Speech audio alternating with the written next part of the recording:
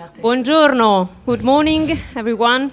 Welcome to the Pontifical Oriental Institute. Buongiorno e benvenuti al Pontificio Istituto Orientale. Chiamo il rettore del Pontificio Istituto Orientale, padre David Nazar.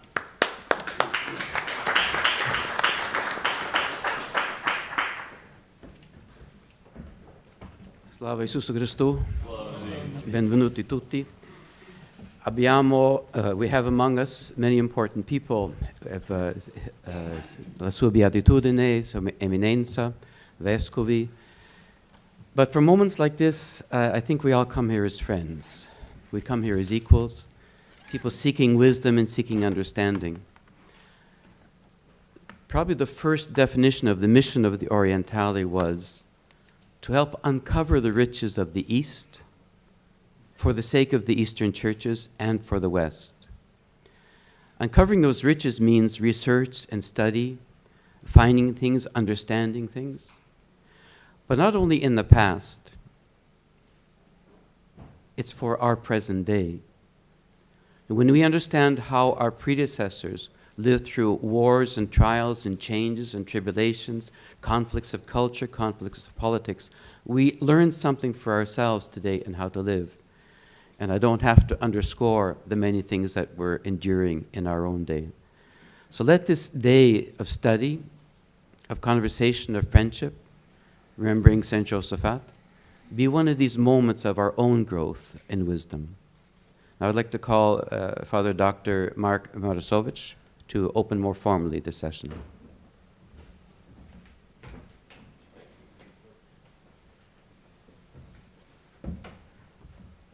Thank you very much, Father Nazar. It gives me great pleasure to welcome you all here to these days of study on our beloved Saint Josaphat.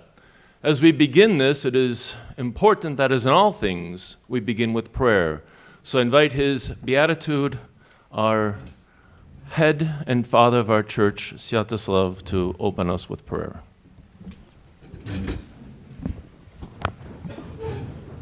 В ім'я Отця і Сина і Святого Духа. Амінь. В ім'я Отця і Сина і Святого Духа. Амінь. В ім'я Отця і Сина і Святого Духа. Амінь. Царю Небесний, утішителю душе істини, що всюди єси і все наповняєш, скарби дібрі життя подателю,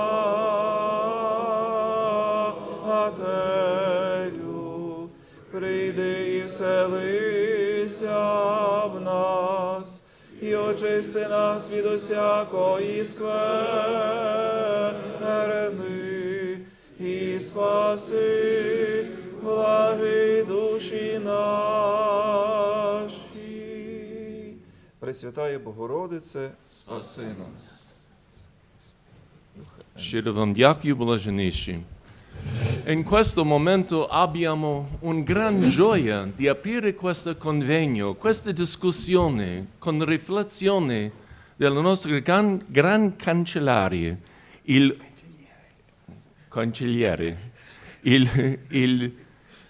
cardinale che è appena nominato, è un gran amico dell'Istituto Orientale. Infatti io ho un gran privilegio di essere qui nel mio istituto della cosiddetta materna. E ricordo bene, Eminenza, la prima volta quando siamo stati incontrati in questa aula durante una discussione per la Chiesa armena. Era per me un primo approccio per studiare le cose della Chiesa orientale in un modo più ampio.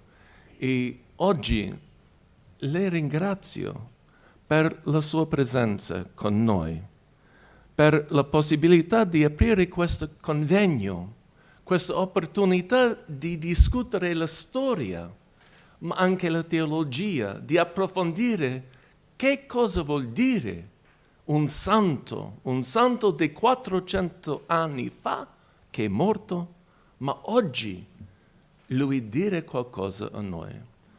Eminenza, prego.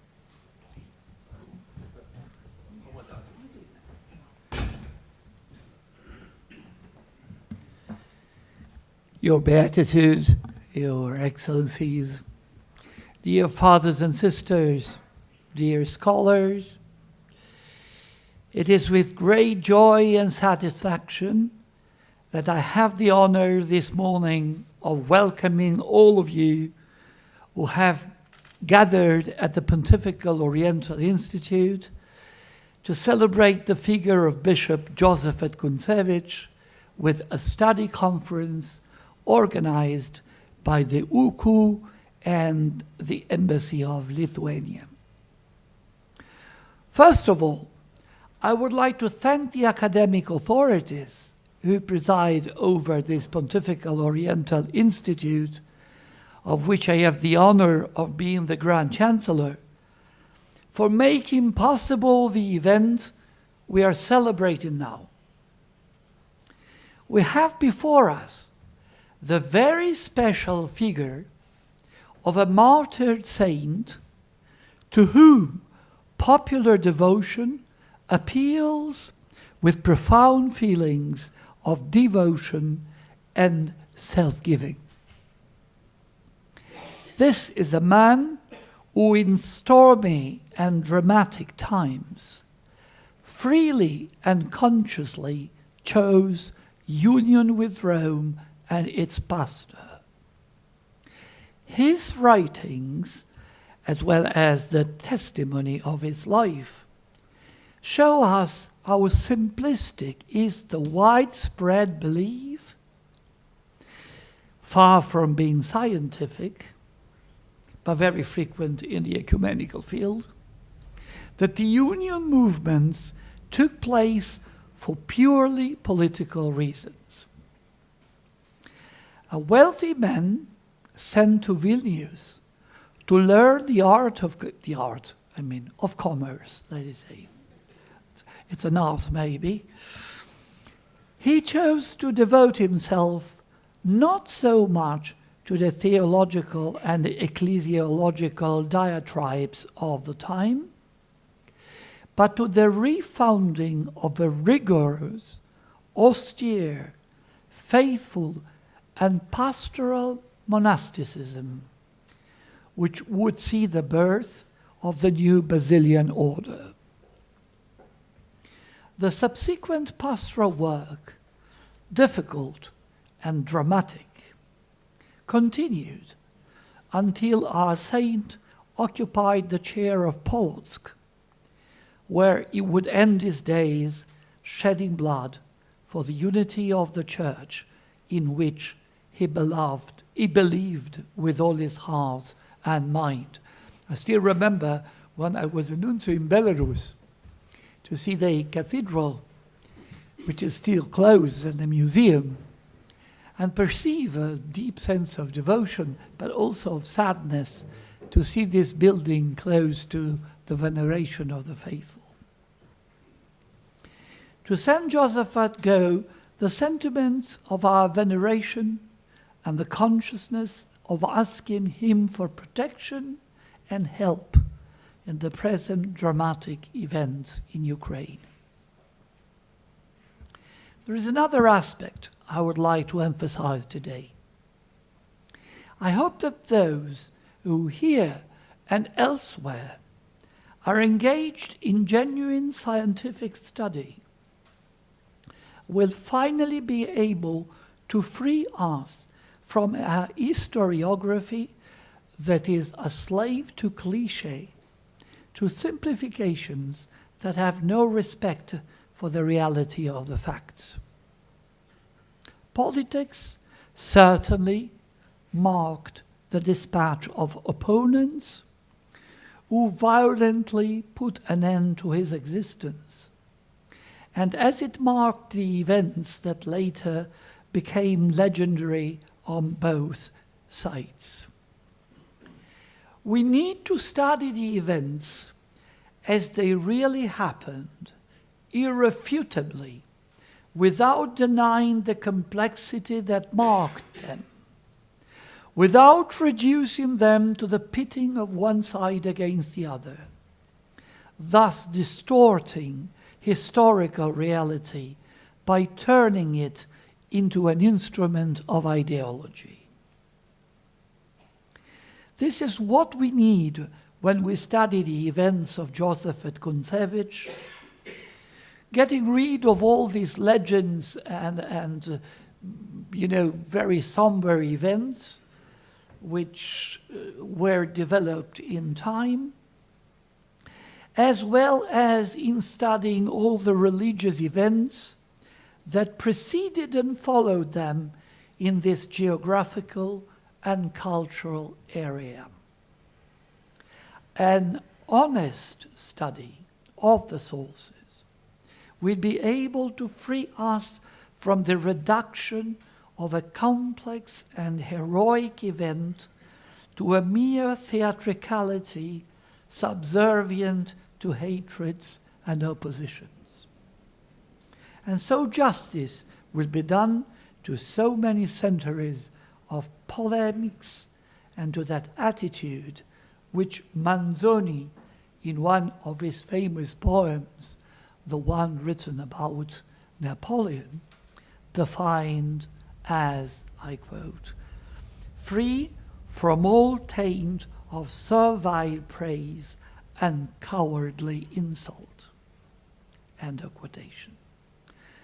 Trusting in this approach, not only for Josaphat, but for the whole period, I wish all participants fruitful work and effective debate. Thank you.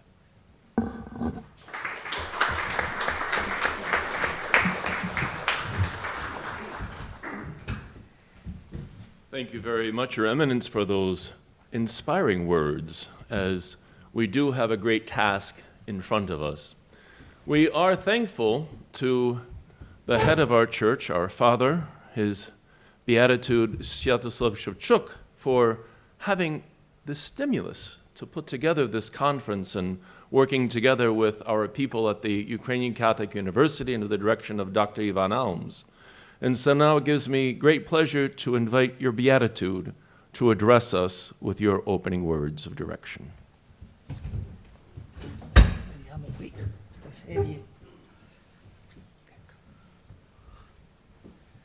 Mi hanno chiesto di parlare in italiano, così una strana ragione.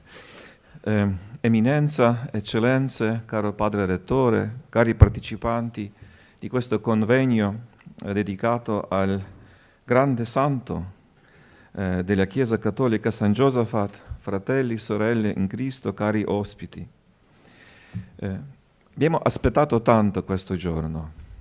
Un anno abbiamo preparato per veramente vivere bene questa occasione di quarto centenario della morte, del martirio del vescovo della nostra Chiesa, San Josaphat Kuntesevych. Come sempre diceva il mio predecessore, Ljubomir Husar, ogni anniversario è una buona occasione, un momento da non perdere, una occasione per pregare, per prestare attenzione, per conoscere, per riflettere, cercare le risposte per le nostre odierne sfide e difficoltà.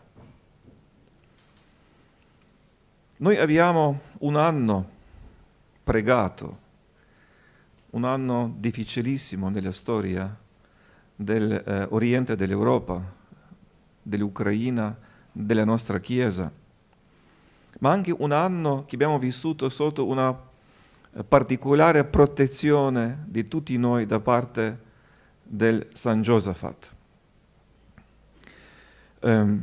Ringrazio a tutti gli scienziati che quest'anno hanno non solo prestato attenzione a questa personalità illustre della storia della Chiesa Cattolica, della Chiesa greco-cattolica, ma anche hanno studiato e presenteranno il frutto del loro studio in questi 2 giorni.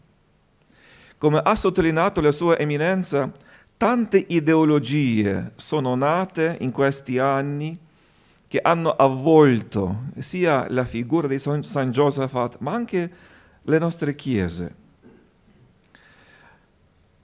E non è, diciamo, un caso da prestare attenzione, perché si vede che l'antica chiesa di Kiev, che è nata dalla predicazione della chiesa di Costantinopoli, dopo di rinnovare la sua comunione con la sede apostolica, ha vissuto un momento di gloria della sua storia.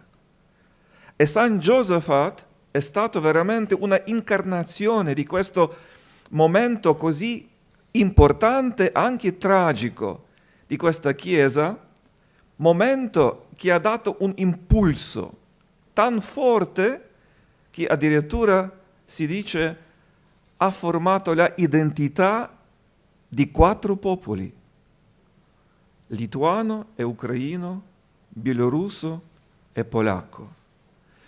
E proprio questo convegno, anche con la presenza di tanti scienziati da Lituania, da Polonia, da Ucraina, dimostra il fatto che questo impulso, nel momento quando nascevano le nazioni moderni, ci può aiutare a trovare le risposte della situazione attuale, quale viviamo. Noi abbiamo bisogno della oggettività della metodologia scientifica per deideologizzare la figura di San Josaphat, ma anche di questi genuini processi della ricerca della unità della Chiesa di Cristo, unità delle nostre comunità, la unità e comunione fra i discepoli di Cristo. Perciò è il mio onore di darvi il benvenuto.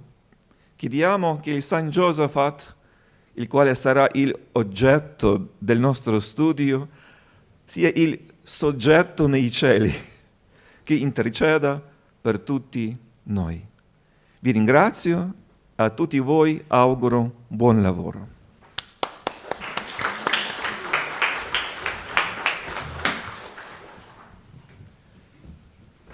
Thank you very much for those wonderful words as we strive to put that into action. Now we have the great pleasure of welcoming to the microphone the Proto-Archimandrit of the Basilian Order, Father Robert Liseco. Welcome.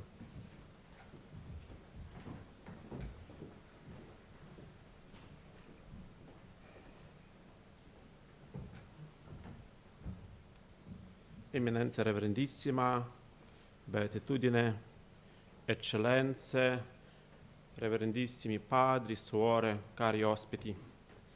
Per me è un onore essere oggi qua alla conclusione dell'anno giubilare di San Josaphat e vorrei sottolineare che per noi basiliani è stato un anno anche di una certa riscoperta del nostro santo confratello di cui ogni tanto abbiamo dimenticato. Tante conferenze che si sono svolte sia in Lituania, in Ucraina, adesso a Roma, anche in Polonia, ci hanno aiutato a riscoprire il nostro santo confratello e spero che quella riscoperta darà una spinta per noi anche di praticare di più la spiritualità di San Josaphat, che è stata poco studiata, che è stata poco praticata, anche dimenticata.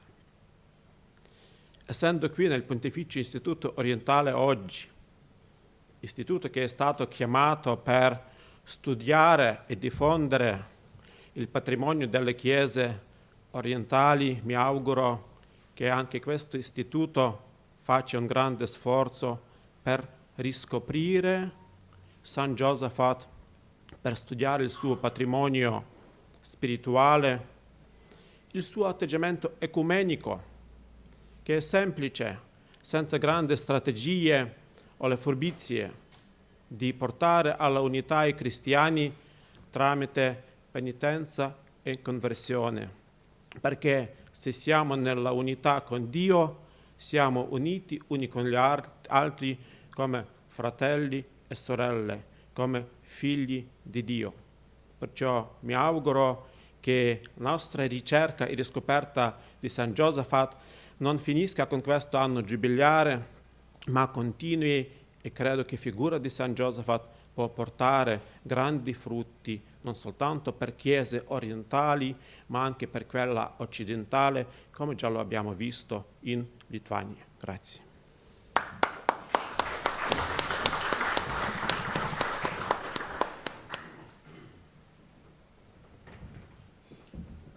Thank you very much for those words, Father. And now our really organizing institution that was behind this is the Ukrainian Catholic University. So it gives me great pleasure to welcome to the microphone to give a bit of introduction and welcome Dr. Andriy Yasenovsky, the Dean of the Faculty of Humanities from our Ukrainian Catholic University. Welcome.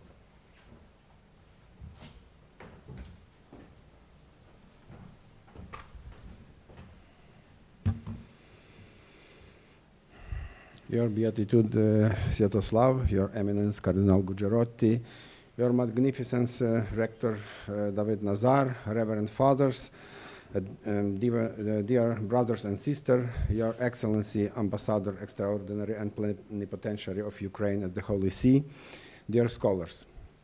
On behalf of His Magnificence, Rector of Ukrainian Catholic University, Taras Dobko, I would like to congratulate everyone who gathered in this solemn hall to celebrate a significant milestone of the life of the Ukrainian Greek Catholic Church, the 400th anniversary of the martyrdom of Josaphat Kuntesevych.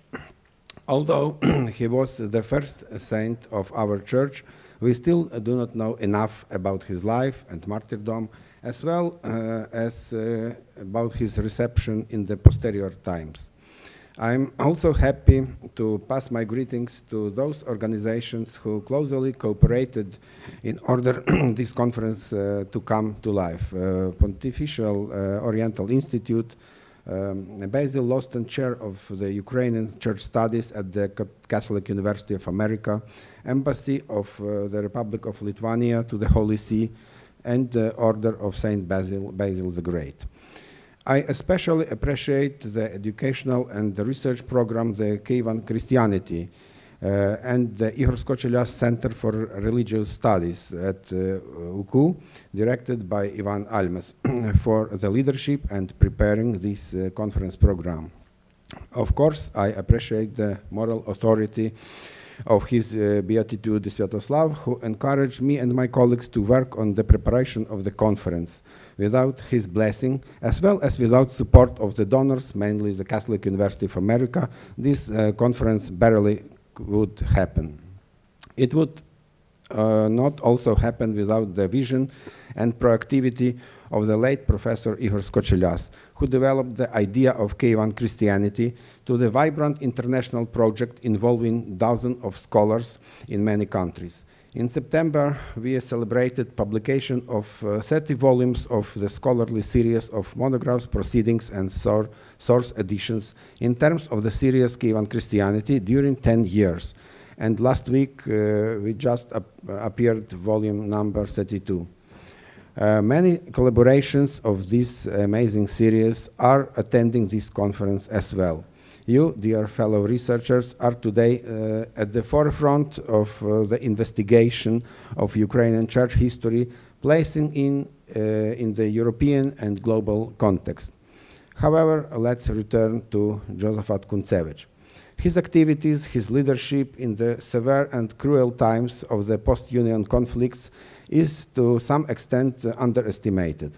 The reception of his figure in different parts of Europe and South America is almost unknown. The goal of this conference is not just to solemnly recall known facts about Kuntesevych on the occasion of the tragic anniversary. We will learn about some results of completely new research and uncover the secret of previously unknown documents about his outstanding churchman and public leader. Let this conference be rich of exciting and breathtaking discussions. Thank you.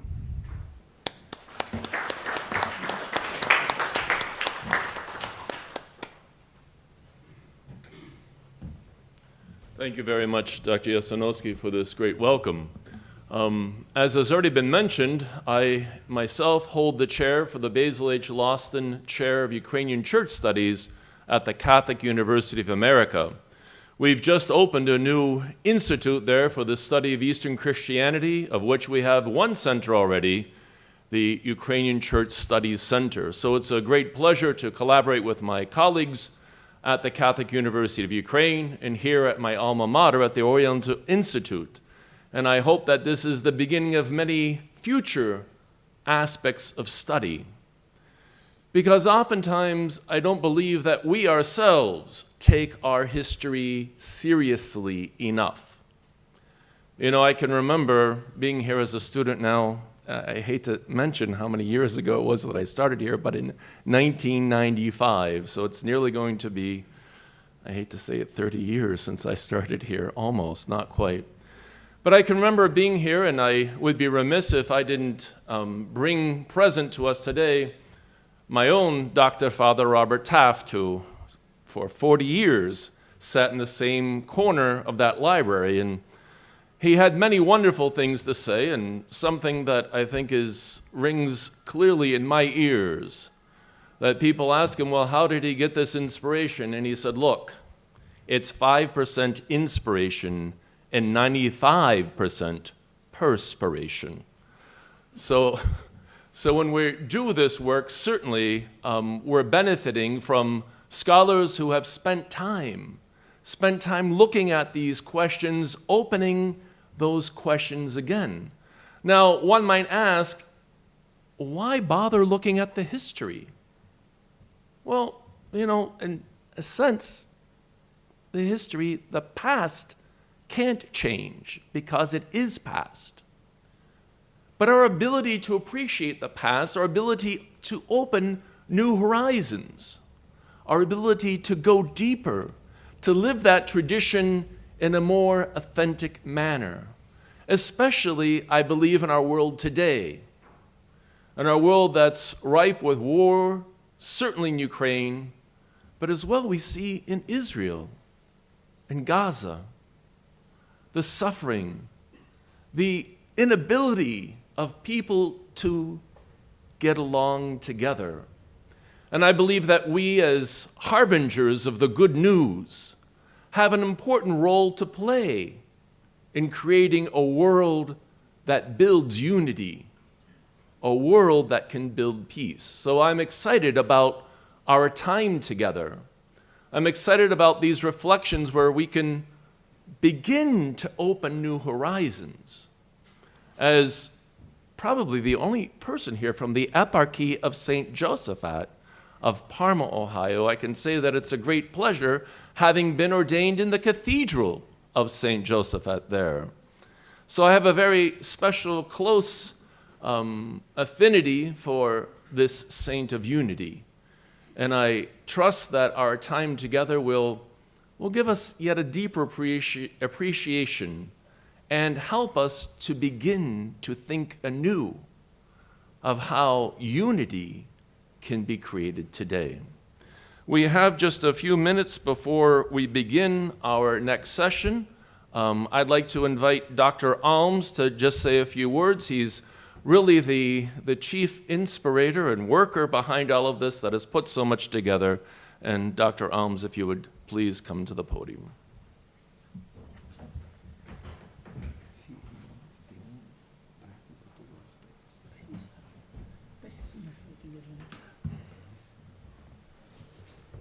Dear Father, thank you. Thank you for your providing this opening of the conference. Dear Your Beatitude, Sviatoslav Shevchuk, Your Eminence, Cardinal Gujarotti, dear colleagues, dear fathers, thank you very much. Thank you very much for your time. Thank you for very much that you are together today, that you arrive from different corners of the world, from the USA, from Ukraine, from Poland, from Lithuania, from Germany, and of course from Italy. We will have a great time to discuss today about Josaphat Kuntesevych, about Kievan Unit Metropolitanate, and we have 4 sessions. Today 2 sessions, and tomorrow also 2 sessions. We will start with the topic of the Kievan Unit Metropolitanate in the confessional age. A little bit later I will say a few words about why confessional age we are talking about. After that we will have a session about canonization of Josaphat Kuntesevych, procedures and outcomes. Tomorrow about the cult of Josaphat Kuntesevych, theology, priesthood, and hymnography. And the last session for the cult of Josaphat Kuntesevych, hagiography and iconography. So you are welcome to discuss, to hear, and I will be thankful for your questions. Now I would like to start the first session and to invite our presenters, Laurent Tatarenko, Denis Liseichikov, and Vaiva Vasiliauskaite to join the floor.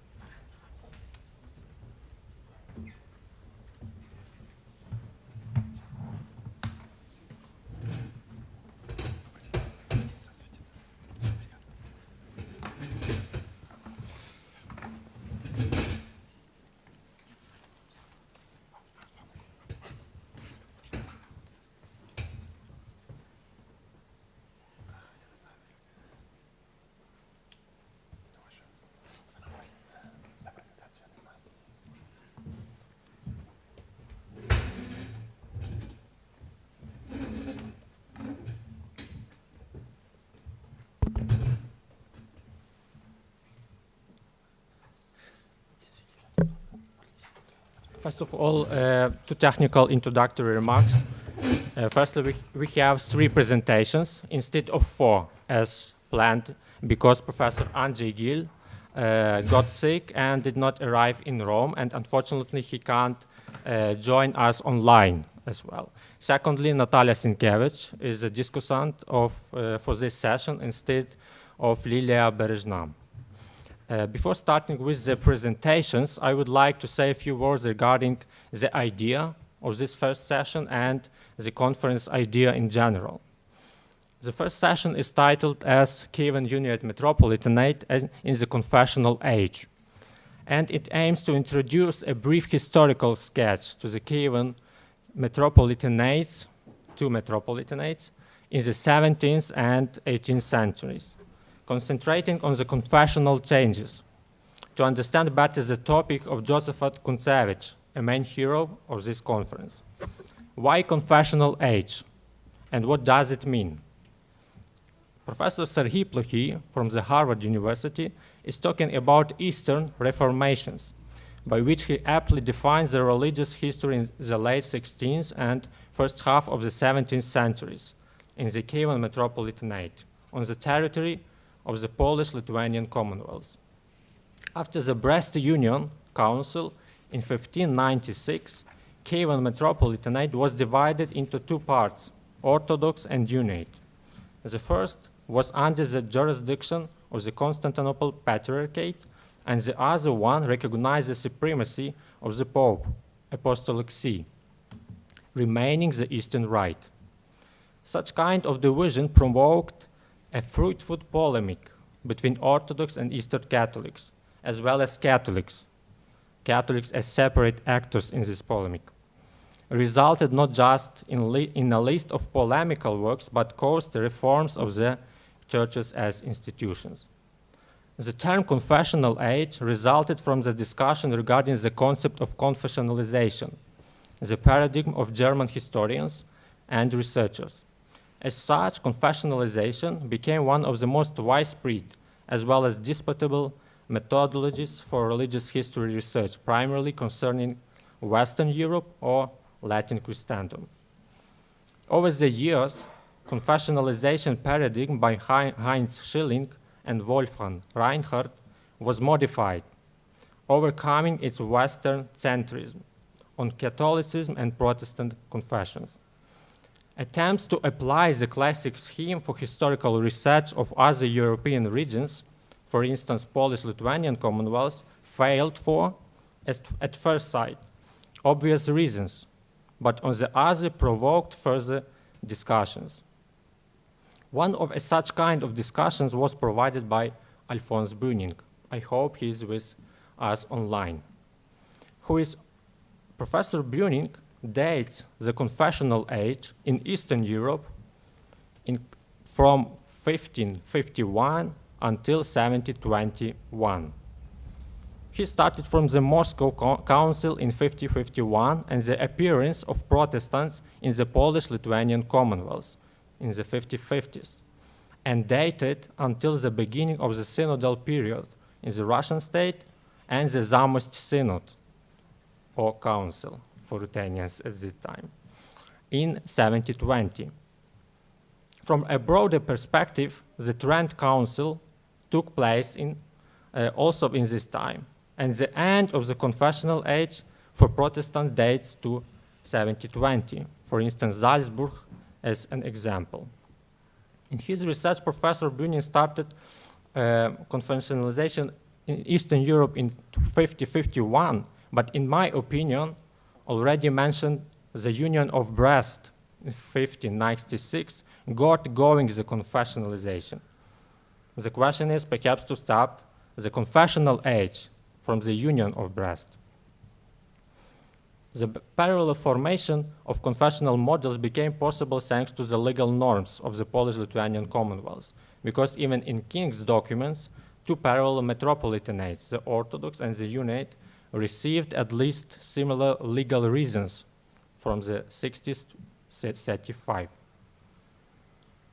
The next question is that the beginnings of the Unate confessional culture, if we can say in this way, confessional culture of the Unates, reasonably should start from the Union of Brest in 1596. But the architects of the Union cultural tradition acted later, in 1610 and 1620s, and these persons were Josaphat Kuntesevych and Joseph Wilhelmin Rudzki. The questions are as follows. Did the cult of blessed Josaphat become the starting point of the Unate confessional culture? Did it launch the confessional identity of the Unates? William Fritzschoff, Dutch historian, in his research about confessional sanctity states, I start the quote, "In all the Christian traditions, saints are represented to foster the construction of group identity, such as martyrs or emblematic saints for the nation, the town, the confession, the professional group, even the family, for apologetic purposes and for the conquest of a proper identity in a confessional context." And after that, one more quote, "Especially martyrs delineate the borders. Martyrs delineate the borders and construct the identity of the group." Furthermore, the last statement from this paper of William Fritzschoff to comment, "Saints continue, however, to change after their death. Other words, space, actors, and practices transform their cult according to the time alternations." Fritzschoff concludes the article with questions corresponding to this conference as well. One of them sounds, is confession a meaningful category for study of sanctity? The concept of confessional sanctity insists that forms of sanctity are culturally, his confessionally constructed, and there are social limits to the conditions of its realization. So the questions are the follows. In which ways to study the cult of Josaphat Kuntesevych? As confessional sanctity, or perhaps as transnational saint, as Kerstin Jobst, Professor Kerstin Jobst from the Vienna University, stated in her paper. Here I stop, and I believe that we will have great presentations and discussions on the mentioned topics regarding the cult of Josaphat Kuntesevych and in which way the cult of Josaphat Kuntesevych influence on the formation of the unit identity in the early modern time, as well as the different dimensions of the Kuntesevych cult itself. And now we will start the first session called Kievan Unit Metropolitanate in the Confessional Age. As I have already mentioned, Professor Andrzej Gil cannot join us because of some health issues. That is why Dr. Laurent Tatarenko starts this panel. Laurent Tatarenko, he is a historian. He is the director of the Center for French Culture and Francophone Studies at the University of Warsaw. He is also the faculty member at the French National Center for Scientific Research at the Institute of Modern and Contemporary History in Paris. He is a former member of the French School in Rome, École Française de Rome. His PhD thesis was Discordia Concordans, the Ruthenians of the Grand Principality of Lithuania at the time of the Union of Brest. His research interests include social regulations and institutional competence of Unate and Orthodox communities in Central and Eastern Europe in the 16th and 18th centuries. His last book, in French, was published in Rome in 2021 under the title An Oriental Reform in the Baroque Age, the Ruthenians of the Grand Principality of Lithuania and Rome at the time of the Union of Brest, mid-16th, mid-17th century. Just keep in mind up to 25 minutes, and the floor is yours. Thank you very much. Ivan, could I just put the presentation to show you a few maps, maybe? So your Eminence, your Beatitude, Excellencies, Reverend Fathers, dear colleagues, ladies and gentlemen. As Ivan already said, the fortunes of the program have given me the honor of being the first speaker at this conference, and that is why I would like to take this opportunity to thank all the organizers of this event for inviting me here today, and also, of course, to express my joy at being once again within the walls of the Pontifical Oriental Institute, which I've frequented a few years ago as a regular reader of the library, I think as many of you. The event that brings us together today, the anniversary of the martyrdom of Josaphat Kuntesevych in Vitebsk, obviously refers to a key moment in the history of the Ruthenian and now Ukrainian Greek Catholic Church, which not only marked the cultural identity of the first community united with Rome, but was also an opportunity to inscribe the local Byzantine and Slavonic heritage of the Metropolitanate of Kiev in a common liturgical and canonical body with the Latin Catholic Church. This institutional aspect makes it possible to raise the issue of the construction and definition of Ruthenian structures in the very aftermath of the Union of Brest. From this point of view, the Archbishopric of Polotsk is, I think, a singular and particularly interesting case. Between the death of Josaphat Kuntesevych in 1623 and the last years of the 17th century, this eparchy was a kind of, let's say, transit point for the most eminent figures in the Ruthenian ecclesiastical hierarchy before they ascended to the Metropolitan See of Kiev.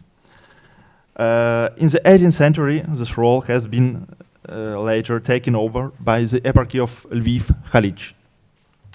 So one of the reasons for this eminent position was the status of Polotsk Eparchy, the only archiepiscopal see in the Kiev metropolitanate, created at the beginning probably of the 11th century and promoted to the rank of archbishopric at the beginning of the 15th century, later acquiring the title of Polotsk and Vitebsk, and then in the 16th century of Polotsk, Vitebsk, and Mstislav. So here, I don't know if you see it, but you have, can I put it? Yes, I think it's, maybe we'll put presentation, I'm sorry. Okay, so here you have just, of course, a traditional map of Polish voivodeships in the beginning of the 17th century, and here you can see more or less the borders of the Polotsk Eparchy in the same time, let's say in the 1620s, just in the time when Josaphat Kuntesevych arrived to this territory. Okay, so it was,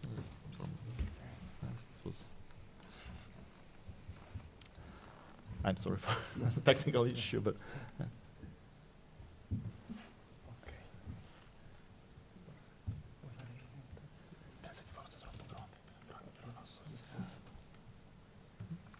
Okay, so, yeah, grazie. I'm sorry. Okay, so one thing, I'm sorry for this. Okay, so you see the, let's say the borders of the eparchy, and also as I mentioned, the other reason also was the proximity of this eparchy of Polotsk to the centers of metropolitan power, which had moved north with the attempts to create an autonomous Lithuanian metropolitanate from the 14th century onwards, following by the installation of metropolitans with the title of Kiev in their residences in Novokrudak and Vilnius. Despite all this, the Polotsk eparchy remains today one of the least studied, let's say, and therefore the least well known. Thus, even though several studies have looked into the various issues of its history, it is one of the only eparchies of the Kiev Metropolitanate, along with that of Lutsk, to lack a recent specially dedicated monograph. So I think maybe this conference will be also the occasion to take this initiative for next years.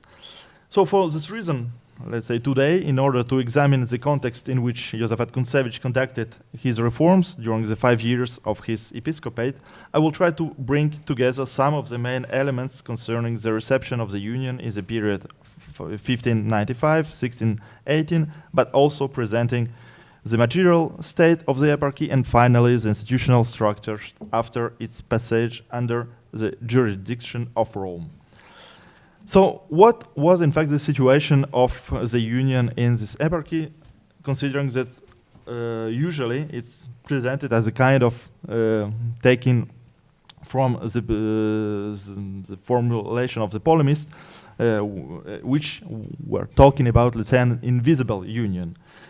Indeed, the issue of local reactions to the Union the years following the Synod of Brest remains one of the gray areas of this period, and when we consider the Polotsk eparchy, it is specifically well seen. So taking up the polemical works of the 1620s, such as, for example, Miletius Smotritsky Obrona Verificacji, that you can see here, historiography until today has taken the habit of considering that the first two archbishops united with Rome, Gregor Zagorsky and Gedeon Brolnitsky, did not seek to spread the idea of union in their territories and were not very concerned about the discipline of the clergy and the faithful.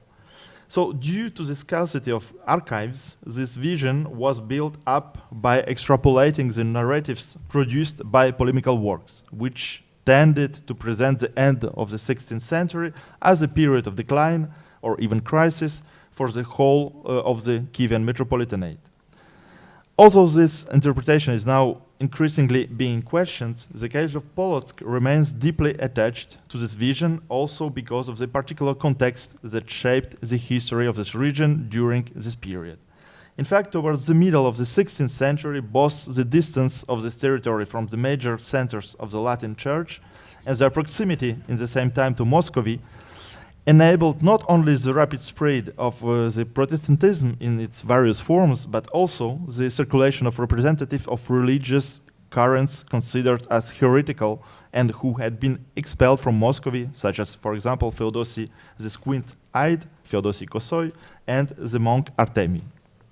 On the other hand, the eparchy was deeply affected by the Livonian War between Lithuania and Muscovy, and between the 1563 and 1579, the see of the Archbishopric was occupied by the Muscovites, who appointed their own archbishops there, resulting in a dual hierarchy, one that continued to report to the Polish-Lithuanian Metropolitanate of Kiev, and another that was attached to the Moscow metropolitans. The reconquest of the city of Polotsk in 1579 gave to the King Stefan Batory the opportunity to found there a new Jesuit college, initially entrusted to Piotr Skarga, a well-known Polish Jesuit and also one of the actors later of the Union of Brest. And this college also became one of the major centers for the Catholic Reformation in the eastern territories of the Grand Duchy of Lithuania, receiving many children of the local Protestant and Orthodox nobility. By the time Josaphat Kuntesevych was nominated in Polotsk, the Jesuits already had more than 80 students.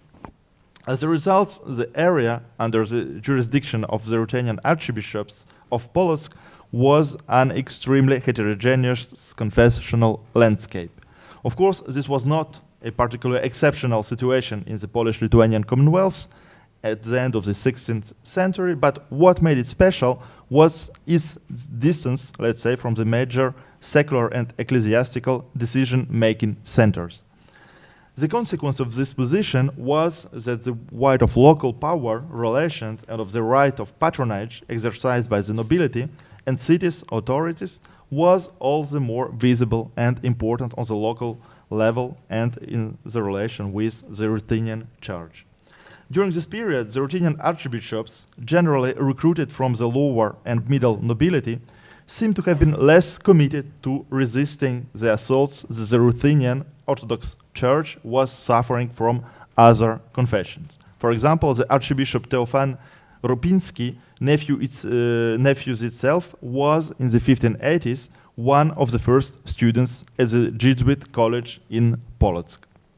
A tendency towards pragmatism also seemed to characterize the character of the first hierarch united with Rome, as Zagorsky and Bronitzky were close collaborators of the Metropolitan Ragoza, Michael Ragoza, the first united Metropolitan of Kiev after the Union of Brest, and the first Zagorsky was a protonotary in the Metropolitan Curia, and the later Bronitzky was a notary also working in the close contact with Ragoza.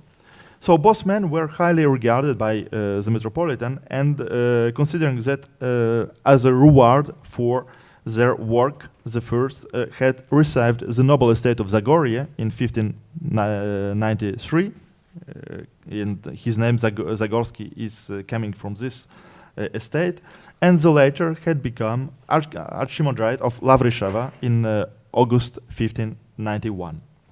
So the two men could be described as the loyal servants of the Metropolitan, who in 1595 had taken part in the various negotiations leading up to the union and had signed the documents of the synod organized in Brest. There was one, both were actors and signatories of these main documents from October 1596. In other words, although they did not demonstrate the dynamism of the main supporter, for example, as Terlecki or Ipati Pochi, everything seemed to indicate that these archbishops were going to become supporters of the rapprochement with Rome.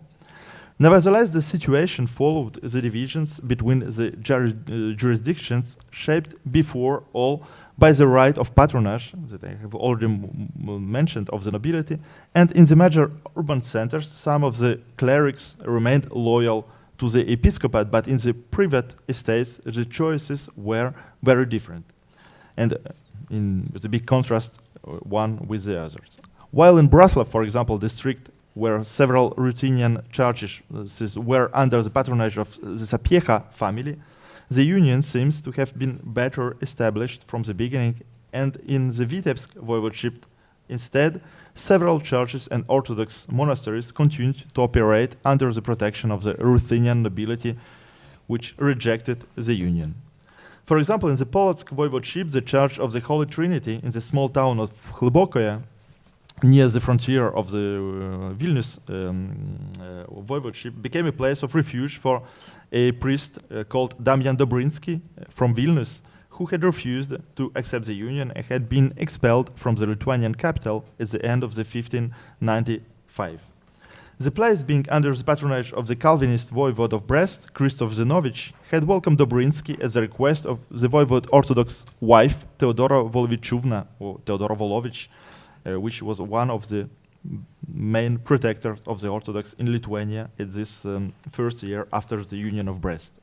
While the semics, or dietins, that meet at the end of the 1590s show the majority of the nobility remained unfavorable to the union since the instruction called for its abolition, other families, such as Korsak, for example, that one of the third union, Metropolitan Raphael Korsak, came later in the 1630s, recognized instead the authority of the Metropolitan Hypatie Pochi, so the second Metropolitan of Kiev after Ragoza. However, despite this obstruction, the two archbishops were not completely inactive in the development of the imaginary system, let's say, imposed by the Union, resulting in protests from the local populations. In 1599, Zagorsky and the voivode of Polotsk, Andrei Pavlovich Sapieha, tried to introduce in the eparchy the Gregorian calendar, for example, but without success. In 1601, the arrival of the new Archbishop Brolnitsky aroused the hostility of the Ruthenian clergy in Polotsk under the leadership of the local archpriest, or protopop. In the same years, the two hierarchs successively met with opposition from the inhabitants of Mohilev, who denied them the right to visit the town. There was further unrest in 1609 when the clergy of the Metropolitan Diocese tried to oppose Pochi, and also in the main capital as Vilnius, Novokradek, or Grodno. Nevertheless, as Mikhailo Dovbychenko, Ukrainian historian, showed it, Brolnitsky continued to have contacts with the town's representative and with the local clergy. These days show also, moreover, that the Polotsk eparchy was far from being an inert religious space, since the tensions of the local Ruthenian community were closely linked to the affairs of Vilnius long before the time of Kuntesevych or Smotritsky. Thus, despite some hesitation and short conflicts with the Metropolitan Pochi, both Zagorsky and Brolnitsky seem to have been clear supporters of the union. Nevertheless, their efforts were limited by the lack of support from local actors, perhaps because they were not well integrated into their networks, as they did not come from these voivodeships, so they wasn't the nobility, local nobility from Polotsk, but indeed, they supported all, during the years they stayed at Polotsk, the union idea and, of course, the contacts with the Metropolitan. The same challenge faced Josaphat Kuntesevych, who, however, chose to break with a form of wait-and-see attitude and carry out his reforms using other means. Moreover, Josaphat's entry into Polotsk on 9 January 1618 with great pomp described on the occasion of his beatification process shows that a significant part of the local elite had already joined the union. So if we are coming back to the practical state, let's say, of the eparchy, another element that reveals the actions undertaken in the first 2 decades after the Union of Brest concerns the material state of the eparchy. Concerning this issue, we have 3 inventories, well known and already published, but still little used.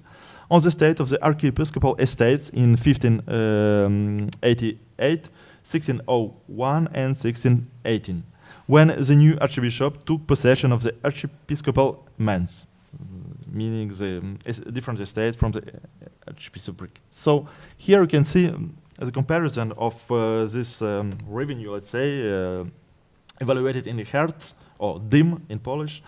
And we see that in 1609, after Zagorski's death, the total land had already reached 203 hertz, when during the Terlecki time, Atanazi Terlecki, the Orthodox bishop in the end of the 1580s, it was only 96 hertz. And in 1618, Josaphat Kuntesevych took possession of estates worth more than 220 hertz, with other 49 hertz as are uncultivated or taken over by other landlords which occupies simply this territory. So although these figures are incomplete, of course, and relatively modest, they show that the Uniate hierarchy was able to regain possession of a number of properties lost during the 16th century, and that the inventories of the estates were becoming increasingly accurate and complete. The royal privilege of 28 June 1670, which appointed Josaphat as Polotsk archbishop coadjutor to help Brolnicki, who was already ill and very old, and which, to my knowledge, has not been published yet, specified that while he was to take charge of the spiritual and temporal affairs of the eparchy to replace Brolnicki, who had become old, he was to leave 2/3 to the income to the archbishop and keep the remaining surpat for himself, so to divide this income from the ecclesiastical revenues. However, this distribution of resources did not have to be implemented, as Brolnicki died before 31 March of 1618, when Kuntesevych was appointed as the new archbishop of Polotsk. A year after his arrival, he obtained also from the king, Zygmunt III, to appoint a special commission in order to define the boundaries of the archiepiscopal manse. If we are to believe the testimony of Gennadiusz Chmielnicki, the Basilian hegumen of Polotsk, after recovering the lost estates, the eparchy annual income was about 1,000 zlotys a year. However, the situation remained complex, since, according to Josaphat's own statements written in March 1620 about the material state of the eparchy on his arrival, not only were several estates still occupied by the nobility, but the foundation charters could not generally be found to initiate proceedings in this regard in different courts, local courts, or in front of the king. Nevertheless, his work focused mainly on rebuilding the main churches, starting with the Cathedral of Polotsk and Vitebsk. Again, according to the testimonies of those who knew Josaphat directly, these efforts enabled Polotsk to become a center of influence for the hierarchy united to Rome, recreating an active archiepiscopal curia in this archbishopric see. So the last point on which I would like to stop very quickly is the issue of the functioning of the eparchial government, which raises more generally the question of ecclesiastical structures. On this point, somewhat precise information is very difficult to establish. The number of Ruthenian churches operated in the eparchy of Polotsk at the beginning of the 17th century varies greatly from one source to another, and precise evidence is relatively rare. Viktor Yakubov, in his article written in 2009, for example, states that in the 1560s, Polotsk voivodeship had 41 documented Ruthenian churches. Similarly, according to data extracted from various registers, including judicial ones, we can estimate that the Braslav district, which was the western outpost of the eparchy, had about 15 Ruthenian churches at the time of Josaphat. However, in the statistics provided by various authors from the Greco-Catholic Church in the 17th century vary very widely. For example, according to Philip Borobik, the Basilian procurator in Rome, the entire eparchy had 2,200 churches in the 1640s. Jakub Susza, reduced this number to 100 churches in the 1660s, and Gabriel Colenda in 1671 gave a rather vague estimation of between 2,000 and 3,000 parishes. However, if we go back to Witold Kolbuk's statistics, a Polish historian who estimated the situation of the Greek Catholic Church in about 1772, before the division of Poland, we find a mention of 600 parishes for the eparchy of Polotsk and almost 270 parishes for the Orthodox Diocese of Mohilev, giving a total of just under 900 Ruthenian parishes. This number was probably the upper limit of what could have been expected at the time of Josaphat, bearing in mind that many churches must have been in poor condition or simply closed by their patrons. At a local level, these churches were divided into the 18 archpriestships or protopopia mentioned by Josaphat himself in his rules for priests, which would be presented, I think, by Alicja Nowak in one of the next sessions. Here again, it is difficult to know whether his network was already in place or whether it was a theoretical organization of the eparchy that Kuntesevych planned to set up in the years to come. However, the mention of this structure was explicit proof that, like Joseph Rudzki, Josaphat Kuntesevych had a very precise vision of the territorial structures he intended to make work in his eparchy, and that he associated the spread of the union with this institutional reform. So to conclude these few remarks, it should be pointed out that discussion the ecclesiastical framework of the Ruthenian hierarchy united to Rome during the first decade of the 17th century basically means discussing the very nature of this first uniatism, as it was called, or this first union torn between, on the one hand, the preservation of the ancient Eastern heritages as they had been defined in the Kievan context, and on the other hand, an undeniable desire for reform promoted by the episcopate, but also awaited by the learned laity. One of the difficulties of these projects was their unsteady, let's say, confessional nature, already mentioned by Ivan, speaking of this confessionalizing or confessionalization, especially since, while the bishops and the superiors of the main monasteries united with Rome were required to make their profession of faith, nothing of the sort was asked from the parish clergy or from ordinary lay people, who remained within their original ecclesiastical frameworks. In other words, relying to Roman obedience, whatever the meaning of this situation was at this time, was the result of long-term pastoral and disciplinary work, which, despite its fragile character, produced directly visible results. The effectiveness of these approaches, which went beyond the strictly religious sphere to confront the autonomous habits of the local clergy, as well as the political or economic interests of the lay elites, partly explains the conflict that led to the tragic explosion of violence in Vitebsk on the 12th November 1623. Thank you very much for your attention, and I give place to my colleague. Thank you for your great presentation, for this historical sketch of the Polish eparchy before and in the time of Josaphat Kuntesevych. Now we have time for the second presentation, and I would like to introduce Dr. Denis Liseichikov. He is a Belarusian historian and archivist.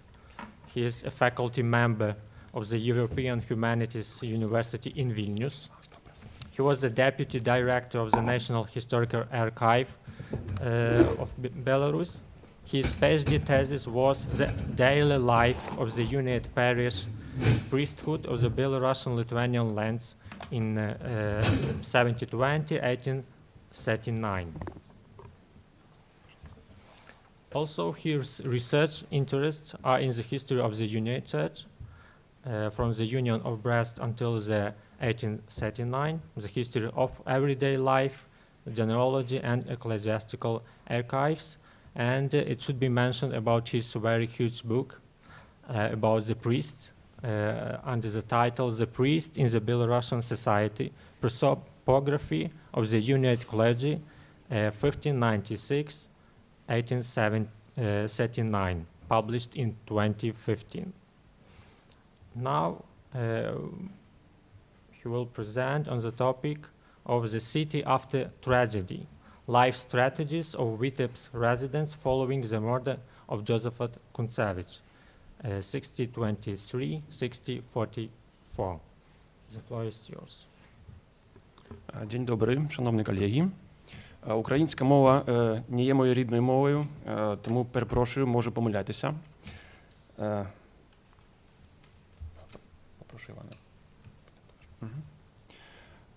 Основним документом про листопадові події 23-го року у Вітебську є комісарський декрет у справі про вбивство Вітебською громадою полоцького архієпископа Кунцевича. Документ датований 24-м роком і відомий широкому науковому загалові в декількох основних публікаціях. Хронологічно першу з них підготував василянин Ігнатій Стебельський ще в 18 столітті. Але вона вийшла друком у Львові лише в рік канонізації Кунцевича. Цей декрет існував в декількох копіях, на що вказують значне різночитання і спеціальні пропуски деяких важливих місць, які суттєво впливають на зміст документа. За декретом комісарського суду Вітебський магістрат було ліквідовано, а міщани перейшли безпосередньо під владу воєводи. Місто взагалі не мало органів самоврядування. Усі юридичні та економічні справи вітебські міщани вирішували в земському суді. Проте, всупереч усталеному в історіографії переконанню, сама будівля ратуші після видачі комісарського декрету не була знищена. У вересні 38-го року цю білу кімнату, в якій за магдебурзького права відбувалися суди, фіксує інвентар міста. Конфесійна політика держави суттєво змінилася після того, як у 32-му року польським королем став Владислав IV. Відбулася легалізація адміністративних структур Православної церкви в Речі Посполітій, а в 33-му року Вітебську було повернуто всі права, якими місто користувалося до отримання магдебурзького права. Врешті, в 41-му року, той же Владислав IV повернув містові, а точніше повторно надав і саме магдебурзьке право. Відтоді відновлений магістрат розглядав усі юридичні та економічні справи міщан. Як жило місто в той важкий час, чи всі винні були покарані? Наскільки змінилося ставлення міщан до листопадових подій 23-го року? Якою була траєкторія професійної кар'єри та особистої долі представників різних груп та по обидві сторони конфліктів? На ці питання поспробував відповісти на підставі документів другої чверті 17 століття, виявлених у книгах Витебського земського суду. Йдеться про документи, що їх власноруч склали чільні постаті листопадових подій, або які мають безпосередній стосунок до діяльності цих осіб, як от бурмістрів Наума Вовка, Симона Неші та Федора Сухарука, райці Філона Грома, земського писаря Лева Гурки, архієпископського слуги грека Еммануїла Кантакузина. Іншою спробою реконструювати повсякденне жителів Вітебська другої чверті 17 століття стало створення візуального ряду. Для цього було використано надзвичайно точні та детально опрацьовані малюнки реконструкції міського ландшафту Вітебська, які створив художник-графік Павло Татарніков. Спробуємо проаналізувати, як події листопада вплинули на долю різних груп населення міста Вітебська і як ці групи вибудували свої життєві стратегії в цей непростий період. До першої категорії населення Вітебська можна зарахувати родичів страчених учасників листопадової трагедії, насамперед бурмістра Наума Вовка та Симона Неші. Згадки про них знаходимо в документах досить рідко. І величезним успіхом було виявлення в книгах Вітебського земського суду свідчення Мосі Вовк, матері бурмістра. Згідно з цим документом, Мося Вовк визнавала, що між її синами Наумом та Лавріном Вовками не відбулося поділу майна. І цікаво, як вона описує листопадові події, від часу яких минуло лише близько року. Небіжчик, син мій, Наум Вовк, за смерть святої пам'яті отця владики Полоцького, покараний смертю. А вітебський рід вовків, який від кінця 16 століття належав до міського патриціату, після страти Нового Вовка втратив свої позиції. Інвентар Вітебська від 1938 року фіксує дуже невеликі володіння цього роду в місті. Частина маєтків Нового Вовка безпосередньо перейшла у власність полоцьких архієпіскопів. Зазначимо, що адміністрація архієпіскопа в другій полові 20-х років значно розширила свої володіння в місті за рахунок міщан. Можливо, влада після виконання низки смертних вироків стала більш поблажливою до підозрюваних в причетності до вбивства.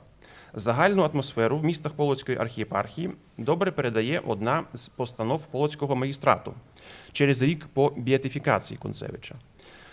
«Сказание до турмы Габриэля Лагодного за то, иш смел и важился противко святых Божих слово вымовите. Казались мо осадить до турмы за то, иш он смел и важился благословенного и святого ойца Єзофата назвать велебним, а не благословенним». Сам факт скептичного чи навіть недостатнього шанобливого ставлення до особи вбитого архієпіскопа міг стати приводом для суворого покарання. Подібний важіль впливу використовували і недобросовісні конкуренти родичів покараних. Така доля спіткала родичів бурмістра Симона Неші. Вдалося виявити запис про передачу майна від імені його вдови Арини та синів Григорія, Маркіяна і Петра, датований січнем 27-го року.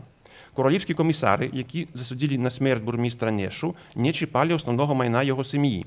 Проте, трохи більше ніж через 3 роки після вбивства, вдова і сини у зв'язку із позиками передали свої маєтки Дзюндін і Андронів Вітебського повіту у власність вітебського римо-католицького священника ойця Войцеха Казировського.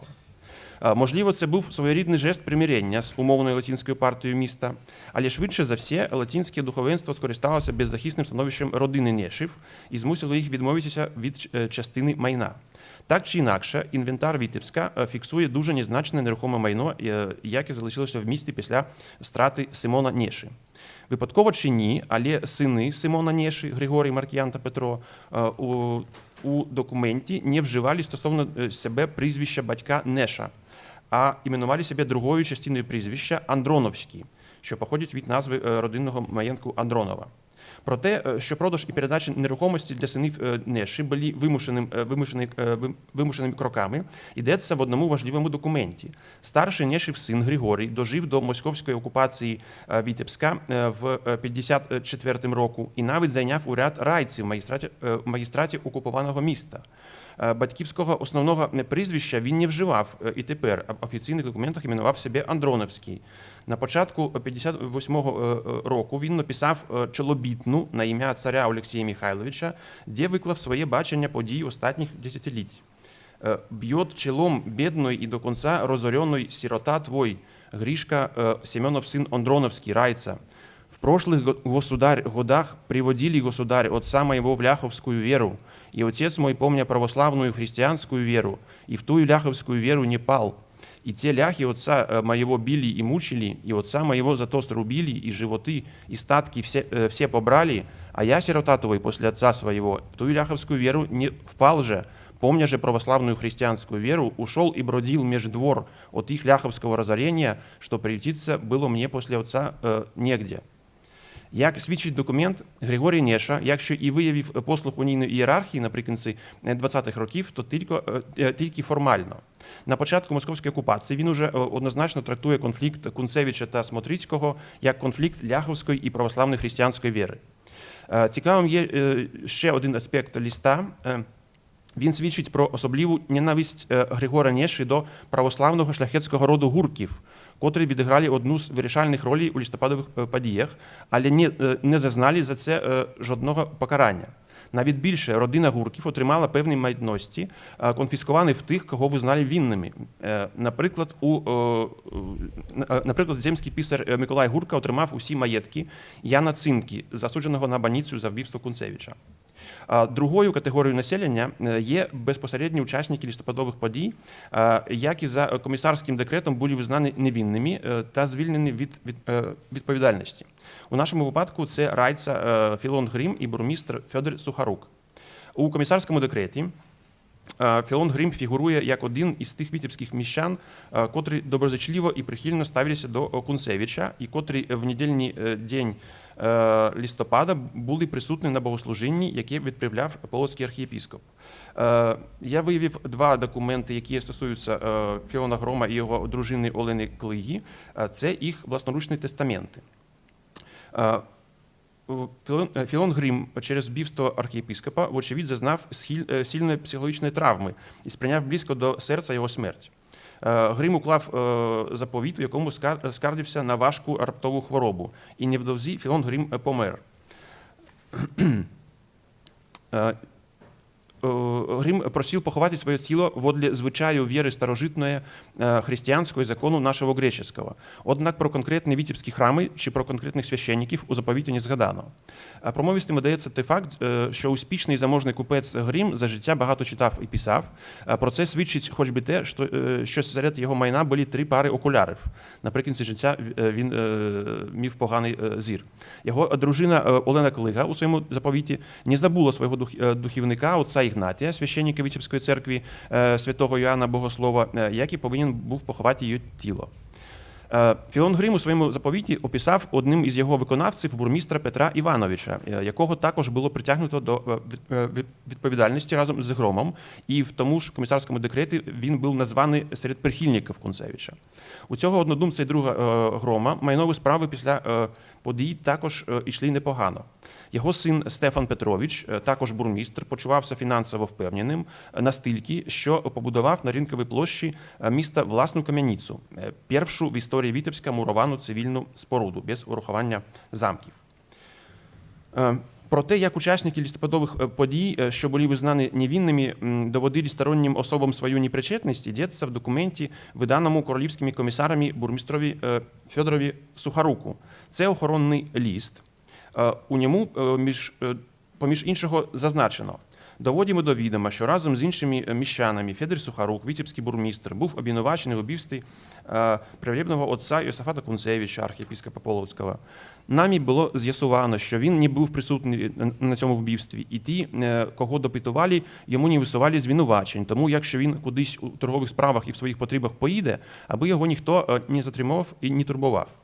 Подібні листи, вочевидь, отримали всі учасники процесу, які притягнуто до відповідальності та визнано невинними. Третьою категорією населення Вітебська є слуги самого Кунцевича, які безпосередньо були присутні при вбивстві, захищали свого пастиря і отримали від розлюченого натовпу різні поранення та каліцтва. Звісно, жодних звинувачень їм не висунули. Навіть більше, провину інших учасників листопадових подій часто визначали за свідченнями слуг архієпископа. Згідно з комісарським декретом, серед цих слуг була одна духовна особа, архідіакон Доротей Ліцикович, а також із десяток світських осіб. Абсолютна більшість із них після вбивства повернулася до Полоцька і майже не була пов'язана з життям Вітебська. Величезним успіхом було знайти в книгах Вітебського земського суду та інших архівних фондах документи, пов'язані з найцікавішою особою в оточенні Кунцевича, його економом, греком Еммануїлом Кантакузином. Як свідчать документи, саме ця людина після листопадових подій спричинила найбільший соціальний прогрес. За даними домініканця Фабіяна Бірковського, грек Еммануїл Кантакузин походив із роду візантійських імператорів. На початку 17 століття він жив у Москві, служив економом та секретарем при дворі московського патріарха Ігнатія, котрий коронував на московського царя Лжедмитрія І. Згодом Кантакузин разом з позбавленим сану патріархом прибув до Вільна і оселився в монастирі Пресвятої Трійці, де познайомився з Кунцевичем. І невдовзі Кантакузин прийняв унію, а наприкінці 17-го року разом з Йосафатом, призначеним вікарним полоцьким єпископом, виїхав до Полоцька, де став управителем архієпископського двору. У Полоцьку Кантакузин одружився з Мар'яною, представницею місцевого шляхетського роду Селявів. Знайомство з майбутньою дружиною, ймовірно, відбулося за посередництвом її старшого брата Анастасія Анікея в чернецтві Антонія Селяви, Васильянина, учня Josaphatha Kuntesevicza, наступного по його смерті полоцького архієпископа. Родина Селявів перебувала в дуже близьких взаєминах із Josaphatem Kuntesevicza. До речі, в 55-му року саме Антоній Селява переправив із Полоцька до Супрасля труну з тілом Josaphatha Kuntesevicza, захистивши її від московських військ. Як випливає з виявлених документів, Кантакузін невдовзі після вбивства Кунцевича залишив службу при дворі і став звичайним світським шляхтичем, зім'янином господарським воєводства Вітебського. Він володів значною сумою готівки, ймовірно, триманою як компенсацію за жорстокі побої та знущання. Зокрема, до жовтня 27-го року він позичив велику суму грошей шляхетним Пшеборовським. Натомість за сплату боргу вони передали Еммануїлові Кантакузінові заставне володіння маєток Старе у Вітебському воєводстві. Згодом він тримав у заставному володінні від Тихановецьких маєток і двір Бачейков у Полоцькому воєводстві. У своєму заповіті митрополит Антоній Селява призначив свого швагра Еммануїла Кантакузіна одним із його виконавців. Митрополит записав Кантакузінову 2 срібні чарки зі своїм гербом, щоб пам'ятав мене по смерті моїй. Разом з Миколаєм Корсаком митрополит доручив Кантакузінові важливе завдання замовити в найкращого ремісника Вільна 2 великих срібних підсвічника для ікони Божої Матері в Жировицькому монастирі.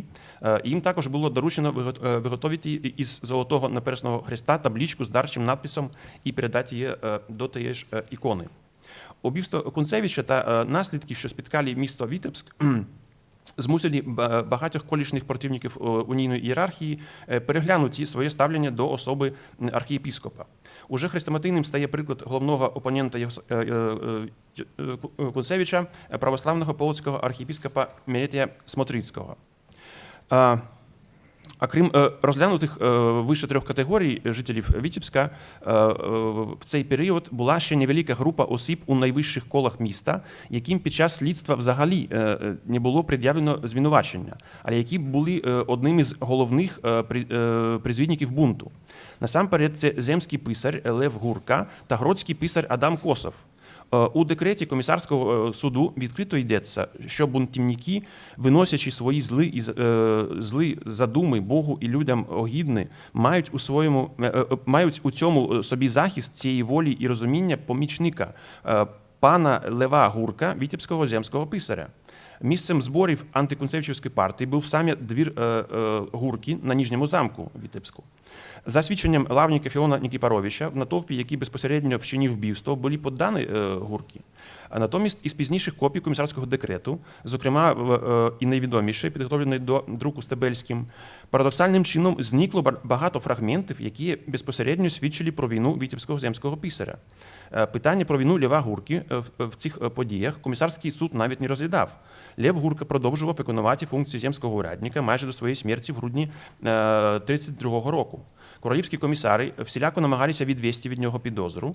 Можна подумати, що писар принаймні розкаявся і виявив послух унійної ієрархії. Однак у своєму заповіті Лев Гурка недвозначно пише, що тіло його по смерті «водлух обрендов наших релігії греческої через отца игумена монастирів Кутєїнських собором водлух звичаю старої віри греческої поховати мають». Обряд старої грецької віри мали здійснити православні ченці Кутєїнського монастиря. Львові Гурці, як бачимо, вдалося проігнорувати послуг полоцьким унійним архієпіскопом. У декреті є значно менше згадок про гродського писаря Адама Косова. Утім, за його, разом з Гуркою, безпосередній участі, в 21 року розпочалися перші виступи проти Кунцевича. Саме Гурка та Косов принесли до Вітебської ратуші документ, який проголошував, що з королівського дозволу архієпіскопом Полоцьким призначений Мелетій Смотрицький, а Кунцевич є віроотступником апостатом. Саме з цього і почалася непокора, яка закінчилася вбивством. Цікаво, що цей ліст Смотрицького привіз до Вітебська якийсь Сильвестр в чернечому одязі. Прямих свідчень немає, але необхідно пам'ятати, що православним ченцем на ім'я Сильвестр був також один з синів Адама Косова – Стефан. Видається логічним, що на роль посланця до Вітебська Мелетій Смотрицький міг обрати ченця шляхетського походження, який до того ж був сином одного з місцевих урядників. Тоді його місія мала б більш шансів на успіх. Опосередковано підтверджує цю гіпотезу той факт, що листи Смотрицького, переданий якимось Сильвестром в чернечому одязі, приніс до Вітебської ратуші серед інших Адам Косов. Жителі Вітебська знали сина Адама Косова під світським іменем Стефан. Цілком можливо, що 21 року вони, або принаймні більшість з них, могли не знати його чернечого імені, а королівські комісари спеціально на цьому не наголошували. Дослідники не встановили точного року народження Стефана Адамовича Косова. Як стверджують, він в той час навчався в Любліні та в Замості і лише в другій половині 20-х років з'явився у Вільні як вчитель братської школи при православному Святодуховському монастирі. Як і у випадку з Гуркою, дуже ймовірно, що королівські комісари свідомо намагалися не наголошувати на значній ролі Косова в подіях, а сам Гродський писар, можливо, також свідомо приховував інформацію про точне місцезнаходження свого сина Стефана. Як і Гурка, Косов фактично не визнав влади унійної ієрархії. Це не завадило йому і надалі обіймати уряд гродського писаря, а його синові Стефану чи Сильвестру зробити успішну духовну кар'єру у відновленій православній ієрархії Речі Посполітої і навіть очолювати її, будучи православним київським митрополітом, який у грудні 48-го року урочисто вітав Богдана Хмельницького під час його в'їзду до Києва. Його другий син Юрій також залишався у Вітебську, не визнаючи юрисдикції унійної ієрархії. Він прожив до московської окупації міста 54-го року. Серед небагатих шляхтичів Вітебського повіту, які присягнули на вірність московському цареві Олексію Михайловичу, зустрічаємо Остафія Олександровича і Юрія Адамовича Косових та Іосифа Андрійовича Гурку. У листопаді 56-го року Юрій Косов написав прохання до органів окупаційної влади. «Бьет челом холоп твой витебский шляхтич Юшка Косов. Вели, государь, меня отпустить в Киев, к брату моему родному, к митрополиту, к Сильвестру Косову, повидаться». Дозвіл отримано, і Юрій Косов виїхав з Вітебська до Києва. Мабуть, це була остання зустріч братів, бо у квітні 57-го року Сильвестр Косов помер. Цікаво, що в січні 58-го року листи до Юрія Адамовича Косова у Вітебськ писав гетман війська Запорозького Іван Виговський, який через декілька місяців ініціював підписання відомого Гадяцького трактату. Одним з пунктів того договору було скасування положень Берестейської церковної унії. Пункт цей був вилучений з остаточної редакції договору на вимогу Сенату Речі Посполітої. Можливо, Юрій Косов належав до тієї частини православної шляхти, яка після першого знайомства з окупаційною московською владою почала шукати порозуміння з владою Речі Посполітої. Це могло статися значною мірою завдяки тому, що соціальний його статус та статус його батька Адама не надто похитнулися після вбивства Josaphat'a Kuntesevicza. То всі ці документи, що описують життєві стратегії мешканців Вітебська, а також 3D-реконструкції, зроблені Павлом Тарніковим, будуть опубліковані у збірнику. То ще хотів би показати ці реконструкції. То загальний вигляд міста в середині 17 століття. Нижній замок, верхній замок, праворуч бачимо двор архієпіскопа, всі церкви в центрі Вітебська. Можна далі? То Узгорський посад, де була найбільша кількість церкв. Прошу, наступне. Це гостинний двір з былою ратушею, яка не була розбурена. І прошу останній. То ця перша камениця цивільна Вітебську, котру збудував бурмістр вже по вбивстві Кунцевича. Ну то, як кажуть, прошу наступною, слава Богу, ізволившому начаті і совершиті. Амінь. Дякую за увагу.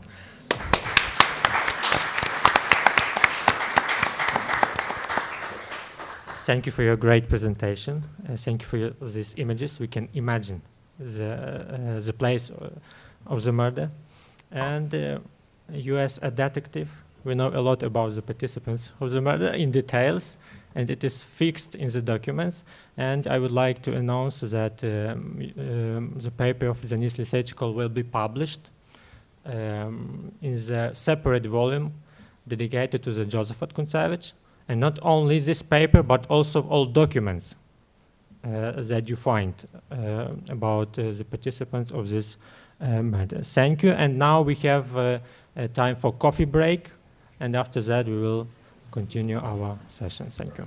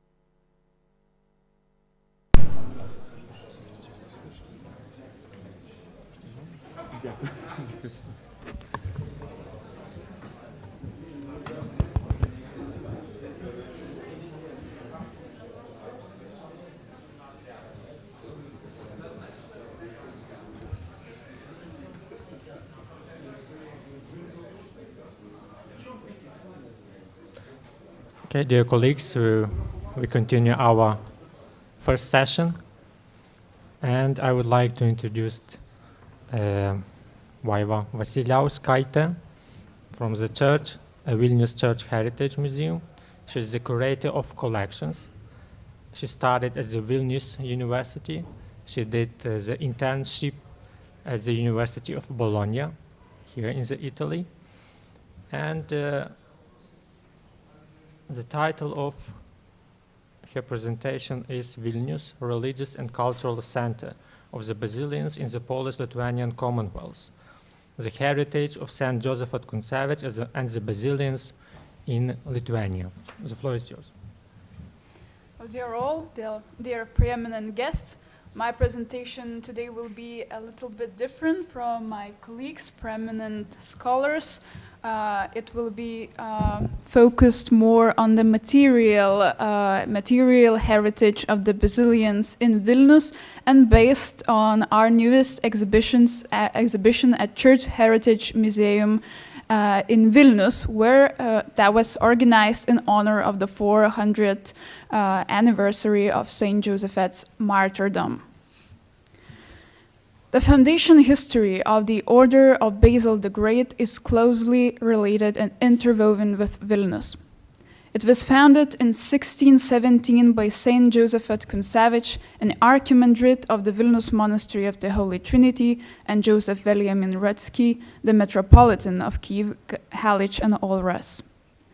Together, they introduced the Western educational system to the Orthodox monastic rule and guided monks of the Ruthenian Unity Church toward pastoral ministry. Over time, the Basilians became synonymous with education and printing. And although long periods of war, persecution, and destitution devastated the Basilian heritage in Lithuania, the order nonetheless enriched the culture of Vilnius and left an indelible mark in the Lithuanian capital.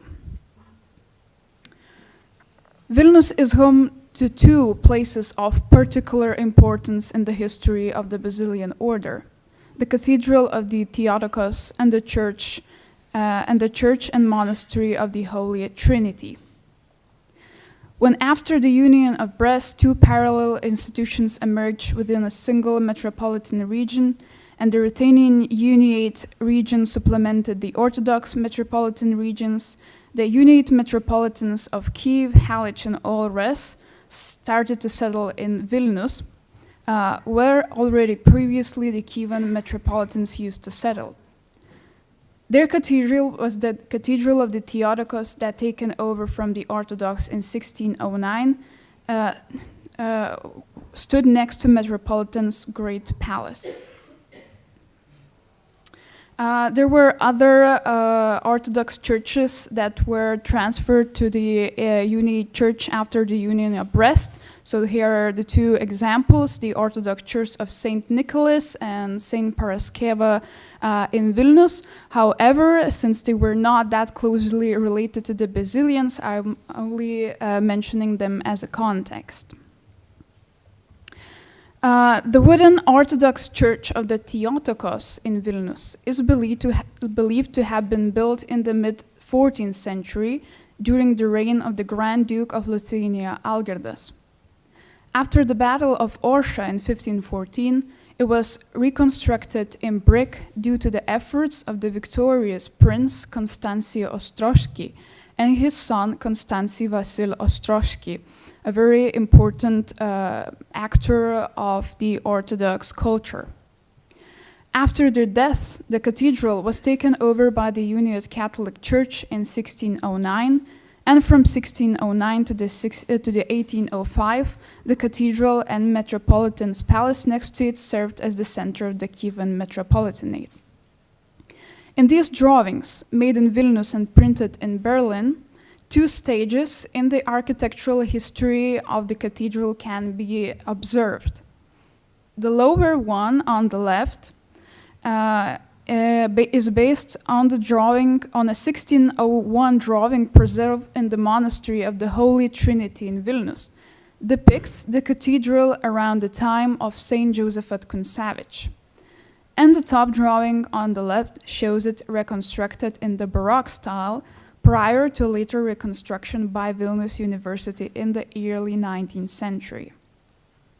In 1808, the church was handed over to Vilnius University, where it housed an anatomical theater, classrooms, a library, and a museum.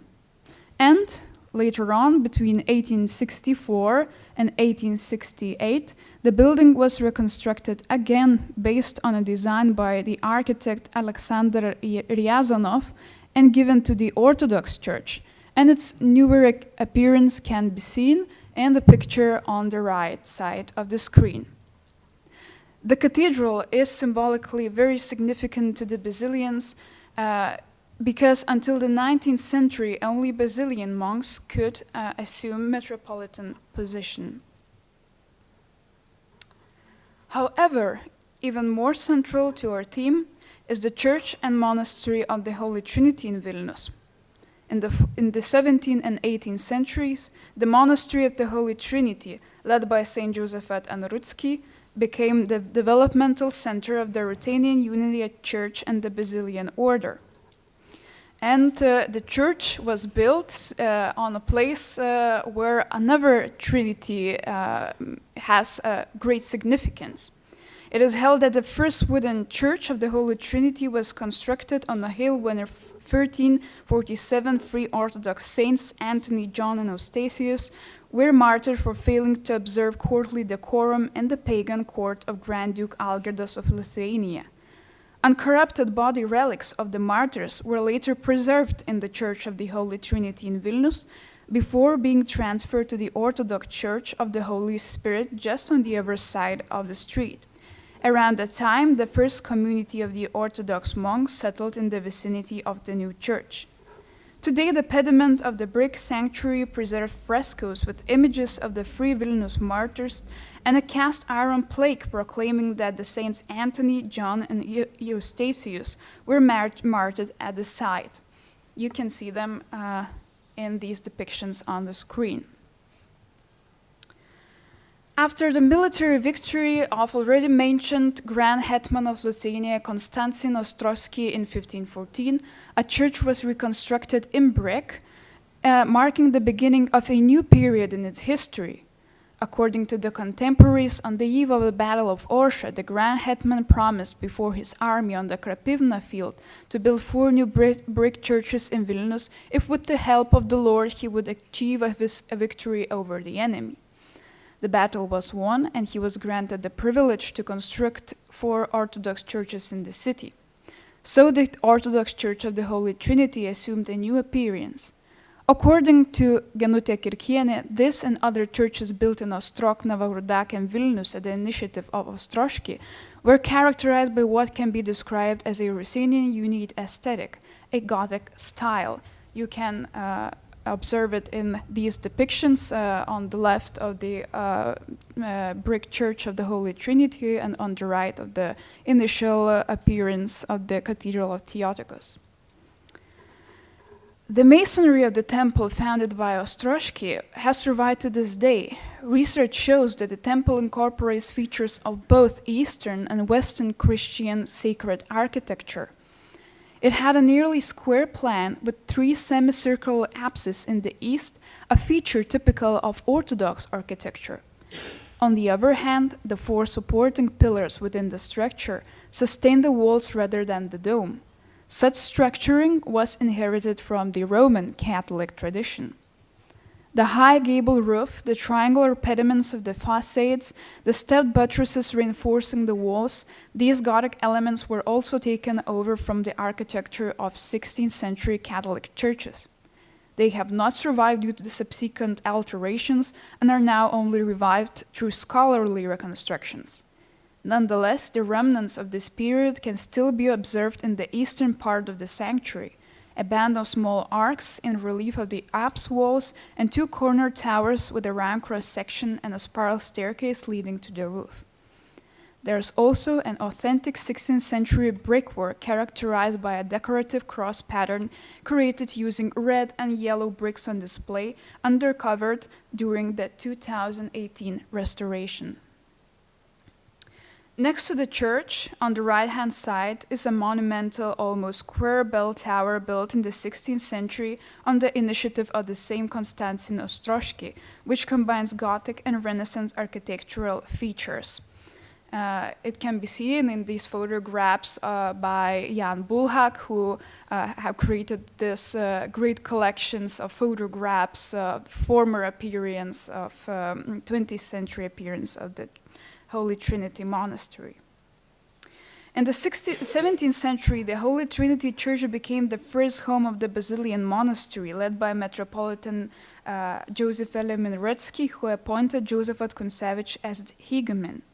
The monastery, which had been severely neglected, was revived and flourished thanks to their effort. New vocations and influential sponsors were then attracted, and the sanctuary was renovated with geometric and floral decorations on the interior on the eventual addition of chapels. And here in this photograph, you can see the remnants of the painting of their time on the lower side in orange. In 1706 and 1760, the Church of the Holy Trinity was gravely damaged by fires. In 1761, the architect Johann Christoph Globitz drew up a reconstruction project, and the Baroque monastery gates created at that time eventually became the architectural signature for the entire Basilian complex in Vilnius. As the future saint is said to have lived in a cell above the monastery courtyard gate, on the facade of the second gate next to the window of the cell, there is now fading image of the saint. You can see it on the right, and Bulhak's photograph, however, today it's almost invisible, unfortunately.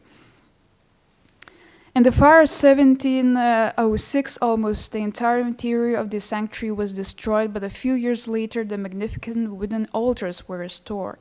Several of them were created by Friedrich Kwieczor, a craftsman of the Vilnius Joinery Guild. In 1785, there were a total of 11 wooden altars in the sanctuary. 6 paintings for the new altars were painted by Franciszek Smuglewicz. One of the most important was the altar of the Blessed Virgin Mary with the miraculous icon of Our Lady Odigitria that was later placed in the Church of the Holy Spirit. At the end of the century, Jerzy Pawlowicz, the burgomaster of Vilnius, funded a magnificent altar to display this icon. He also bequeathed funds to promote the cult of this image. Unfortunately, in 1915, the image was transferred to Moscow and is gone. From the second half of the 17th century onwards, the altar of the 1642 beatified Josaphat Kuntesevych also attracted the faithful. In the 1687, the burgomaster of Vilnius, Jan Ogorevich, made a generous bequest to the Basilians, obliging them to offer 2 holy masses a week at the altar of Saint Josaphat. In addition to the image of Saint Josaphat, the altar also contained a large silver and gilded reliquary studded with about 20 stones. At the bottom, a silver coffin-shaped reliquary with glass. The Church and of the Holy Trinity is also important as a burial place of the archimandrites of Vilnius Basilian Monastery, who have rested in its crypts in the 17th-18th centuries. The body of Joseph Veliminritsky himself was initially preserved in the church, but it vanished when the Muscovite army occupied the city in 1655. After the dissolution of the Ruthenian Unity Church in 1839, the monastery and the sanctuary were taken over by the Orthodox Church that owned it until World War I. It marked the beginning of deliberate destruction of the Unite legacy that started as early as 1834-35 under the direction of Metropolitan Joseph Samashko. Only in 1994, the Basilian monks took up their residence in the monastery of the Holy Trinity again. As you know, the Basilians were also famous for education printing. From the beginning of the 17th century, they founded fraternities to serve school and churches.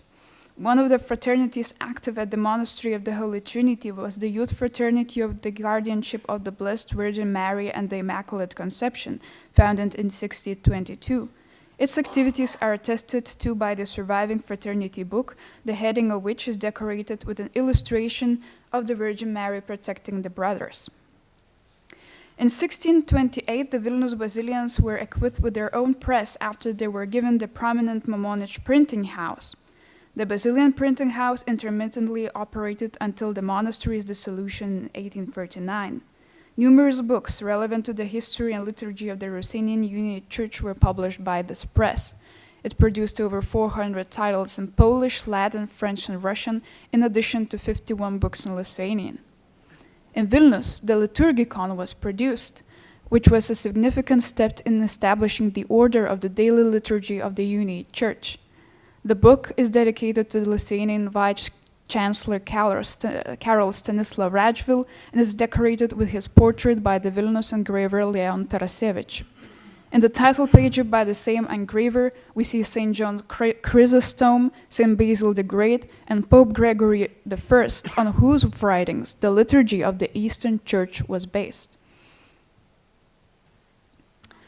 Various routes have led the artwork associated with the Church of the Holy Trinity and its monastery to museums, libraries, and archives of Lithuania and beyond.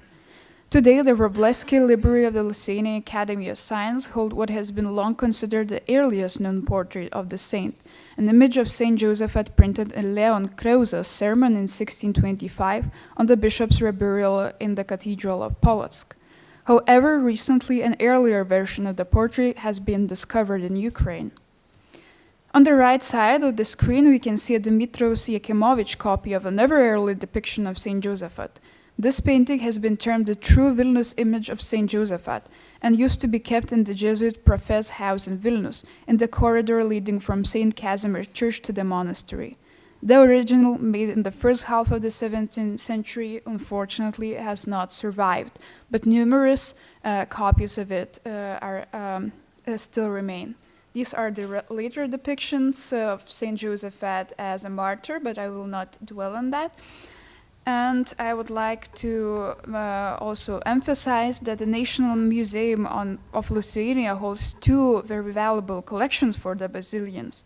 First of all, a collection of portraits of Unite bishops, probably commissioned by an unknown bishop. Among them are these portraits of Unite Metropolitan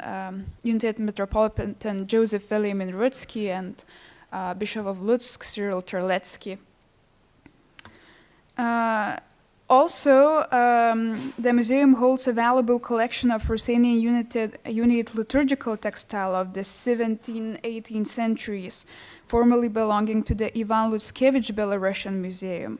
Some of the vestments were made in the time of Saint Josaphat Kuntesevych and therefore bear witness to what the Archbishop of Polotsk might have worn. The sakos and omophora with the coat of arms of Archbishop of Polotsk with the coat of arms of Joseph Bakovetsky Mokosi, Bishop of Volodymyr and Brest-Litovsk, are particularly important in this respect, as they must have been embroidered in 1642-54, and this bishop, like Saint Josaphat Kuntesevych, was ordained by Joseph Veliamin Rutsky. The textile collection includes antimencia, which are clothes consecrated by bishops depicting the scene of Christ's entombment and are sewn with relics. They are commonly used for the celebration of Holy Mass in the Eastern Church. However, antimencia of the Ruthenian Unity Church bear the names and coat of arms of the bishops who consecrated them, while the Orthodox antimencia have no coats of arms. The most detailed is the antimins consecrated by Metropolitan Feodosy Bolba Rostotsky, bearing his coat of arms and signature. This antimins was printed with a drawing by the artist Francis Smuglevich, created around 1789. Many of the later antimencia follow Smuglevich's composition seen in this slide. The Church Heritage Museum in Vilnius also contains a silver reliquary of Saint Josaphat Kuntesevych. The reliquary has the shape of a casket for a reason. When the remains of Saint Josaphat were being returned to Polotsk from their hiding places after a mid-17th century war with Moscow, The relics in the silver sarcophagus briefly visited Vilnius and were carried through the city in a ceremonial procession. To commemorate this event, every year on the day of St. Josaphat Kuntesevych, the coffin-shaped reliquary was carried from Vilnius Cathedral to the Church of the Holy Trinity. It is thought that the silver reliquary was made to hold the relic that was taken during that time.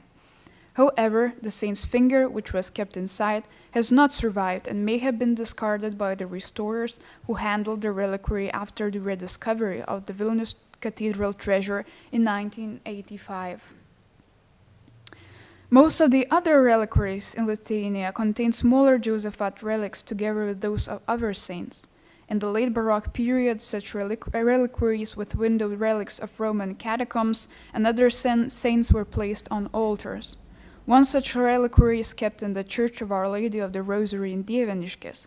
The date of manufacture of the reliquary indicates that the saint's relics reached Lithuania 4 years after his canonization in 1867.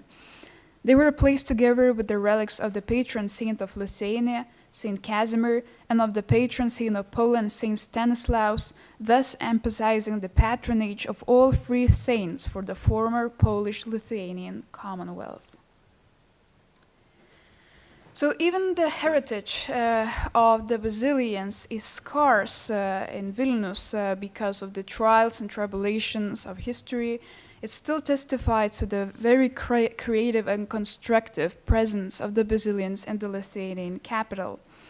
And it is great that it paved a way of this new recollection of the Basilian heritage, both in our museum exhibition and now in this conference. So I would like to end my presentation on a joyful note that today the name of Saint Josaphat is bringing us together from various nations in the spirits of scholarship, memory, and Christian unity, an ideal that we all must aspire to in our pursuit of peace. Thank you.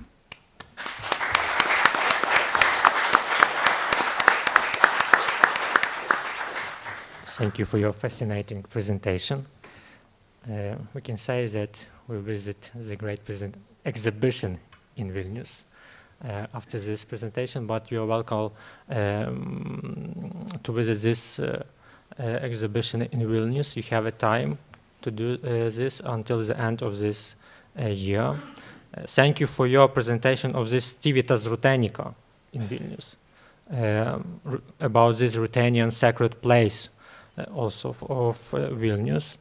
It is very important to know, to understand that Basilians had their center in Vilnius. Vilnius was the center of the Kievan Union Metropolitanate in the early modern time.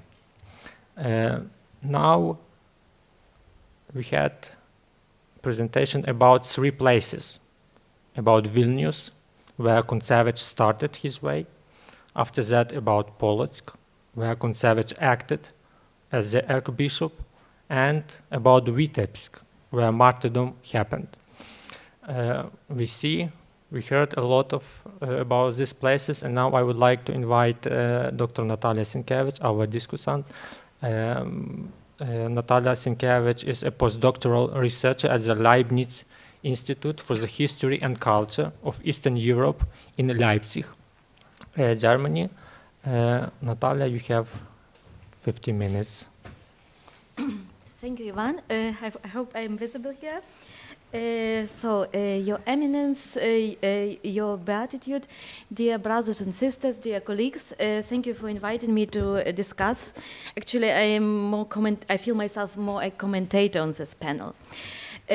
First of all, my deep gratitude to organizers for organizing these introductive panels, because really we have a possibility to step aside from hagiographical narrative and from polemical discourse, and to really to look on the Saint Josaphat from in other perspectives, from the perspectives of in different sources. And here we approach this very important, 2 very important dimensions: time and place. Yes, 3 places as Ivan mentioned them, three very important places for biography of St. Josaphat.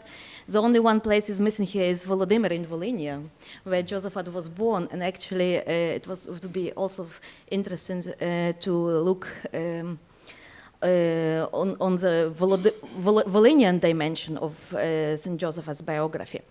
So, as Ivan mentioned, Vilnius, where he took St. Josaphat took monastic vows and where his monastical life started. Then Polotsk, the capital of the archbishopric, and finally Vitebsk, where he was martyred. First of all, I would like to underline here that we are used to talk about the Polish-Lithuanian Commonwealth as a space of religious tolerance or toleration. But if we go deeper and if we look on this on three presentations that we have had today, we can conclude that Ruthenian land did not avoid this religious tension of the time. And may I remind you that on the western part of Europe at this time, the religious wars were taking place, and we know also about, today Denis Lyseychikov have mentioned Sylvester Kosov, and actually Sylvester Kosov very, very clear expressed his fear to be drawn in the waters of Dnieper River by Cossacks because he didn't feel safe himself also in the capital of Kievan Metropolia in Kiev. And we can assume that religious tension and this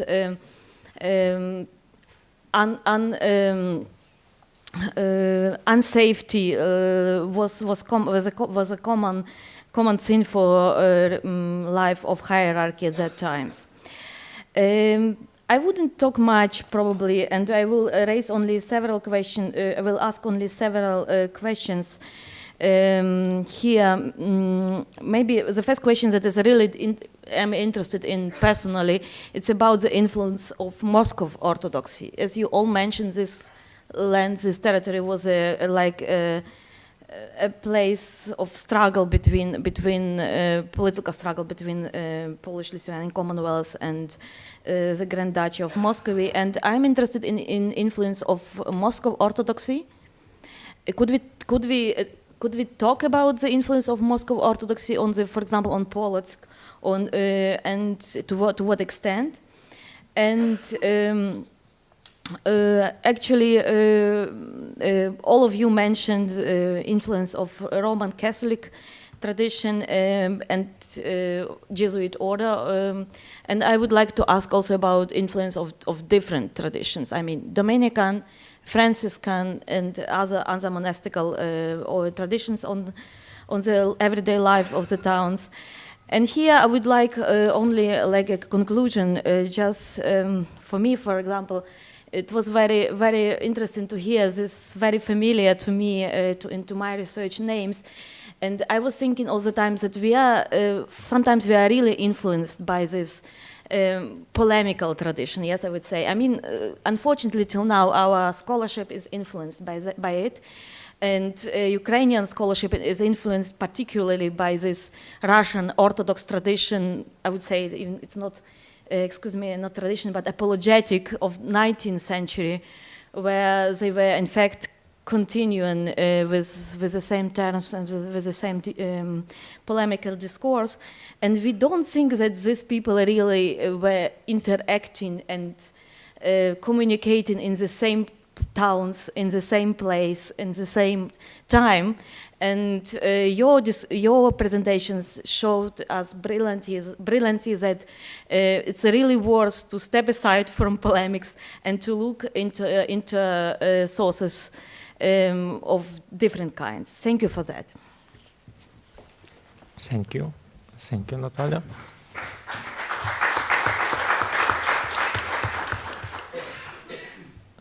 Perhaps Laurent or Denis, short remarks regarding. Тоді, може бути, я почну перший. Дякую велике пані Наталі за пытанні, за ўвагі. Я хацеў бы таксама трошкі паразважаць над тым, ну, ці сапраўды быў вялікі ўплыў маскоўскага праваслав'я, так, на падзеі, якія адбыліся і ў Віцебску непасрэдна, і на год і два раней, якія былі у Магілёве, у Полацку таксама. Мне здаецца, што ўсур'ёз пачалі ўспрымаць вось гэты маскоўскі бок, гэты народ грэцкай рэлігіі на тэрыторыі Вялікага княства Літоўскага толькі ўжо ў часы пачатку паўстання 1648 года. Дагэтуль самі гэтыя канфлікты ўвогуле, мы чамусьці іх прывыклі ўспрымаць у такой парадыгме ўжо стагоддзя 19-го. Это канфлікт уніі, дызуніі, так, это канфлікт лацінскай партыі, умоўна, там, партыі маскоўскай. Насамрэч, як, ну, прынамсі сведчаць дакументы земскіх судоў, магістратаў, гэта быў канфлікт, як мне падаецца, на першую чаргу улады епіскапа і улады вось гэтых магістратаў. Таму што мы прыгадаем, напрыклад, папярэдніка Кунцевіча Бральніцкага, які бы таксама быў афіцыйна уніятам, так? Але пры ім, ну, не было такіх ніякіх закалотаў выступленняў супраць уніяцкай іерархіі. А ўсё чаму? Таму што ён не практыкаваў вось гэтую такую новую адроджаную практыку правядзення візітацый вельмі частых. Ён не выкарыстоўваў сваю ўладу епіскапа ў гэтых буйных гарадах, такіх як Магілёў, Віцебск, Орша. А Кунцевіч зусім па-іншаму сябе паводзіў. Ён чым выклікаў вось гнеў гэтай супольнасці мяшчанскай, што ўжо давно не прыязджаў епіскап і не загадваў, напрыклад, што трэба рабіць з цэрквамі ў гэтым горадзе. І ў разуменні вось гэтых братчыкаў, гэтых мяшчан, ён, ну, парушаў даўняе такое правіла непісанае, што яны часта самі гаварылі, што мы гэтыя цэрквы будавалі, нашы дзеды, нашы бацькі, а тут прыязджае нейкі чалавек з іншага гораду, так, з Полацка, і нам загадвае, што рабіць. То бок гэта... So I'm going to translate, at least to try. So first of all, Dr. Lisevchik wants to underline that Kuntesevych started a completely different practice of ruling the eparchy. First of all, he started the practice of regular visitation that was not well perceived and accepted by local community, who often answered that we have built this church and you, the person from another city, you came here and you want to show us how to deal with it. Дякую. Вось і толькі ўжо постфактум, пасля смерці Кунцевіча, калі пачалі перасэнсоўваць тыя падзеі, якія адбыліся, і ў свеце, як я ўжо гаварыў, гэтай вайны, казацка-сялянскай вайны, так, паўстання Хмельніцкага і гэтай часоў патопу, як я ўжо гаварыў, тыя удзельнікі падзей, якія памяталі, пачалі гэта ўсё перасэнсоўваць вось у гэтай парадыгме замагання двух гэтых канфесій, умоўнага лацінства і умоўнай візантыйскай партыі. Thank you. And only post factum, actually, this tension between the local community and new practice of new church life was interpreted as in confessional terms as a conflict of Uniate and Orthodox parties. Ну, і апошняе, на што хацеў бы увагу звярнуць, таксама, што ізноў жа улады Рэчы Паспалітай, падзеі, якія адбываліся ў 21-23 гадах у Віцебску, яны адразу ўспрымалі гэта зноў жа не як канфлікт гэтых двух рэлігій, бо яны, як мы памятаем, ну, існавалі, скажам так, афіцыйна, а яны проста паставіліся да гэтага ў святле канфліктаў міжканфесійных, якія адбываліся ўвогуле і па ўсёй Европе. І ў гэтым плане яны ўспрымалі вось Мілеця Сматрыцкага як умоўнага стаўленіка Масквы, там, ці, не ведаю, ці Асманскай імперыі, так, які вось можа нейкім чынам парушыць гэтай вось хісткі міжканфесійнай мір у Рэчы Паспалітай. А вось усе гэтыя трактоўкі, пра якія мы гаворым, пра маскоўскую партыю, ўплыў маскоўскае праваслаўя, ён набыўся значна пазней. So actually all this interpretation in confessional terms, they are later and they appeared only after Khmelnytsky's war, and only after that it was the story of martyrdom of St. Josaphat was shown as a conflict of confessional sides. But at the moment of conflict, we can tell only about the political suspicion. For example, Meletius Matritskin was suspected of being an Osman spy and of being a Turkish spy, and but the members of magistrate didn't see him as a confessional protagonist. Thank you.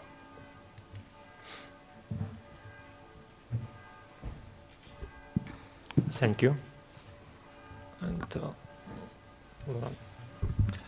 Yes, thank you very much. Maybe I will. James already said many things about this question of confession, religious identities, and so on. Maybe on my part, I will just add some nuances that I would say could a little bit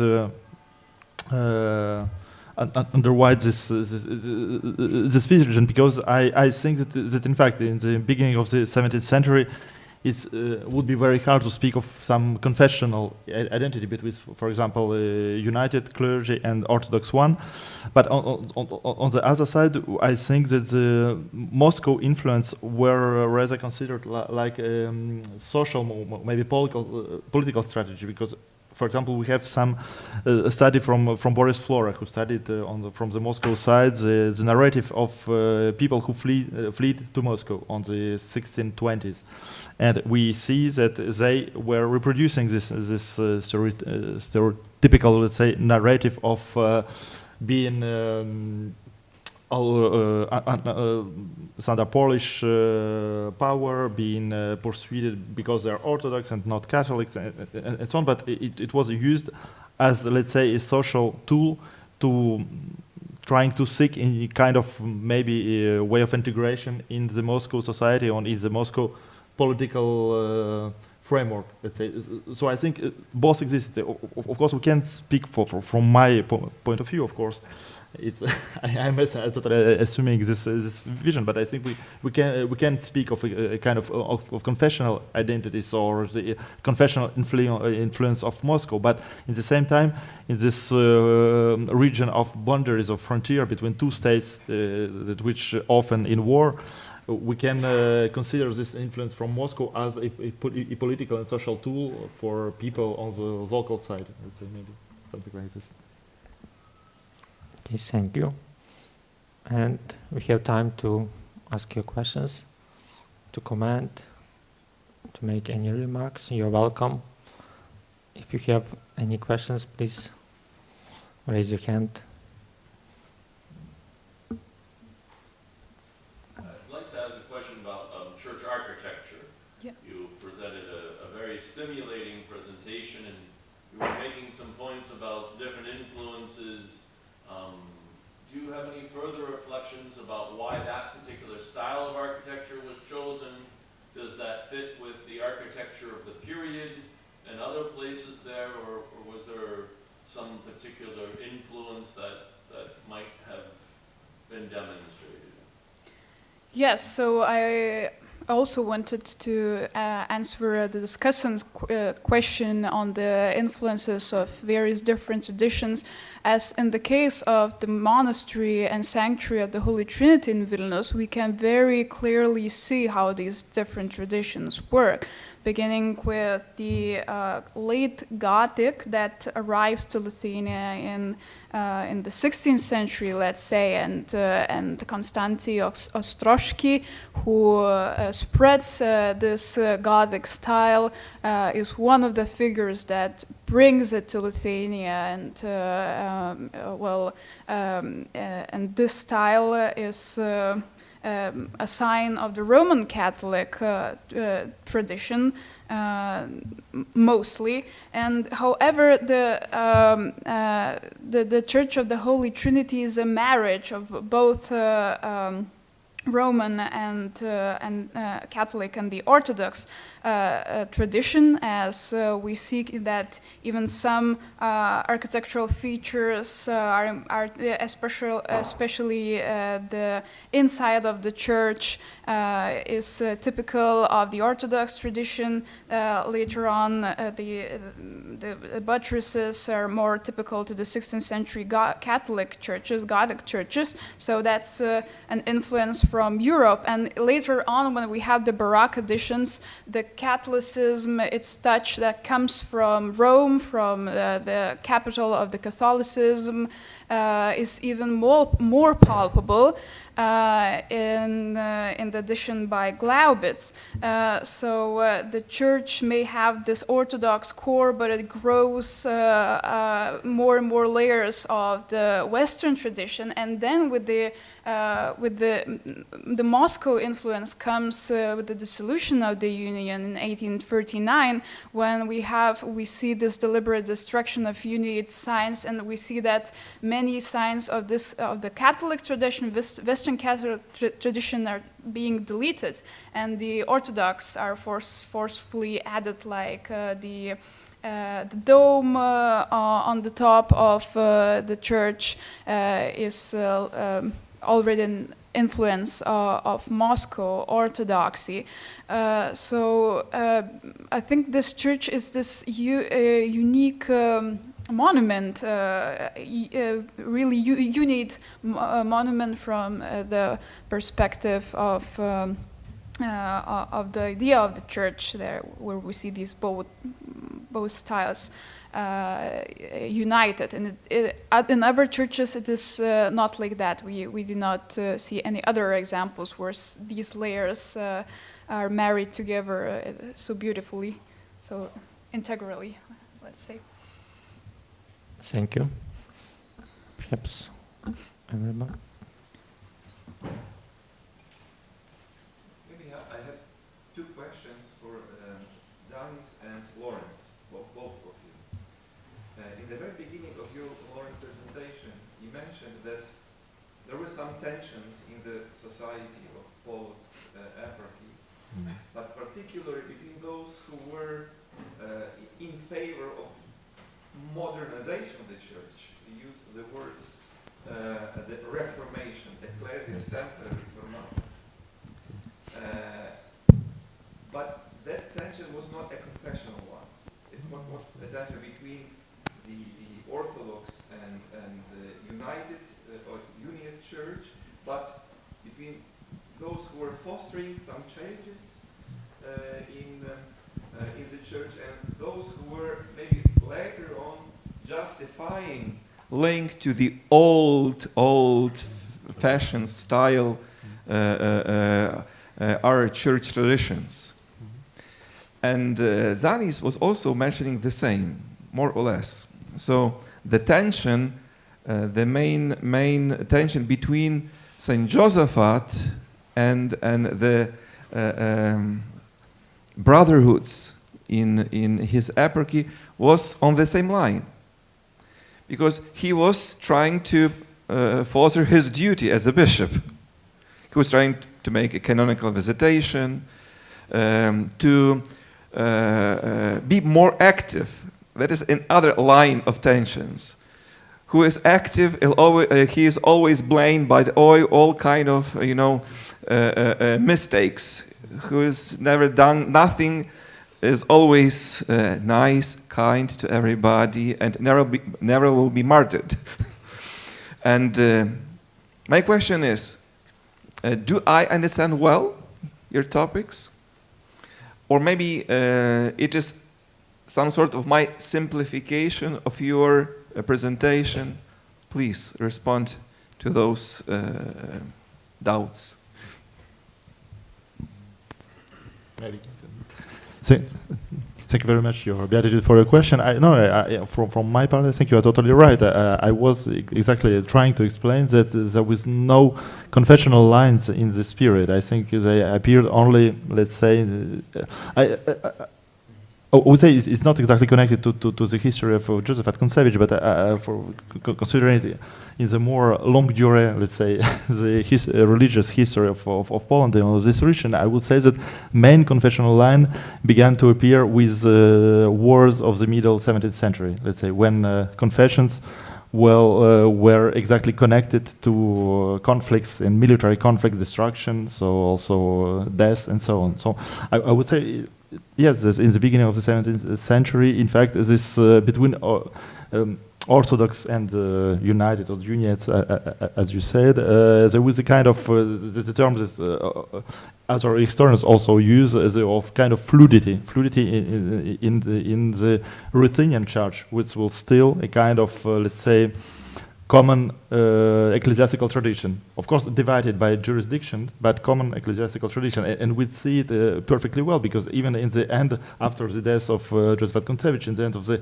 1620s, there were new tentative to reunite the church. There was also the tentative in the middle of the 17th century between Rudzki and Petr Mohyla. So we see that this idea of unity survived until at least the end of the 17th century, and maybe for the 18th century. So yes.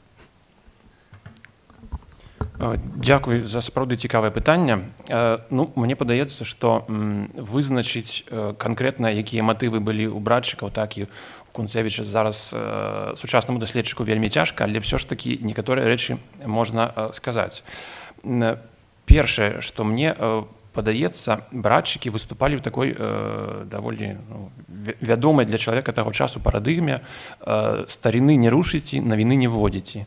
Ёсць і ў статутах прапісана такое правіла, і з іх пункту гледжання архіепіскап рабіў штосьці такое незвычайнае. Так, а уласна у логіцы Кунцевіча ён проста хацеў вярнуцца да вытокаў, так, тое, як это практыкавалася, як ён гаварыў, што і 200-300 гадоў таму вось да гэтай епіскапскай улады. Таму у пэўным сэнсе так, вось гэтае рознае ўспрыняццё гэтых імкненняў адным здавалася да рэформаў, адным здавалася да ўвядзення навіны і парушэння старыны, якую памяталі іх бацькі, іх дзяды. Вось. Але хачу яшчэ раз падкрэсліць, што гэта быў, мы чамусьці думаем, што гэта быў канфлікт, праваслаўныя забілі уніята, а гэта тады быў канфлікт па-іншаму, быў іншай плашчыні, што свае забілі свайго. Я думаю, так. Thank you. Thank you for your answers. And we have a question from Professor Stefan Rodovald.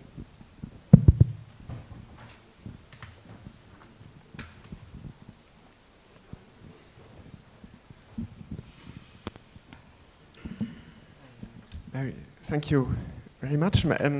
Coming back to the question about influence of Muscovy, I would rather bring into our perspective also the hierarchs from the Ottoman Empire. In 1620, it was the Patriarch of Jerusalem who was in Kiev and declared Meletius Motritsky as the Orthodox Archbishop of Polotsk. This was the confrontation, or this was the challenge for Josaphat, who then had to declare that he openly and in public to declare that he is for the union. Earlier, this was not so clear. So this brought, this changed the situation.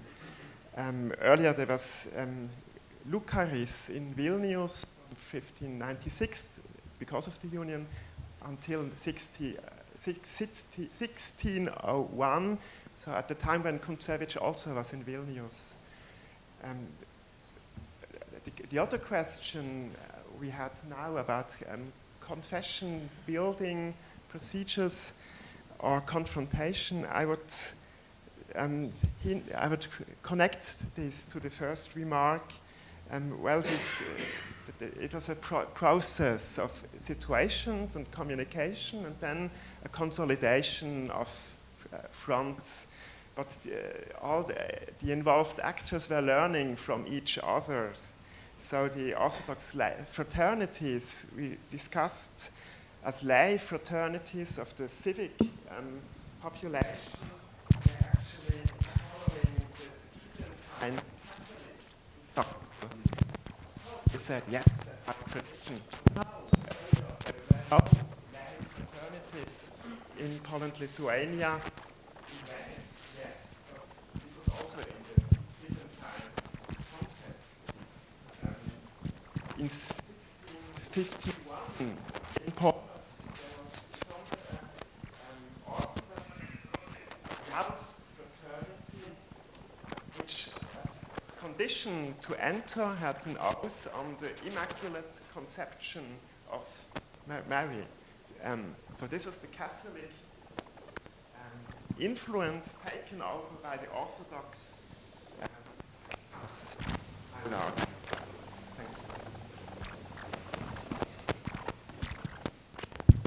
Thank you. Perhaps Laurent.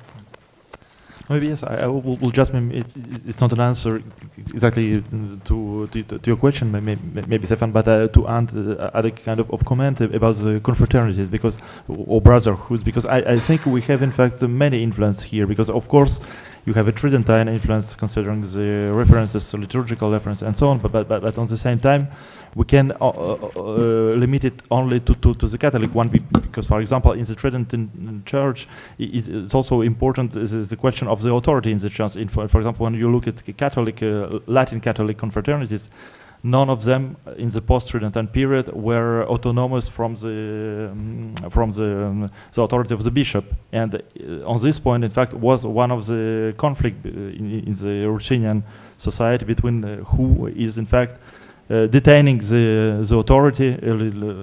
I'm not speaking of liturgy, but the authority of the, let's say, practice of religion, of living religion, and so on. So I think we have here maybe we have some influence from Protestant side. It's also possible, but not only. It was a kind of internal also contraction. I think in the crossroads of different influences, confessional influences of this time. So I think we can't just limit it to the Catholic post-Tridentine influence, but it's just a comment what you said. So maybe if you.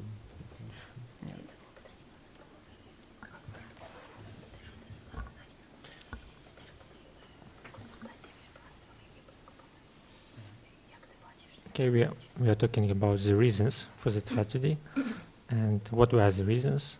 And Denis, his statement was very clear.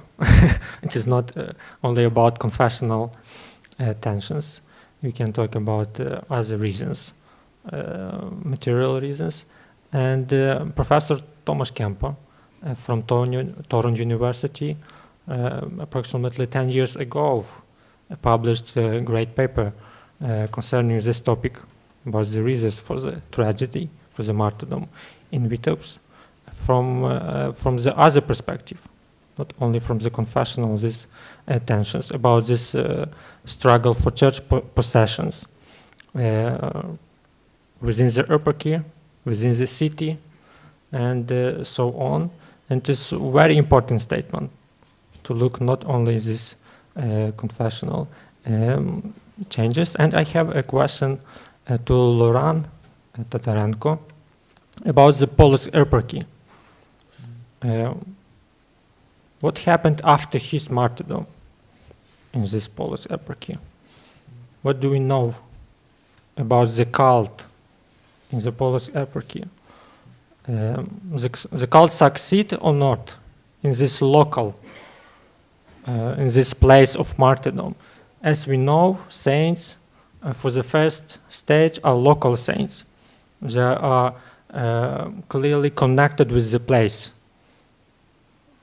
What do we know about this Polish eparchy Vitebsk after his martyrdom? Yes, thank you very much for the question, Ivan. In fact, I didn't really study this question, but as I remember from the different parts of the process of beatification of Josaphat Kuntesevych, which was published, of course, by the Basilian Order, we see that we have many testimonies from the local nobility, saying that, for example, Josaphat Kuntesevych is becoming a local saint, a local cult, also with many cases of Helsing, of many cases of ex-voto who are also given by the local nobility to his cult and so on. If I remember well, I also saw a document, I think it's from St. Petersburg archive, when some nobles were talking about giving the Saint Josaphat, this time Josaphat Kuntesevych, the status of the official protector of the Lithuanian army, for example. So it was also interesting, because it was original. It wasn't a local cult, but it's also a kind of inscription of Josaphat Kuntesevych is real institutional history of Grand Duchy of Lithuania. So okay, thank you. Denis, do you have?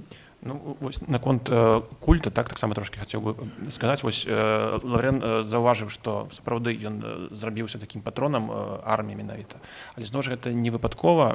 Я коли ось вивчав документи 40-х годов у часі святкування першої урочистості в гонор Йосафата, зауважив, що ті, хто розпрацовував гэты культ, вони абапіралися на два ўжо як бы вядомыя моманты, якія з Йосафатамі звязаныя.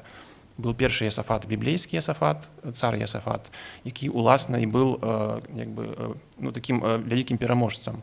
І другі был Йосафат, это вось з аповесці о святым Варламе Іосафе, так? Это той, хто навяртае людзей у правільную рэлігію, правільную веру. Это две асноўныя часткі культа, вот яны і Йосафату таким чынам на яго перайшлі, таму ён выступаў менавіта як вайсковы такі патрон. Denis wants just to add that it was not by chance that Saint Josaphat was chosen as a patron of Lithuanian army, because here the creator of this special cult operated not only with the life of Saint Josaphat, but also with the two images. First of all, biblical King Josaphat as a great defeater, as a great winner, and second, the Josaphat from the tale of Balaam and Josaphat, that Josaphat who converted people into true faith. Яшчэ я хацеў бы проста вось наконт заўвагі калегі Штефана Родевальда, наконт таго, ці быў нейкі ўплыў так на брацтва, нейкі заходні ўплыў. Я не зусім вывучаў менавіта нейкія дагматычныя рэчы брацтваў, але можна сказаць з упэўненасцю, што сама арганізацыя і стаўленне да епіскапскай улады ў брацтваў, якія былі на тэрыторыі Вялікага княства Літоўскага, яны вельмі нагадвалі арганізацыю пратэстанцкіх абшчын. У іх разуменні справа біскупа была проста высвяціць таго чалавека, якога выбере брацтва на святара. І таму яны і церквамі самі распараджаліся, і сваімі святарамі. І часта мы бачым у скаргах, што на епіскапаў тагачасных, што мы братчыкі, мы самі выбіраем з нашых шэрагаў, каго мы хочам высвяціць, і не справа епіскапаў штосьці прызначаць, а Кунцевіч менавіта мог перавесці, напрыклад, святара з адной царквы ў іншую, і гэта выклікала найбольшую такую, напэўна, агрэсію.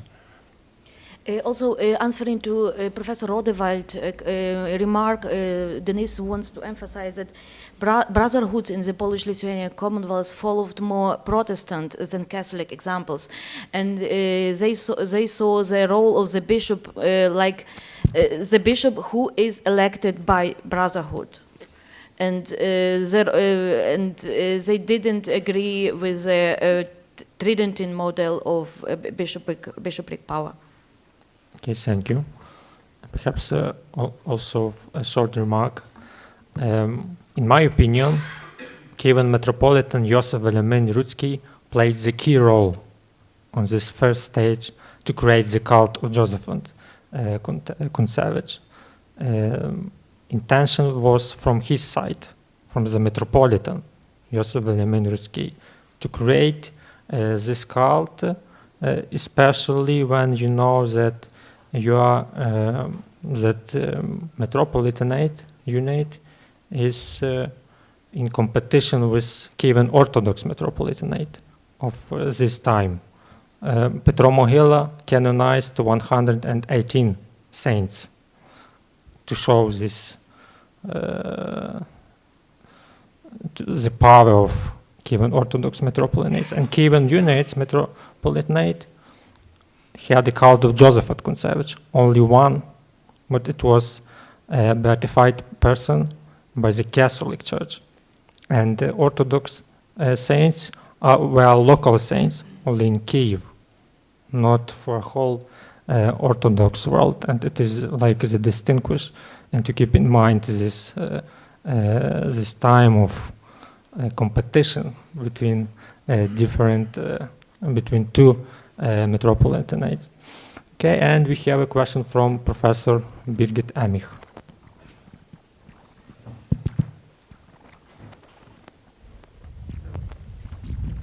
Thank you very much for these fascinating presentations.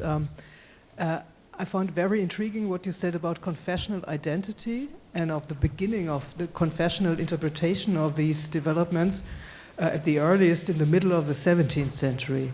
And so now I'm wondering about the Roman perspective on that. I mean, the Roman authorities are much more trained and used in interpreting the world according to confessional boundaries and according to what they imagine as confessional identity. So do you know anything about remarks or comments by Roman personnel, authorities, for example, the nuncio in Poland, on all that development from the earliest phase of it? Thank you. Actually, we will have the second session dedicated to your questions about the beatification, about. So yes, if I could answer very quickly, yes, of course you had attention in Rome, for example, in the Holy Office, you have many discussions about this, but it wasn't specific to the Ruthenian land. It was also the same kind of issue in all the contacts with other Eastern churches, which were in contact with Rome. So it was all this reflection considering how you, let's say, you go from ritual differences when the rite, as it's defined by Rome, because rite is a Latin conception, but it was used to define the different jurisdictions in the Eastern churches. How you go from rites to confession. So how you replace maybe the difference between different churches defined by tradition, language, liturgical tradition, and so on, by a confession. It was exactly the case in the Ruthenian church, because the Ruthenian church has, at least until the end of the 17th century, as I have already mentioned, maintains the same language, the same liturgical tradition, the same historical tradition, and so on, and how was Rome tried to introduce differences in some things which were connected by this liturgical, let's say, community. But in the same time, we have by kind of mimicry, we have the same tension from the Orthodox side, because Orthodox side, like, for example, like patriarchs like Dosithea of Jerusalem tried also, or even Cyril Lucaris. It was a different question, of course, because as you know, maybe Lucaris was also accused of being a Protestant and so on. I'm not entering this point, but from the Orthodox side, a canonical one, let's say, for example, someone like Dosithea of Jerusalem in the second part of the 17th century tried also to define in Mohyla itself, the confessional faith from Mohyla tried to define a kind of Orthodox world, which was different from the Catholic one. So it was a tension from the both sides in kind of mimicry, competition going from this ancient division between churches found on tradition to churches found of authority, jurisdictions, and connection with the main authority in the church, so the Pope of Rome from the Catholic side and the patriarchates from the Orthodox one. Just a small remark on the whole question of the influences, because you mentioned how perhaps the Protestant way of organizing community was influenced to the brotherhoods in the Polotsk eparchy. But I remember very interesting studies when we were holding the conference on Zhytomyr Unia, which happened in 1715, and it was also published in one of the volumes of Chrześcijaństwo, not yet, will be published. It was on that conference very interesting presentation about the policy of the Ukrainian Orthodox bishops on that period and how they were organizing their administration. And it was very interesting to learn how the Ukrainian Orthodox bishops were using the same system of the church administration which was imposed to everybody because of the decision of the Council in Trent. So Tridentine policy was well received in the Orthodox side. Creation of the seminaries, visitation of the parishes with the act of visitation, registering not only the pastoral situation, but even church property, how it concern, who is local administrator, so on. So it was very interesting period in the Lithuanian Polish Commonwealth, that Protestants can influence Orthodox, Roman Catholics can influence Orthodox as well, and United Church was like, you know, the combination of the best practices, and some I would say not very polite instrumentalization of some powers. So it was common influence from both sides. And maybe it was also a research, the best practices for the flourishing Christian communities. Thank you. Thank you. We have a question from Daniel. Thank you very much for the illuminating presentations that show that it's a lot more complicated than outsiders or people not in the field understand it to be. I have two questions, one to Dr. Tatarenko about the period from 1588 to 1601 and then 1618 about the land holdings of the Uniate hierarchy. Can you say something about the other side among Orthodox? How is that comparatively? Perhaps you mentioned it, but I missed it, or perhaps you could explain more. And the second question is to Dr. Vasiliaeskaite, pardon my pronunciation, about the cathedral's history. And if I understand correctly, you mentioned that after it was in the hands of the Uniate Church, then it passed to the university, and then it became an Orthodox church. Yes. So can you say something about that, why the transfer wasn't direct to the Orthodox Church, or how the history of this cathedral in that kind of interim period not used as a church? Thank you. Thank you, please, Imran. Thank you very much for the question. Unfortunately, I won't be able to answer to your question because simply because, in fact, for this period we have almost no information about the jurisdictional obediences between Orthodox and Uniate. So, in fact, when you have these inventories, you know also it's just a kind of tradition of these estates belonging to the archiepiscopal see. So you see it may be Orthodox or Uniate in this specific period, but in fact, when you had this intermission of the archbishop, it was just administrative procedure, which doesn't mean that, for example, the priests who were in charge of this local church were recognizing the bishop, or on the other side, that, for example, if the land wasn't cultivated, it doesn't mean that the lord detaining it wasn't Uniate, for example. It could be just some economic interests, local economic interests. Thank you. Please, Vaiva. So even before the official dissolution of the Ruthenian Uniate Church in 1839, the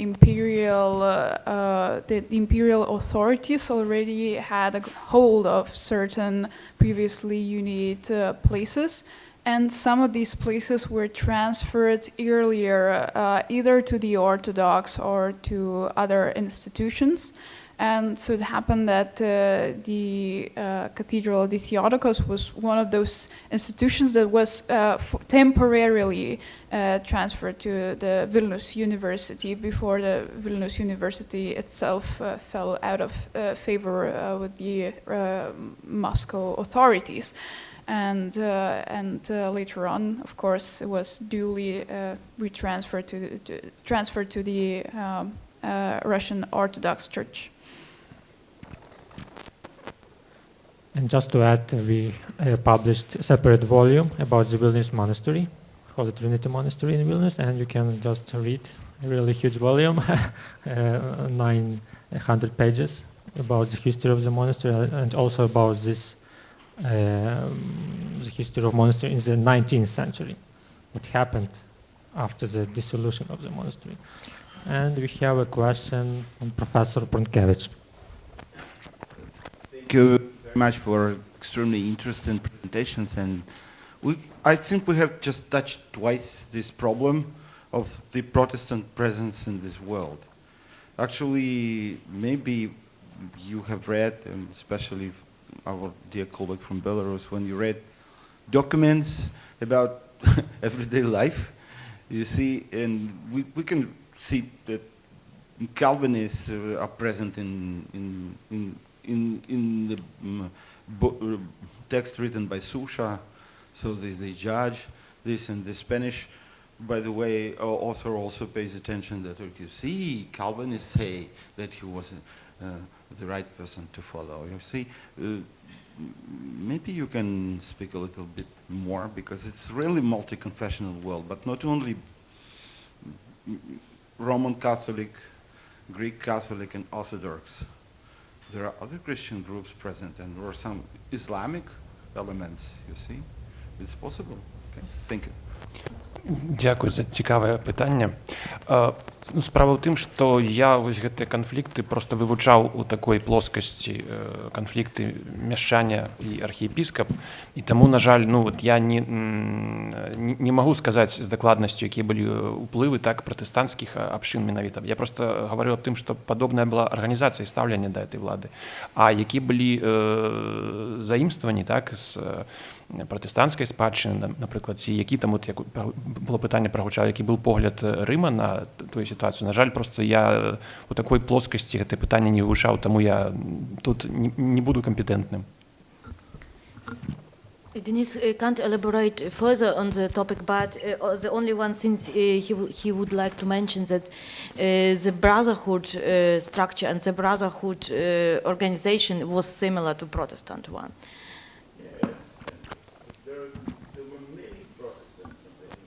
Yes, and I personally can add only that really Vilnius Lutheran community was extremely strong, and here I would like to make advertisement for another book of Kievan Christianity published about John Herbinius and his treatise, who it's like a Protestant who lived in Vilnius and actually who observed the life of Orthodox community and sympathized Orthodox community, by the way, but from the Protestant side of view. And you are totally right, it's a really city of very, very different confessions and different intellectual and spiritual influences. And here I would like only to refer to David Frick book about Vilnius, that to my mind is a brilliant example of this.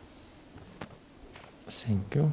Natalia is the author of this book about Johannes Herbinius, published within our Kievan Christianity series, and this book received the Refork Book Award this year in the Netherlands. So really fascinating book, and you are welcome to read. This book is published in English. How Herbinius reflected about Kiev, sacred Kiev, from the Protestant view. He never visited. He have never visited Kiev, but wrote the book about Kiev and these sacred places. So you're welcome really to read this book, and we have 2 questions more.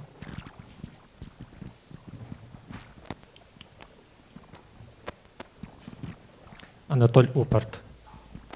Thank you. Thank you so much for all the presentations. There's awesome stuff. Lots to kind of parse through.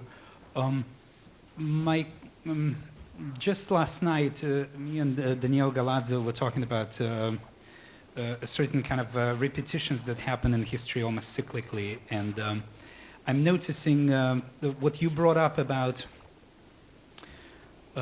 Josaphat's imposition of the discipline on his diocese. Sounds awfully like Saint Antoninus of Florence in 1400s, at the time of the Council of Florence.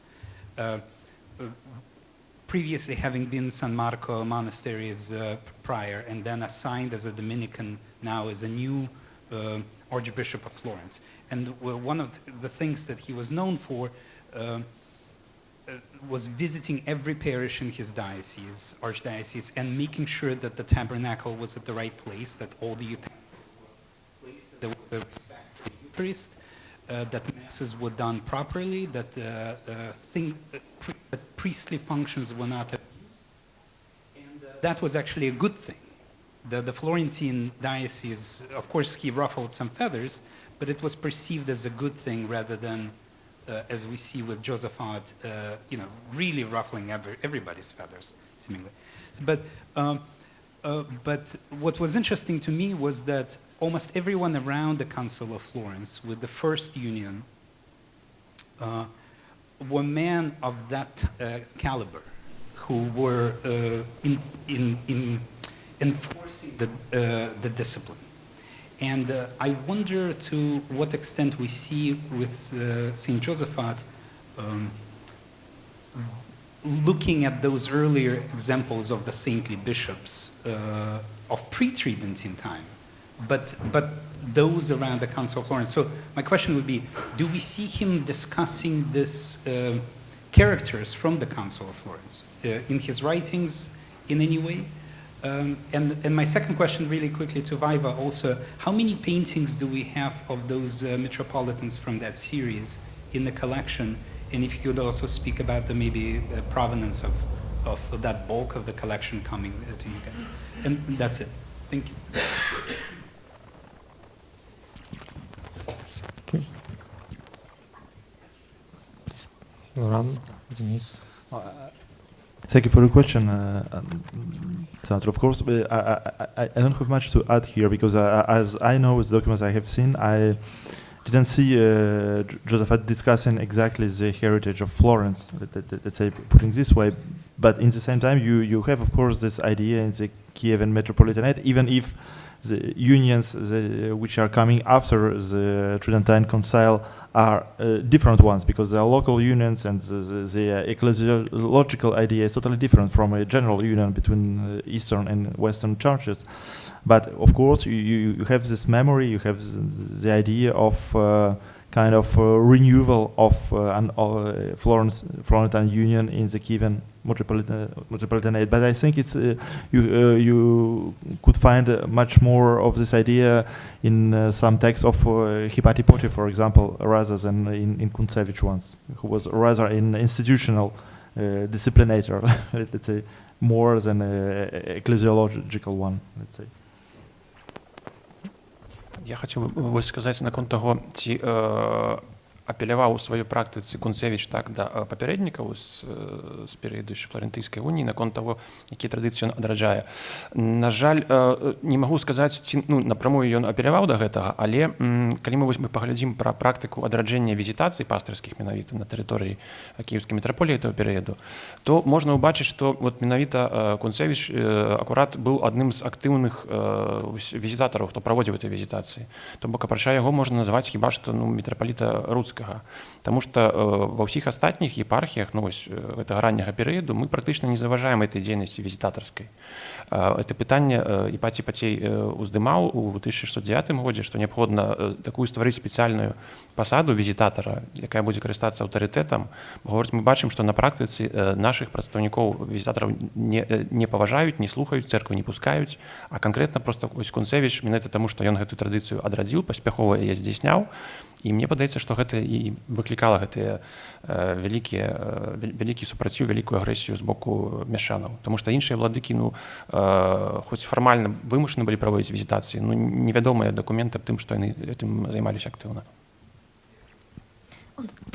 On the contrary to other bishops, Kuntesevych was really active as a visitator, and despite Denise can't answer directly the question about the influence of figures from the Florentine time, from the time of Florentine, the Union of Florence, he would like to emphasize this thing here that.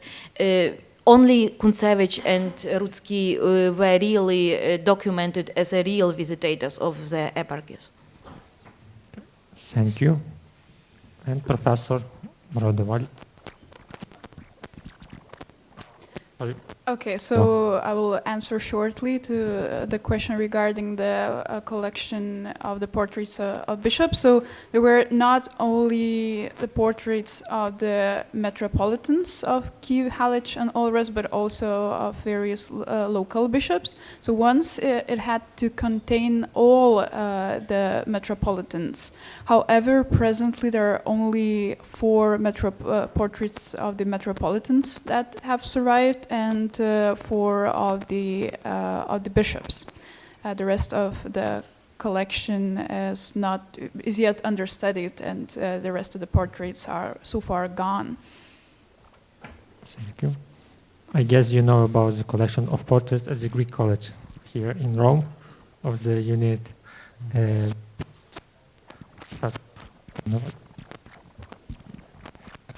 Was a mention of Muslim presence in Lithuania and how this can be connected to confessional history.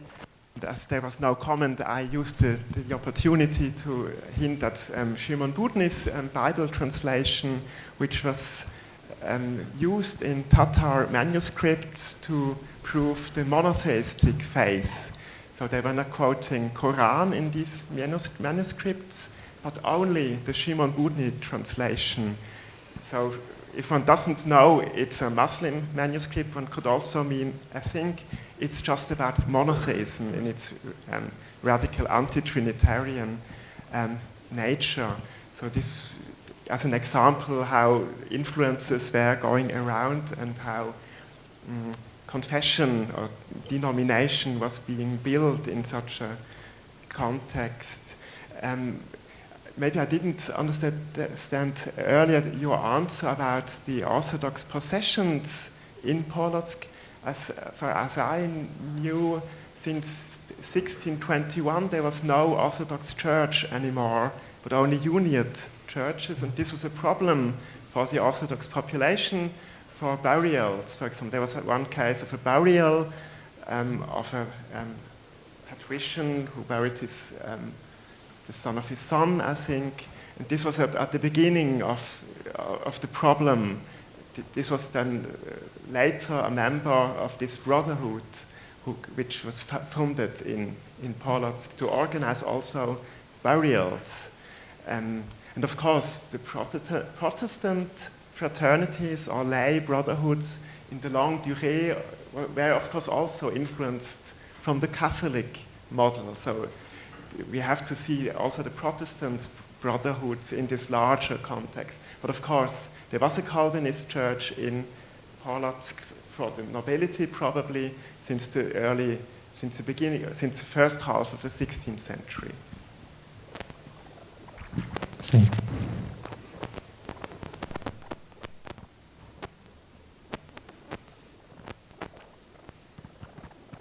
Do we have any questions?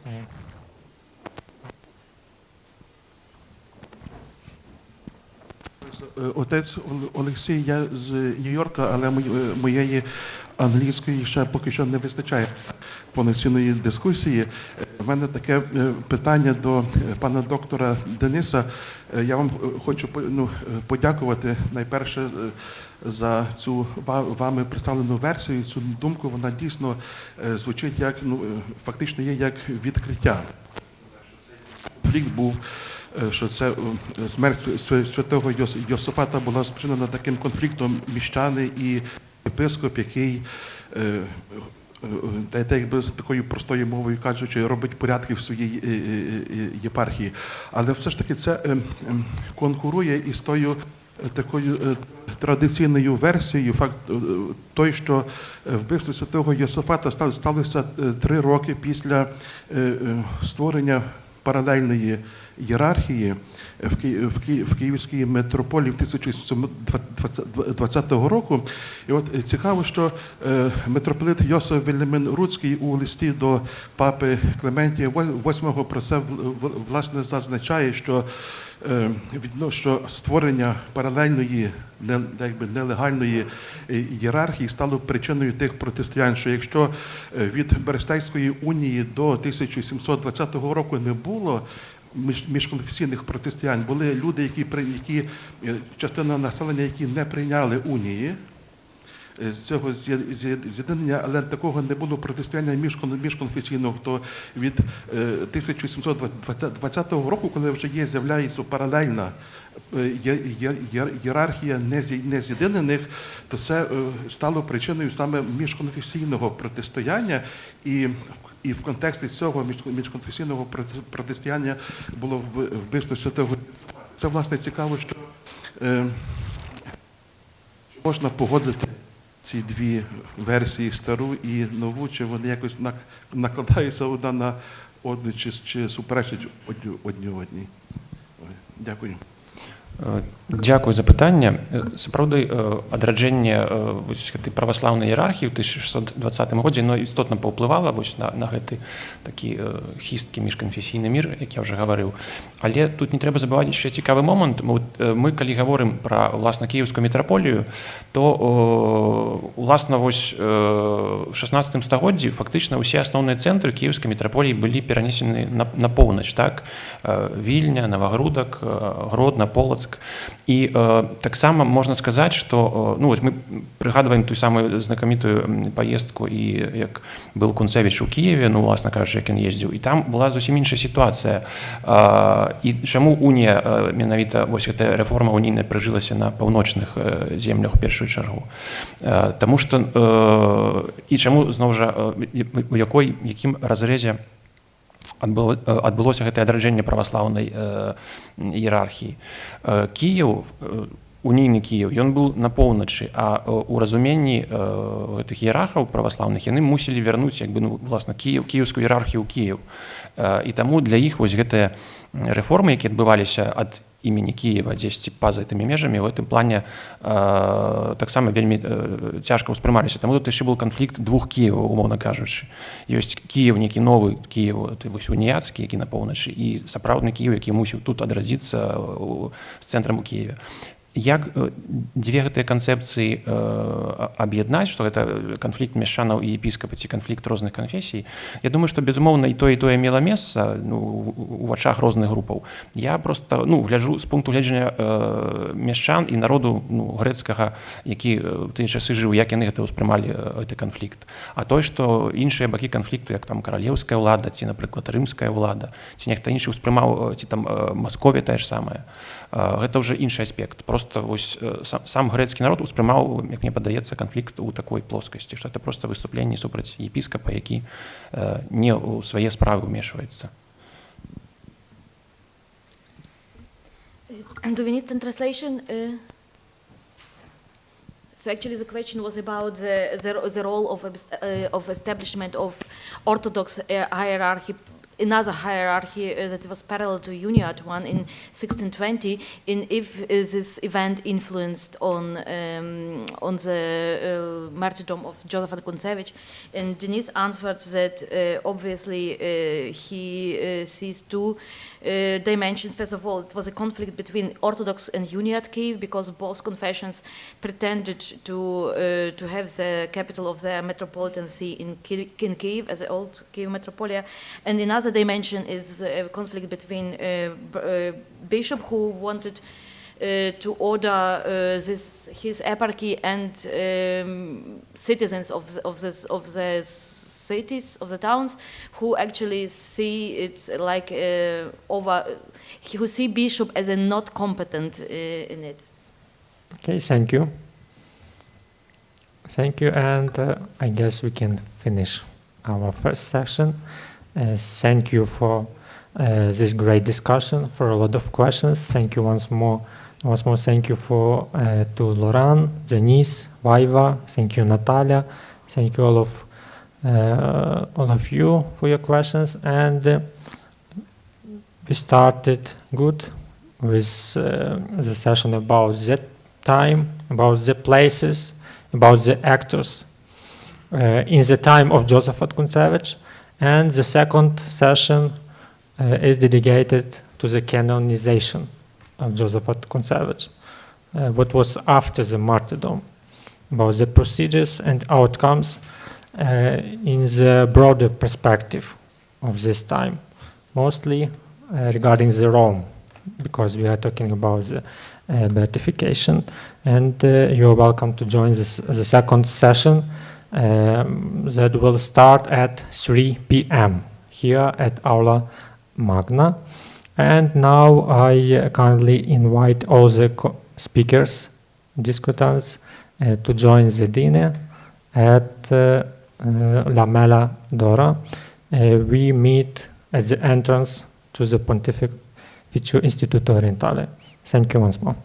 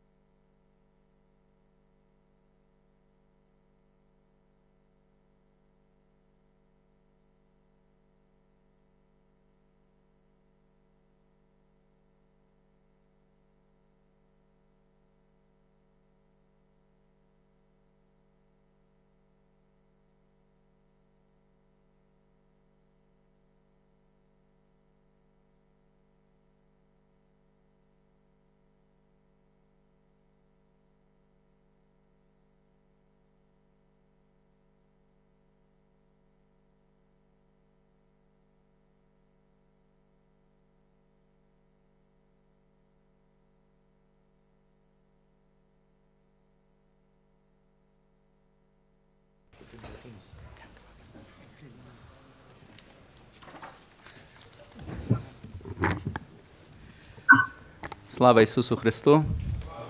Glory to Jesus Christ. Welcome to this afternoon second session of our conference, the International Conference dedicated to the 400th anniversary of the martyrdom of St. Josaphat Kuntesevych, Identity and Cult, Theological, Cultural, and Historical Considerations. So it's my pleasure to moderate this session. My name is Daniel Galadza. I'm professor of Byzantine liturgy here at the Pontifical Oriental Institute, slightly outside the parameters of the focus of this conference, although in this case, this session is dedicated to the canonization of St. Josaphat Kuntesevych, procedures and results of that canonization. We have 4 speakers today in this session and the discussant who joins us online. And we started a bit late, but we'll stick to the schedule more or less since all of the speakers are present with us today. So our first speaker is Professor Birgit Emich of the Goethe-Universität in Frankfurt am Main. She is the professor of Geschichte der frühen Neuzeit since 2017, the Lehrstuhlinhaberin. Her specialization is Reformation, confessional culture, and the cultural history of the papacy, as well as canonizations, about which she will speak today. And she mentioned that they have a group of 5 Ukrainian scholars at their university in Frankfurt, and the discussions that have arisen there discussing these topics have been very fruitful to the research both of the colleagues from Frankfurt and of the visiting guest scholars. Yes, for unknown for how long, I think. Hopefully they will be able to return to Ukraine, but the discussions have been very fruitful in this exchange of ideas. So Professor Emich will speak about the canonization procedure in the confessional age. So, welcome. Thank you very much. The canonization procedure in the confessional age. The title of a lecture could hardly be more general, but this is precisely where I see my task. I would like to try to outline the general framework in which the efforts to canonize Josaphat can be placed. We will hear informed contributions from the experts on the specific steps and debates surrounding the beatification in 1643 and the canonization in 1867. But perhaps it is useful to first consider the basic features and trends of Roman canonization policy. This is exactly what I would like to do. I will concentrate on the perspective of Rome and on the decades around 1600. That is, the phase in which the canonization process was to take on its modern form. The focus will be on the decrees of the Pope who beatified Josaphat, Urban VIII Barberini. The fact that Josaphat was only beatified in 1643 and not canonized was and is considered disappointing for many, from those who initiated the process in the 17th century to today's scholarly literature. In the light of development in Rome, things could be different. In fact, the beatification of 1643 can certainly be seen as a success if it is placed in the context of longer-term developments in Roman canonization policy. I would like to show this in the following. The starting point of my overview is the crisis of canonizations in the wake of the Protestant Reformation. Until then, the papacy had succeeded in a centuries-long process in establishing canonization in the Latin Church as an exclusive privilege of the Pope to the Curia. Above all, this overcame the claims of the local bishops, which had played a decisive role in this field in the earlier centuries. However, the procedure itself was certainly subject to criticism, and the forms of veneration of persons considered holy often escaped Roman control. This criticism could not longer be ignored when Benno of Meissen was canonized alongside Antoninus of Florence in 1523. Martin Luther was now able to launch his acid criticism of Roman practice at the Idol of Meissen, der Abgott zu Meissen. And the further course of the Protestant Reformation demonstrated how vulnerable the cult of the saints had become. Rome reacted to the disruption by suspending further canonizations for the next few decades. It would take until 1588 for the Curia to revert to this instrument, which today seems to us perhaps a little too naturally to be the ideal tool for confessional confrontation. Evidently, an awareness had grown in Rome that making saints could also harm the Catholic cause. In any case, canonizations had to be better controlled than before, and this was precisely the aim of the measures taken from 1588 onward to overcome the crisis of canonization. 1588 not only saw the elevation of Diego of Alcalá, and thus the first canonization since 1523. 1588 also marked the appearance of the Congregation of Rites, the authority that would henceforth be responsible for examining all canonization procedures. This Congregation of Rites was not founded in isolation. Rather, it was embedded in a fundamental reform of the Curia and thus part of a trend that can be described as the bureaucratization of papal rule in both secular and ecclesiastical matters. In 1588, Sixtus V established a whole system of 15 congregations with his great reform of the Curia. These collegial central authorities were responsible for specific areas. 9 of them took care of the administration of the Papal States, while the remaining 6 congregations were available for the affairs of the Universal Church. Some of them already existed at the time of the Reform, such as the Inquisition, which had already been founded in 1542. Other congregations joined later, some only for a short time. Our Congregation of Rites can be found as Congregatio pro Sacris Ritibus et Ceremoniis in the list of the Reform Bull of 1588. Also due to the great demand, this congregation was divided into 2 departments after only a few years. One for the liturgy and for the ceremonies at the papal court, and another, still called Congregation of Rites, for canonizations. With this differentiation, the institutional reorganization of the canonization process was complete.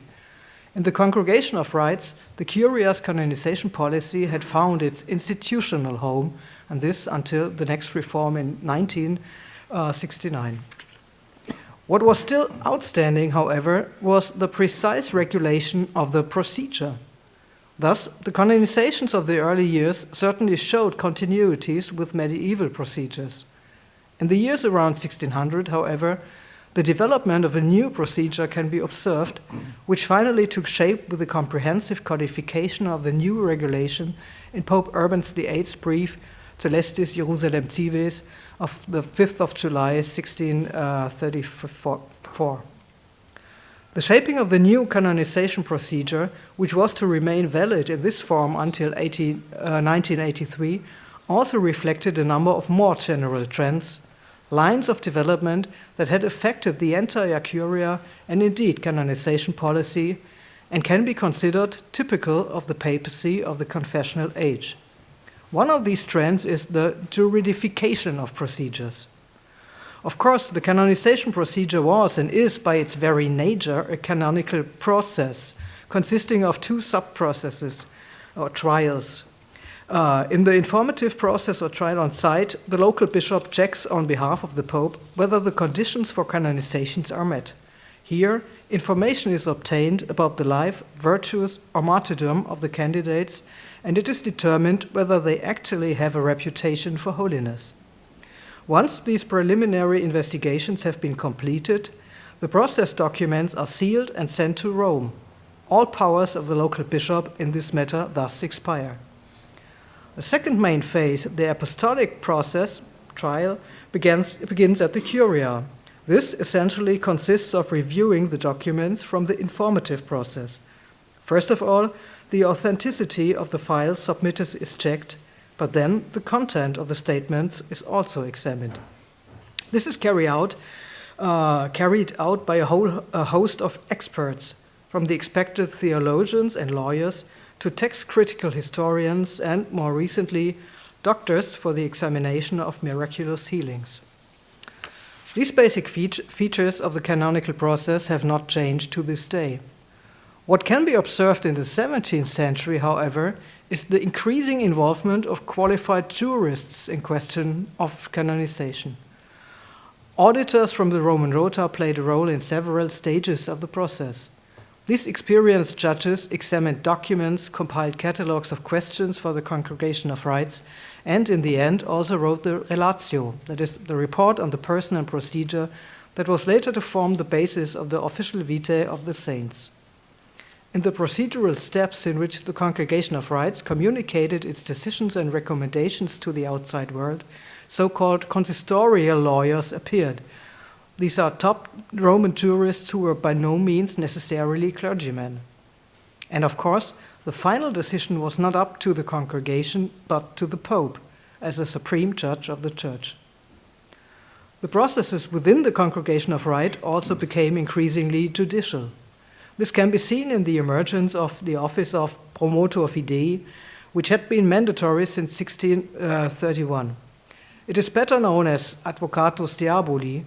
Like a public prosecutor, this member of the Congregation of Rites had to search for errors, contradictions, and weaknesses in the arguments for canonization, and only when all doubts had been removed could the canonization take place.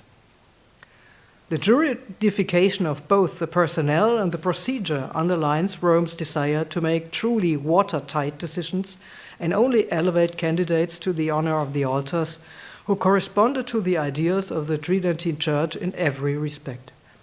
It was no coincidence that all of this took place in close cooperation with the Inquisition.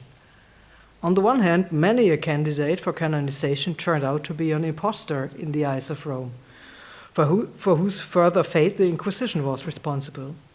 On the other hand, and above all, questions of sainthood went hand in hand with forms of veneration that were often in a gray zone and required constant scrutiny. The core of the problem was premature veneration not yet approved by Rome, and with this we come to perhaps the greatest challenge that the Curia faced when reorganizing the canonization process. There was no shortage of interested parties campaigning for certain candidates. Since the resumption of canonizations in 1588, the number of canonization campaigns increased rapidly. Dynasties, cities, religious orders all wanted a saint of their own whom they could regard as a symbol of their country or group and invoke as their patron saint. The political needs of state building played just as much a role here as the search for symbols in confessional conflicts or the competition between religious orders. The group of petitioners was accordingly diverse, and the number of supplications for individual candidates, which arrived in Rome almost daily, was correspondingly large. All of these candidates already enjoyed a certain veneration. The fact that they had an odor of sanctity was indeed one of the prerequisites for canonization. However, the boundary to full cultic veneration as genuine true saints was often crossed before Rome had even dealt with the case. It was precisely the Beati Moderni, individuals in the odor of sanctity, who had only just died but were already venerated and usually referred to as Beati, as blessed, that posed problems for the Roman Curia. If the papacy wanted to effectively assert its decision-making power over canonization, it had to put an end to such unauthorized beatifications from below. But how was the pressure from the various interest groups, from religious orders to royal courts, to be dealt with? And above all, how to deal with public cult without papal dispensation? In order to clarify precisely these questions, Pope Clement VIII established another congregation in November 1602, the Congregazione dei Beati, or Congregation of the Blessed. Interestingly, of the 17 cardinals who initially belonged to the congregation, only one came from the Congregation of Rites. 8, on the other hand, belonged to the Holy Office, and 2 more to the Congregation of the Index. Accordingly, the congregation's regulations focused on questions of what was permitted to say, show, and do, and what was not. The spotlight of criticism was on all measures that could be described as piecemeal approach to sainthood. This practice still was widespread. The promoters of a cult tried to advance the cause of their candidate by providing him or her with appropriate attributes and symbols. At the Curia, however, there was a growing opposition to this traditional canonizzazione pittorica. Peter Paul Rubens, for example, had to rework the altar piece of Filippo Neri, which the oratorians had commissioned him to paint. He had portrayed Neri as a saint in a way that was a little too evocative, especially for someone who at this time had not yet been officially canonized. The control over the textual production of the time was equally strict. Quite a few authors had to reprint the vitae of their candidates, or at least change all those passages where they had described the venerated persons as blessed or even saints before they were officially recognized as such. These regulations certainly had an effect. A request now had to be submitted for every detail in the form of veneration of a candidate. Clement's successor on the throne of St. Peter, Paul V, was particularly determined to observe the rules with the utmost precision. However, it was not until Urban VIII that a definite solution was found to replace the multitude of detailed regulations and make the congregation of the Beati superfluous. As is well known, the Barberini Pope brought the development of the modern canonization process to a certain completion with his great bull, Celestis Jerusalem Cives, of 1643. Of course, Urban VIII built on the provisions of his predecessors, which the bull summarized. But what he personally contributed to this package, however, were clear regulations against the proliferation of unsanctioned local cults. The decree Per Decem Annos of 1624 stipulated that henceforth a term of 10 years had to elapse between the conclusion of the first local procedure conducted by the bishop and the opening of an apostolic process in Rome. In 1627, the so-called 50 years rule was added, prescribing that discussions could be opened on the question of whether or not the requirements of martyrdom or in lack thereof of sufficient heroic virtues, were met only half a century after the death of an alleged saint. The most important decree of those crucial years was the decree Super non cultu of 1625. It explicitly spelled out the aim of the regulatory seal of the Barberini pontificate in the field. Henceforth, only those saints could be elevated to the honor of the altars, or those candidates could be elevated, who had been liturgically venerated on site from times immemorial, that is, for more than 100 years, or not at all. This provision obviously targeted the still widely diffused practice of introducing overnight a cult for those recently deceased in the order of sanctity, and then exerting pressure on Roman decision-makers with thus crafted fait accompli. Urban VIII's measures put a definite end to similar practices. In one stroke, the decree De non cultu transformed the regional veneration of candidate saints from a pressing argument for canonization into a compelling reason for exclusion. However, this did not solve another problem, which is equally one of the general issues of the papacy in the confessional age: the tension between the central claim to a monopoly and regional needs. For behind the numerous requests that arrived in Rome and behind the cults that were successful locally, even without Roman approval, there were generally needs. Whether they were political or personal, confessional or spiritual in nature was irrelevant. What mattered to Rome was the necessity to take such regional interests and peculiarities into consideration. Of course, not all candidates could actually be canonized. In order to preserve the exclusivity of this title, a sharp selection had to be made. On the other hand, Rome had to cater to the religious concerns and models of piety of local churches if curial decisions were to find long-term acceptance in the provinces of the church across the globe. Saintly persons who were only venerated regionally could not be processed out of existence, nor was such rigor convenient, as these unofficial saints were likely to be particularly close to local communities, and thus to constitute a tangible bond between these communities of the faithful, the universal church, and its Roman center, a concern that was essential to Catholic reform after Trent. This reflects a fundamental question of the Curia in the implementation of the Tridentine reforms.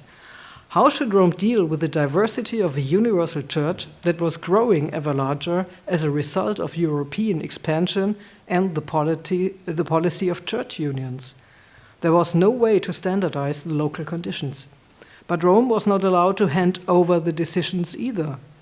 The canonization procedure therefore had to be able to process diversity without endangering Rome's role as the center and supreme authority. But how could Roman claims be accommodated to such regional concerns? It is again Urban VIII who solved this conundrum, firstly by sharpening the contours of the until then rather vague distinction between Beati and Sancti, between the blessed and the saints, and secondly by making both titles strictly dependable on Roman decisions. Those who were to be venerated locally and only in a particular region had to be beatified first in Rome. Universal devotion, on the other hand, only could be bequeathed to those who, after beatification, also became the subject of canonization. Both procedures passed through the Congregation of Rites and hardly differed from each other. The future blessed had to go through the whole examination procedure outlined 2 minutes ago and to fulfill many similar requirements, including the performance of miracles. Canonization then required one more miracle by the blessed in question after her or his beatification. But what was the benefit of this differentiating between two steps? Rome could continue to reserve the highest veneration, which was not only permitted but obligatory throughout the Church, for those candidates who were believed to be understood and recognized as role models throughout the world.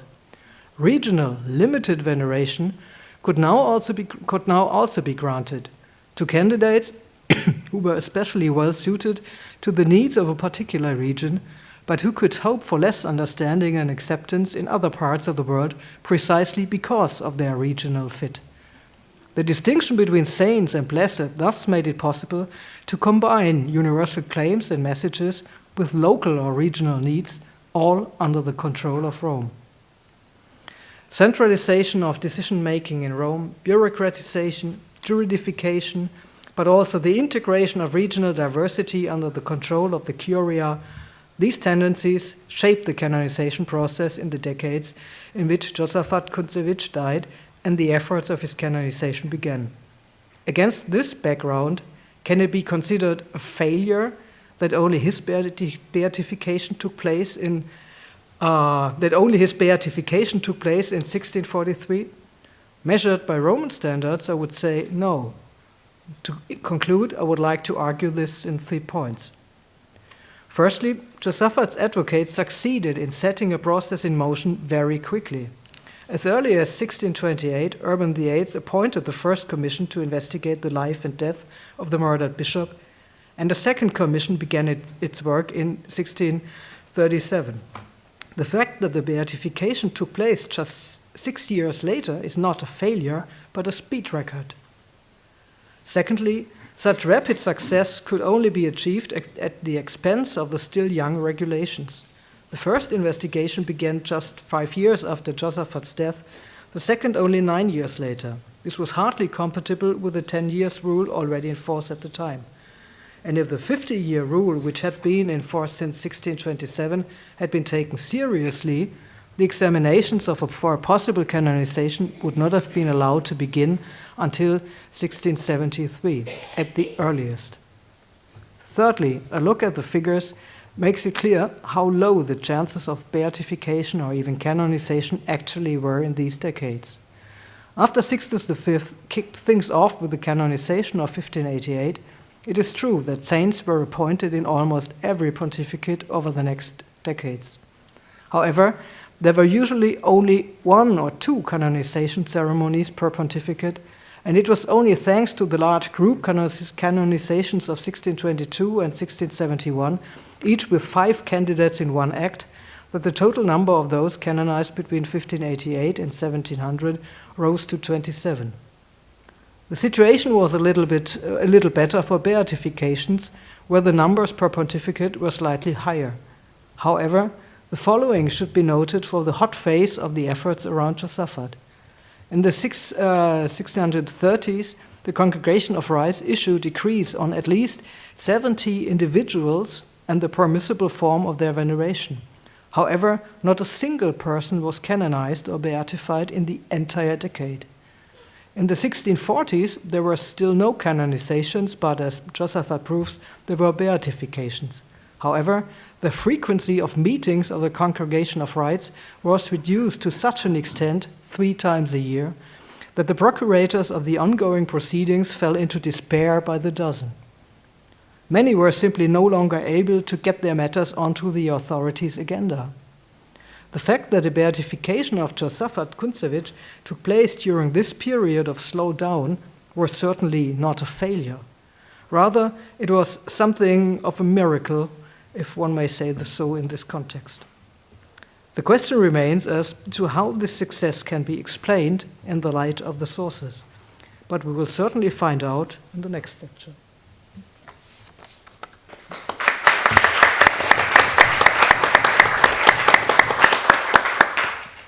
Thank you, Professor Emich. Дуже дякую за цей підсумок різних дат у процесі беатифікації Josaphat'a Kuntesevича і аналіз, що це не була невдача, а властиво успіх процедури з новим протоколом процедури беатифікації. Thank you. Our second speaker today is Reverend Dr. Vasil Ilik, who is a professor of Latin at the Pontifical Urbaniana University here in Rome, and he completed his doctorate on the documents relating to Saint Josaphat from the papacy of Urban VIII until Pius XI, and he will speak to us in Ukrainian. The translation in English will be broadcast on the screen, and the title of his presentation is Beatification and Canonization of Josaphat Kuntesevych, Documents of the Popes from the 17th to the 19th century. Василю, прошу. Дослідник ватиканських документів отець Атанасій Великий, якого я буду цитувати, напевно, найчастіше, у своїй серії «Acta Sacrae Congregationis de Propaganda Fide Ecclesiarum Catholicarum України et Білорусі Spectantia» подає копію документу з актів де пропаганда Фіде від 7 лютого 1624 року після вбивства Йосафата. І там є така цитата. «Святійший отець Папа Урбан VIII повелів, щоби було написане бреве до короля Польщі, яким би був так зганений злочин, щоби король накладеними суворими карами на вбивць показав іншим схизматикам, щоби не осмілювалися на виконання подібних злочинів і подав би приклад, якого будуть боятися». З документу виходить, що святійший отець Урбан VIII, спонукуваний сумною звісткою про вбивство Йосафата, віддав наказ приготувати лист до короля Польщі Сігізмунда III. Під датою 10 лютого 1624 року в архівах апостольських Ватикану ми знаходимо 10 листів, один з яких це є короткий лист про отримання повідомлення про мучеництво полоцького архієпископа, а 9 інших із закликом до короля, єпископів та інших керівників держави, тобто Речі Посполитої, захищати з єдиних русинів. Листи, надіслані в один день, є пов'язані один з одним, і підтвердження того, що ці листи пов'язані зі смертю святого Йосафата, дає послання апостольського нунція у Варшаві Джованні Франческо Ланчелотті. Пряма цитата з його листа з цього нунція. «Поки я послав листи, прибула ще одна ординарна почта з листами від вашої світлішої святості від 10 та 17 лютого і короткими бреви у справі полоцького архієпископа, які, прибувши поза часом Сейму з відповідною демонстрацією проти авторів смерті того ж архієпископа, як я вже писав, я не вважав за потрібні». І тепер є перелік цих 10 листів 1624 року. Перший – це короткий лист до короля Польщі Сігізмунда III про отримання повідомлення про мучеництво полоцького архієпископа. І я би хотів навести кілька цитувань з цих листів.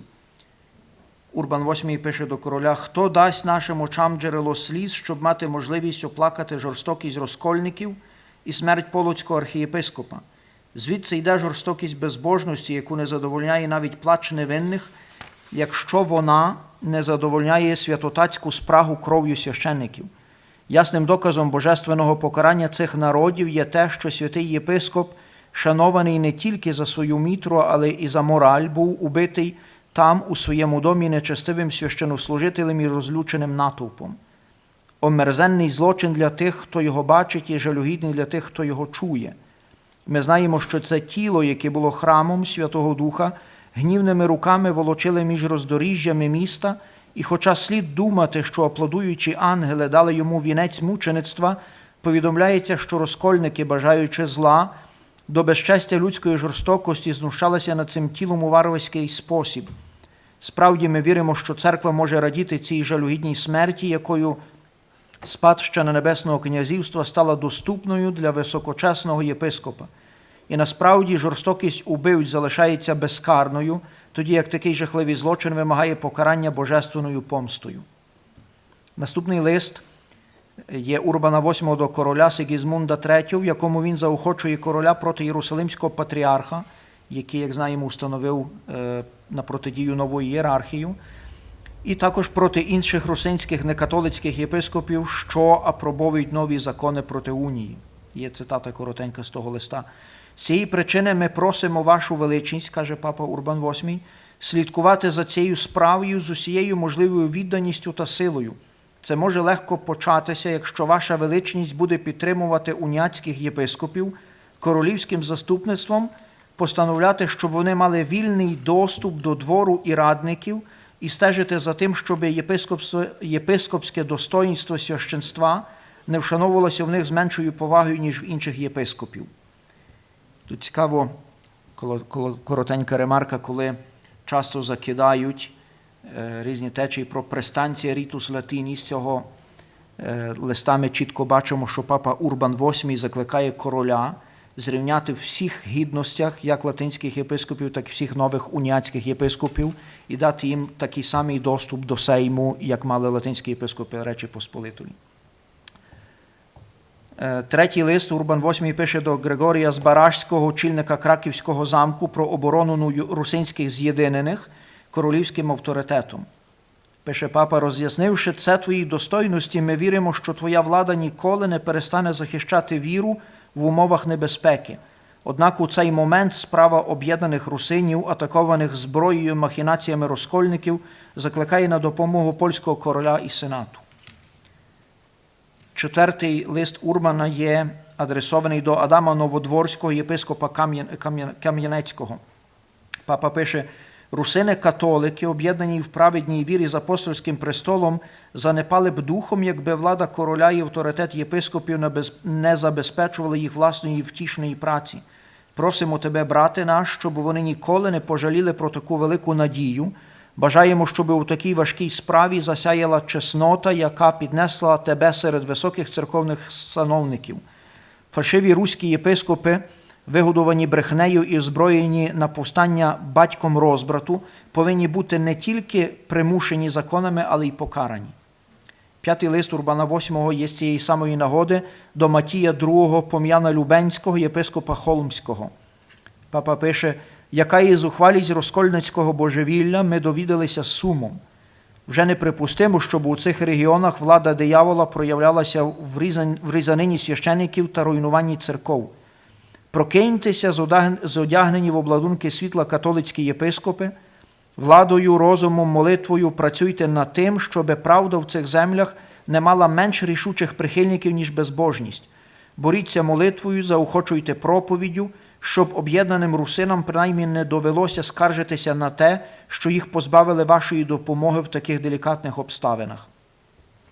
Шостий лист Урбан VIII на таку саму тему пише до Богуслава Радошевського, єпископа Києва латинського.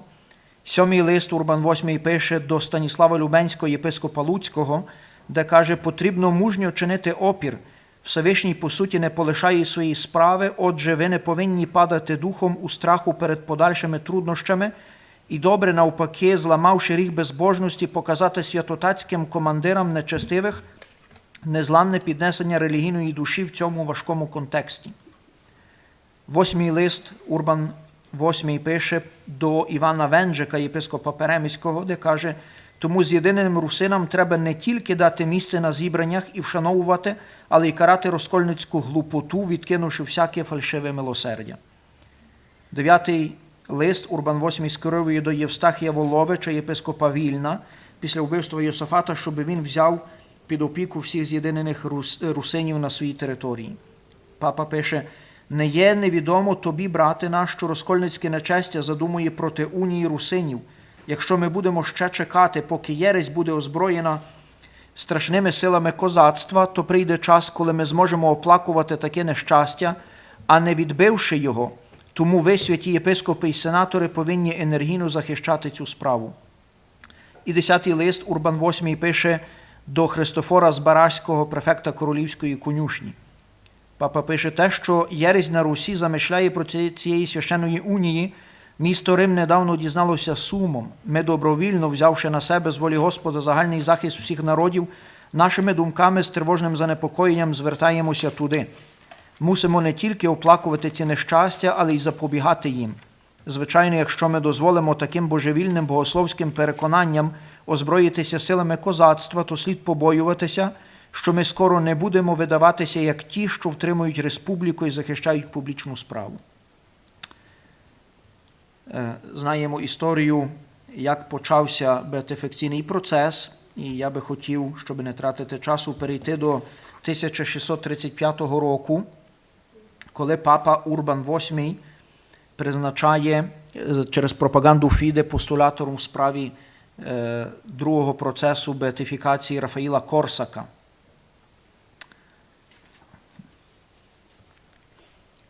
Отже,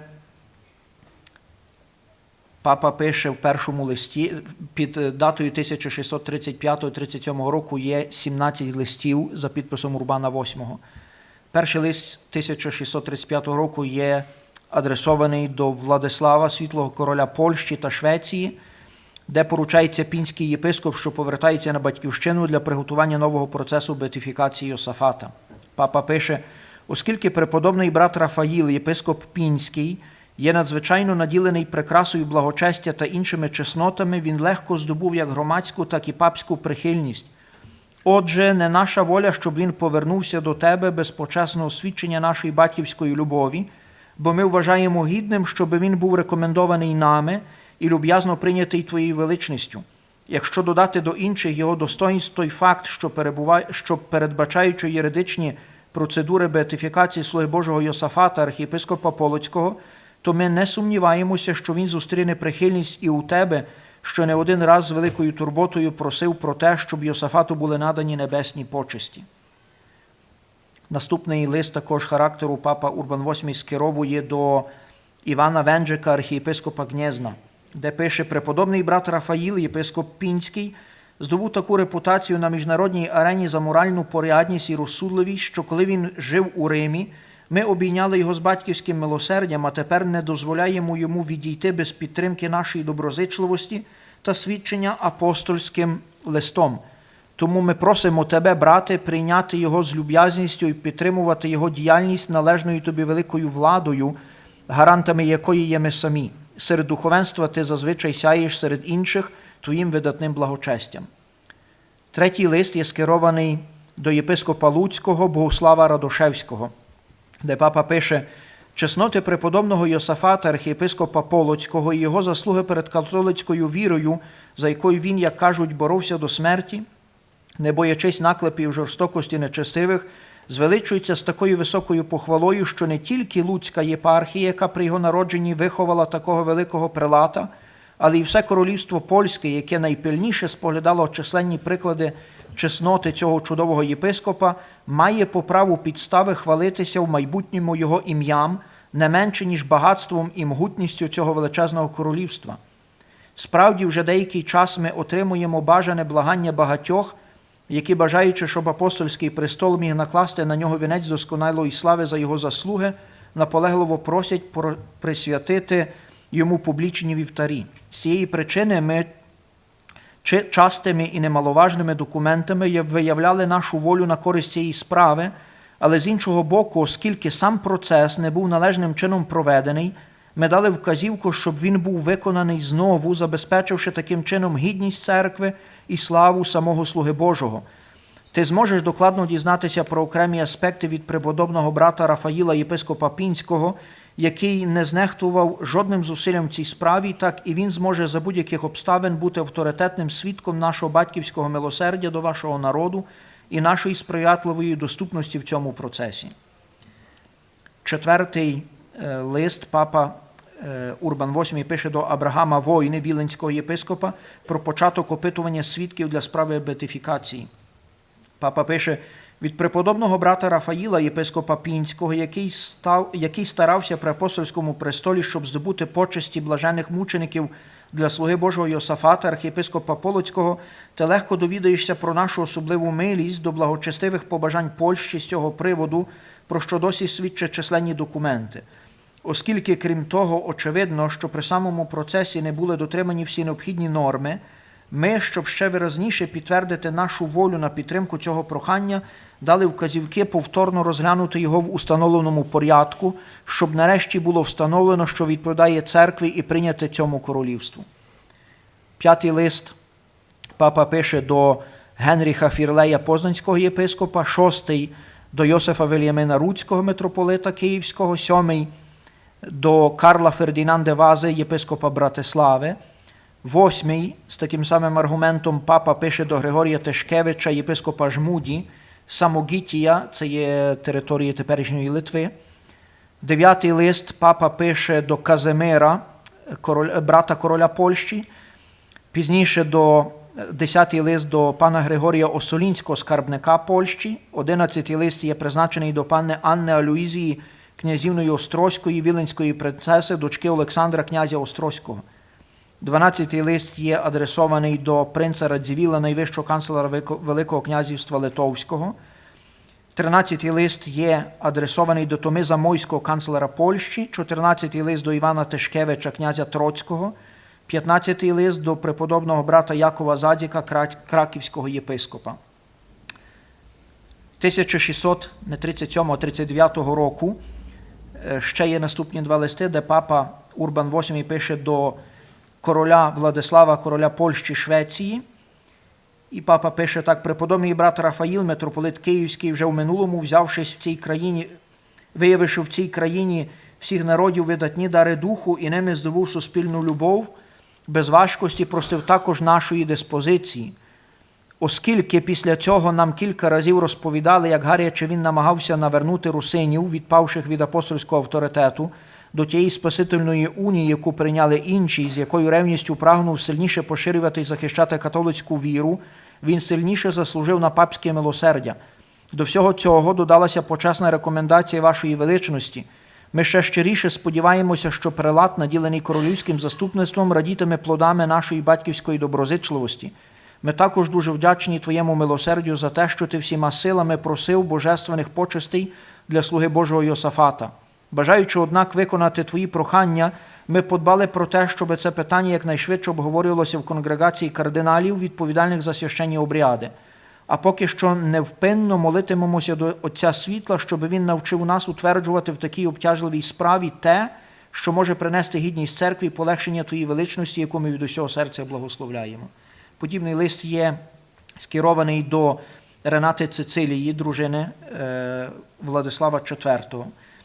І пізніше, вже 1643 року в травні, є останній документ Урбана VIII, документ так званий бреве беатифікації, яким він проголошує Йосафата блаженним, дає можливість служити літургію до нього і дає можливість, щоб з часом почався процес канонізації.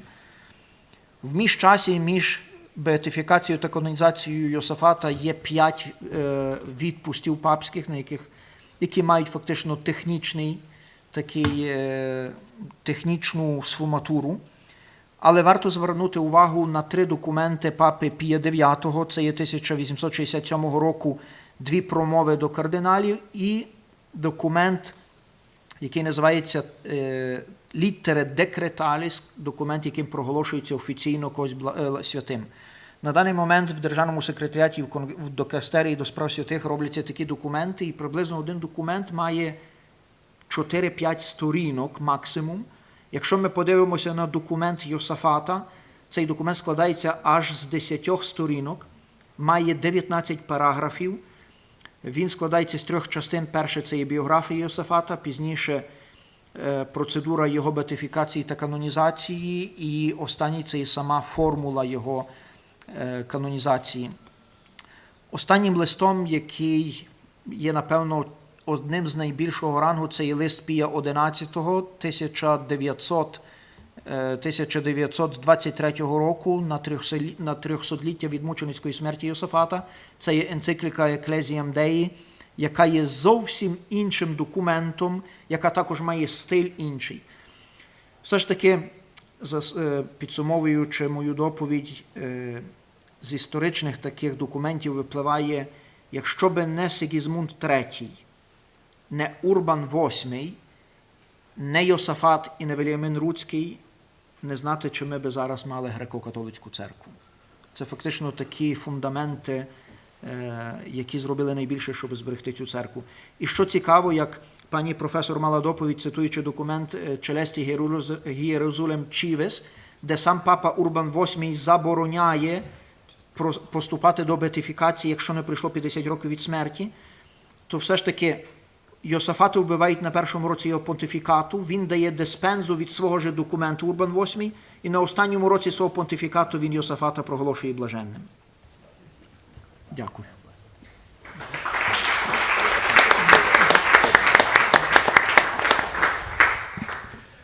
Дуже дякую, отче Василю, за цю презентацію, this overview of all the documents connected with the beatification of Josaphat Kuntesevych, and especially how it's connected to the papacy of Urban VIII. Our next presentation will begin in a moment. I just need to put the English text on the computer. Oh, okay. Yeah. The next speaker is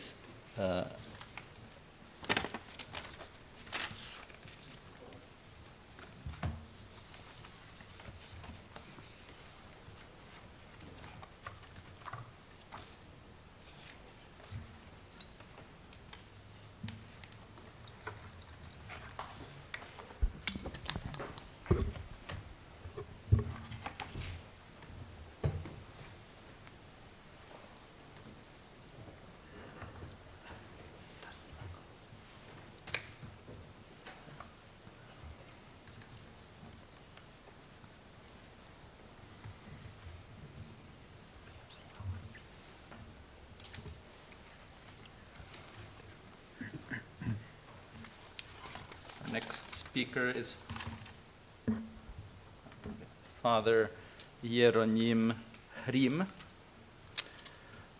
is a hieromonk of the Order of Saint Basil the Great, and he confirmed for me that he doesn't have any other duties at his monastery in an official capacity other than to write his doctorate, which is a great thing, that the Basilian Fathers respect the needs of students to complete their research. Я кажу, що ваші наставники дозволяють вам писати вашу дуже важливу докторську працю, and because his doctoral thesis is related to the history of the Order of Saint Basil the Great, specifically on the Dobromil reforms of the late 19th century of the Basilian Fathers. The reform took place under the guidance of the Jesuits, and he is writing his doctorate at the Gregoriana.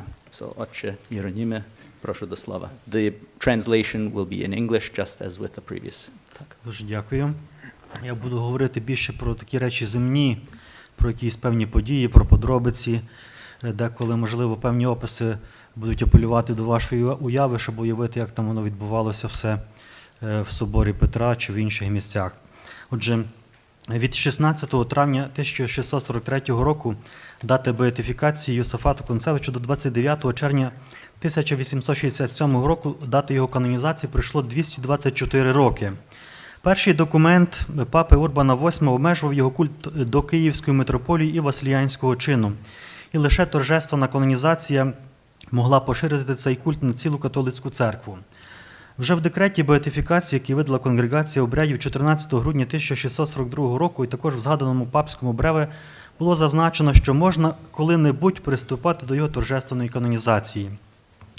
У У 1640-50-ті роки через козацько-польські та московсько-польські війни неможливо було розпочати цей процес.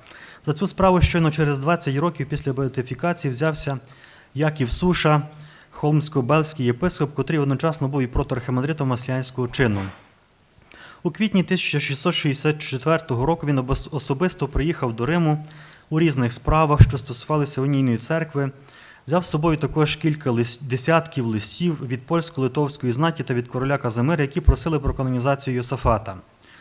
У Римі, перебуваючи 2 роки, він написав 3 цінні праці: 100-сторінковий рукописний меморіал про праці з'єднаних та видав життєписи блаженного Йосафата в 665 році та Мелетія Смотрицького наступного року, які мали зрушити справу канонізації. Проте, оскільки сам процес канонізації одного єдиного святого на той час був досить коштовний, і тогочасні унійні єпископи після різних тих політичних негараздів, катаклізмів не мали можливості профінансувати, то владика пропонував, щоб приєднати процес Йосафата до якогось іншого процесу, наприклад, блаженого єзуїта Станіслава Костки.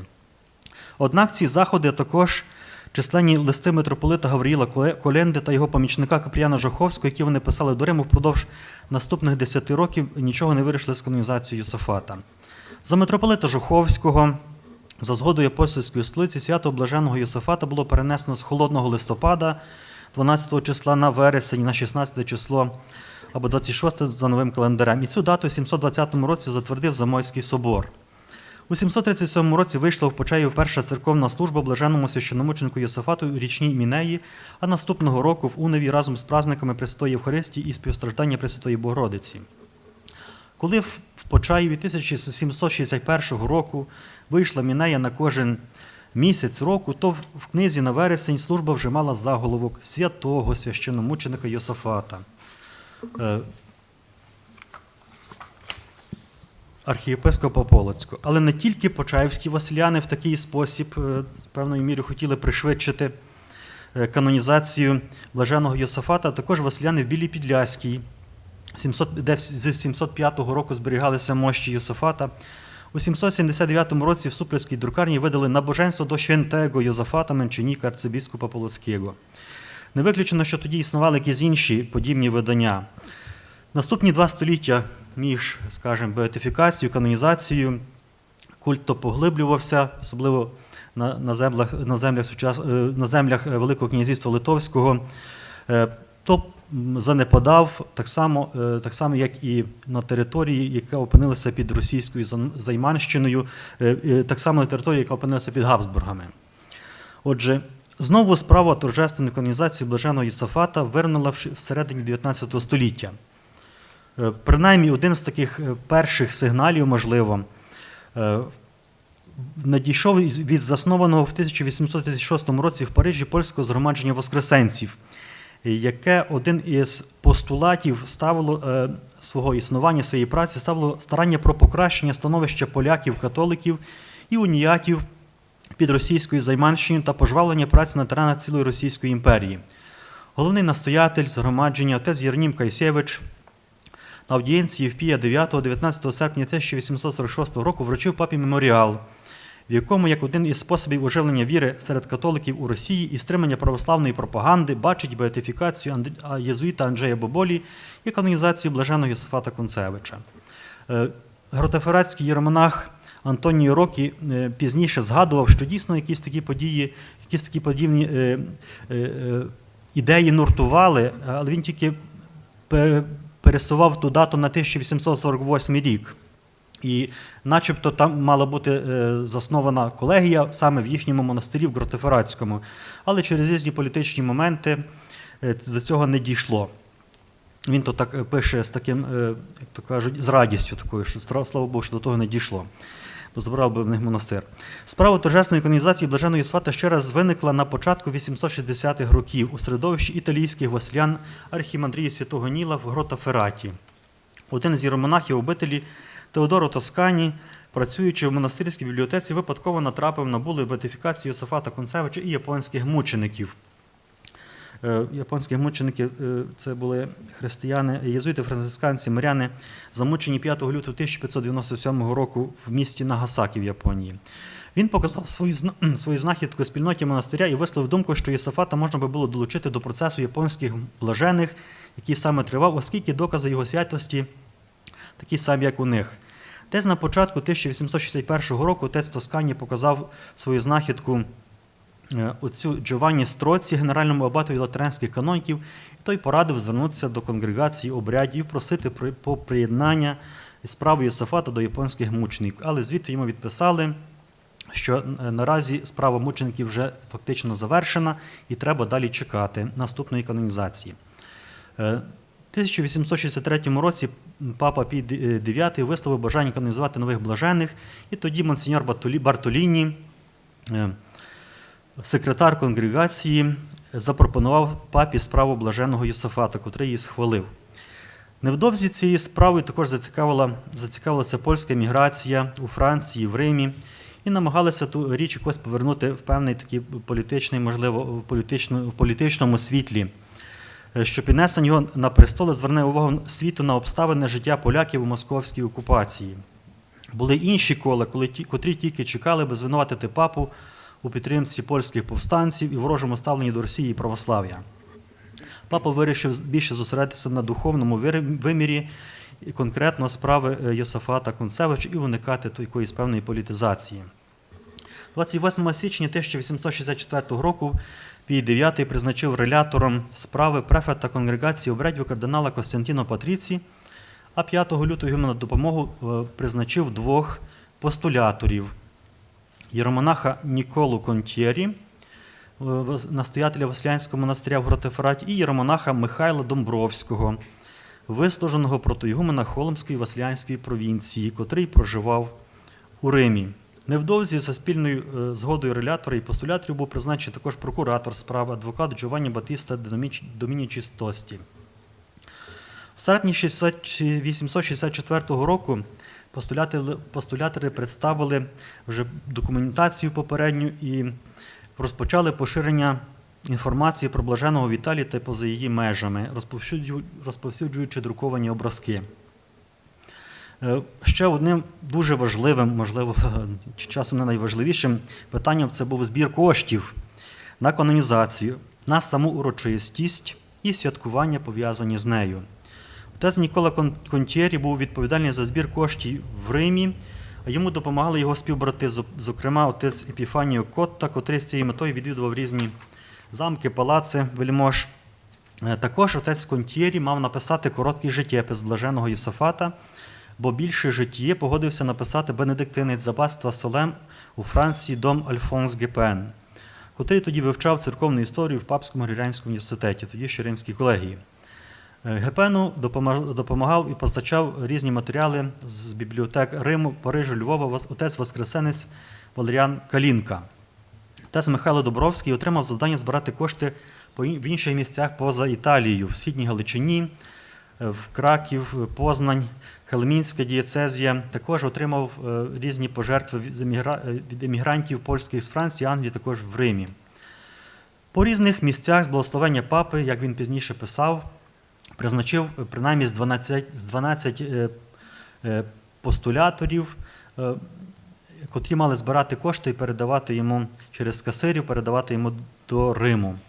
У Східній Галичині не відразу зрушився збір коштів, тобто в території Львів, Перемишль, бо коли він написав відозви до греко-католицьких і римокатолицьких єпископів до Львова, то не отримав жодної відповіді. Як він там писав, але якось так сталося, що той лист потрапив до галицьких русофілів, і ті відразу поспішили написати в їхній газеті головній слово, таку випад проти нього. Накинулися на нього глузучі, що, мовляв, він вимагає, щоб галицькі русини склали 30 тисяч скудо, то тодішніх 90 тисяч австрійських золотих гринських, і з цією сумою він зможе оплатити всі видатки. А якщо ні, то вважатиме їх, галицьких русинів, поганими уніятами. А також, що він не представив жодного офіційного документу про призначення його постулятом справи канонізації блаженого Йосафата, тому є фактично самозванцем, котрий лише компрометує справу святу справу віри і Рим. Отець Домбровський поскаржився секретареві конгрегації обрядів монсеньору Бартоліні, той звернувся до нунція у Відні, щоб той написав до архієпископів, що отець Михайло Домбровський є не якийсь аферист, але справжній законний постулятор справи канонізації. В кількох місцях зустрічав, що отець Домбровський мав досить такий складнуватий характер, непростий, гарячкуватий, деколи йому бракувало такту спілкування з іншими особами, тому отець Контєрі також там згадував, що йому не надто було просто з ним. Десь в другій половині 1865 року конгрегація обрядів призначила третього постулятора єпископа Йосифа Сембратовича, титулярного єпископа Назіянзу, котрий був представником Львівської митрополії при апостольській столиці і святителем питомців східного обряду в Римі. Йому було доручено збір коштів у східній Галичині. Єпископ Сембратович відрізнявся дуже від отця Домбровського, скромний, розважливий, миролюбний, поблажливий, найбільш піддатний до осягнення цієї мети, дуже ревний в справі Йосафата, як про нього висловився отець Контєрі, той, чиє призначення було особливішим Божим провидінням. Тим часом відбулося ще дві важливі події. Це було засідання кардиналів 8 січня 1865 року, на питання, чи можна безпечно приступати, таке процедурне питання, кардинали дали схвальну відповідь. І 2 травня 1865 року в церкві святого Атанасія прийшов сам папа. Папа виголосив, власне, декрет про те, що можна безпечно приступати. Це був фактично останній декрет перед самою вже канонізацією. Тоді також було виголошено декрет беатифікації Жана Берхманса, єзуїта бельгійського. Після цього з новим сплеском вибухнула пропаганда проти канонізації Йосафата Кунцевича. Цього разу вже в російських газетах, такі газети «Руський інвалід», «Московські відомості», «Ленорд», журнал «Де Сен-Петербург», також галицька русофільська газета «Слово» знову взялося за своє діло. Цілим хором виступили проти декрету Пія IX, пустивши в обіг давній закид про жорстокість, так звану жорстокість святого Йосафата, яка нібито спровокувала реакцію народу, що і призвело до трагедії. Головним документом, яким вони маніпулювали, це був лист канцлера Льва Сапєги до архієпископа Йосафата Кунцевича з 12 березня 1622 року. За критичне дослідження цього закиду взялись отець Контєрі, бенедиктинець, отець Гепен та єзуїт отець Іван Мартинов. Головним рупором пропаганди був петербурзький франкомовний журнал «Де Сан-Петербург», натомість відповіді на закиди друкувались у паризькому часописі «Le Monde». Я тут хотів зацитувати шматочок з газети «Московські відомості» 1865 року, де вони переписують з Санкт-Петербург, французького перекладають. І ці потім статті такі передруковувалися і москофільськими, і різними газетами, були поширені в Галичині особливо також. Отже, Кунцевич був одним із самых ревностных притеснителей русского народа в Старой Польще.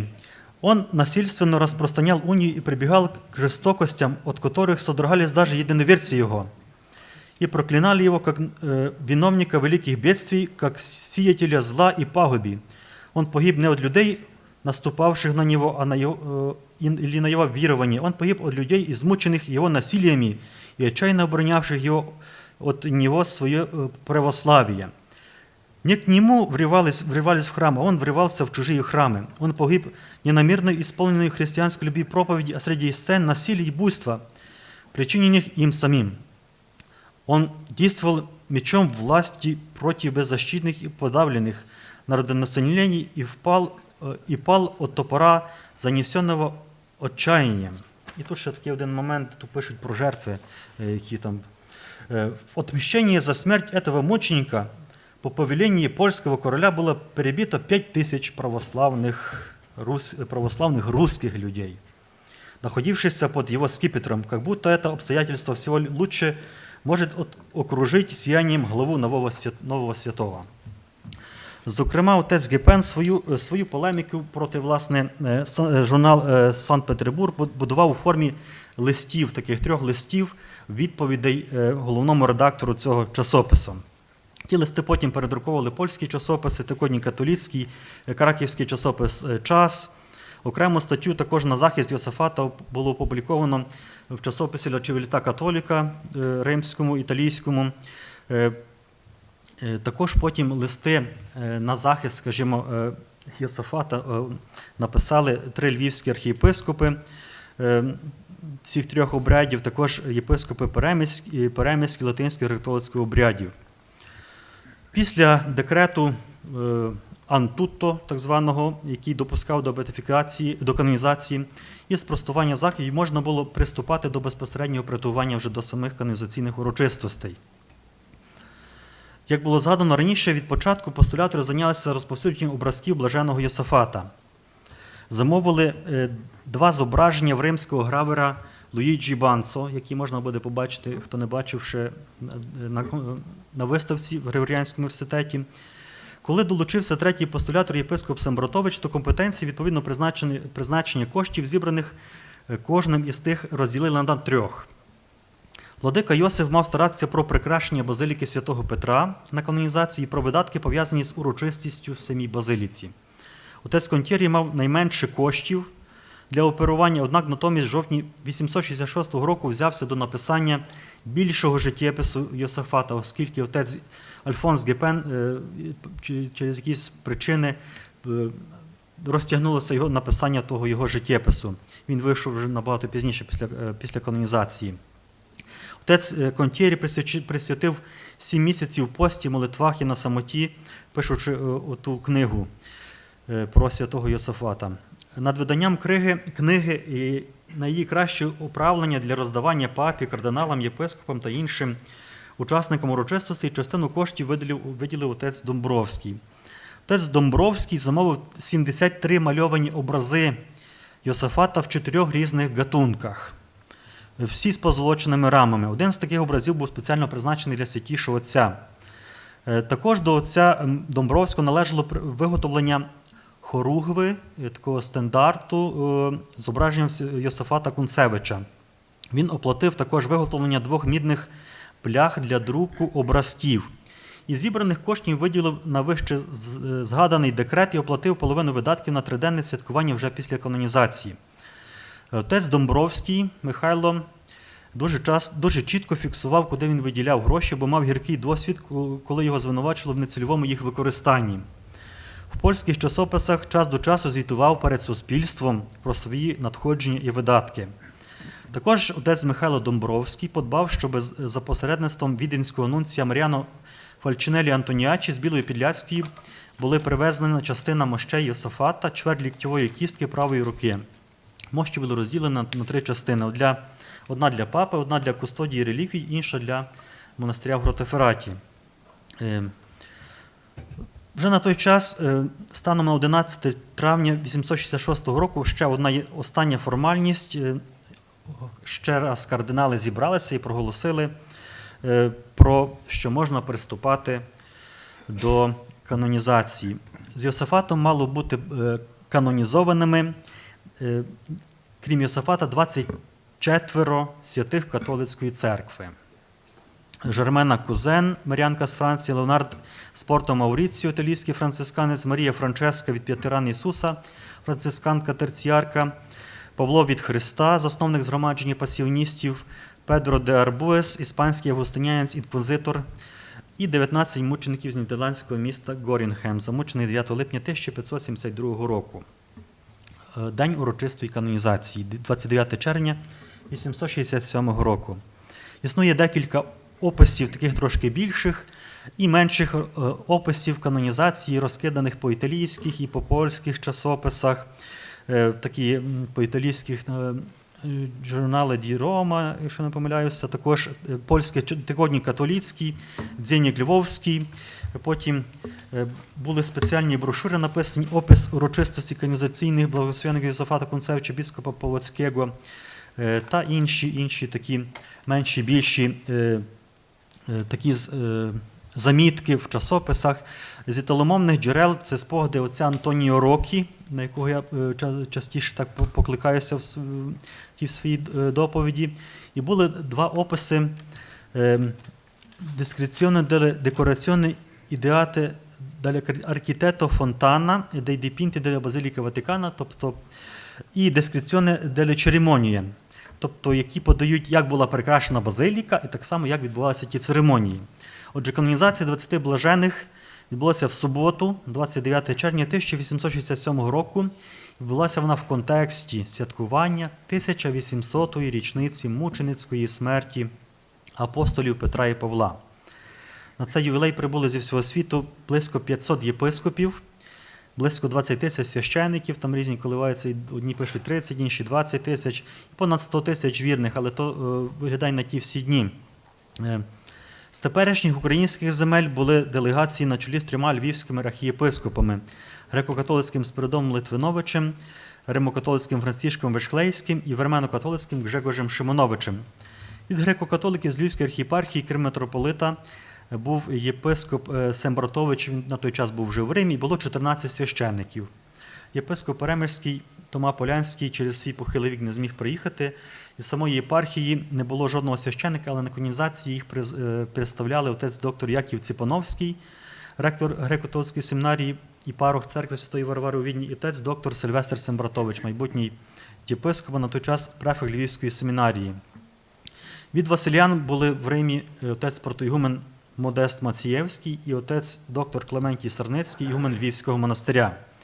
Також, ймовірно, були представники, галицькі представники, семінаристи, які вчилися в грецькій колегії Святого Атанасія, і отець Ісидор Дольницький, котрий викладав в колегії церковний спів і обряд. Польських священиків було набагато більше, кілька десятків. Також були майже всі василяни з Гротефратської архимандрії. Власне, одне з таких було також невелике непорозуміння між тими василянами гротефратськими і з представниками Галичини, хто має нести оті смолоскипи, чи то мають нести василяни, які казали, що вони найбільше потрудилися для тої справи, фактично казали, що вони підготували, чи мають нести ті брати по крові, скажімо так, Josaphat'a Kuntesevicza. Про це згадує і в спогадах отець Антоніо Рокі, там потім пізніше в хроніці Василянській так само згадано, і в часописах польських. І в результаті так до згоди не дійшли, і коли прийшлося нести ті смолоскипи, йти за тою процесією, не було, всіх василян не було, і мусили там добирати інших священиків з тої містечка Маріно, тут біля Риму. Отже, в 7 година, 29 червня 1867 року, урочиста процесія розпочалася з Секстинської каплиці, йшли різні чернечі ордени, каноніки регулярні, світське духовенство, капітули більших і менших базилік. Крім, опісля 7 хоругов блажених, оскільки було 7 канонізаційних справ. Першою була хоругва блажений Жермени Кузен, а останньою блаженого Josaphat'a Kuntesevicza, яку несло братство П'ятиран в оточенні гротефратських василян. Потім йшов папський двір, за ним майже 5 сотень єпископів різних обрядів, кардинали і папа Пій IX. То все тривало приблизно 2 години, потім повернулися всі до базиліки. Собор Святого Петра прикрасив славний римський архітектор Франческо Фонтана. На фасаді помістив 3 великі образи, хоругви з відповідними написами, епітафіями. Перший був мучеництво святих апостолів Петра і Павла, другий – 19 мучеників з Горінгема, і третій – решти святих, включно з Йосафатом.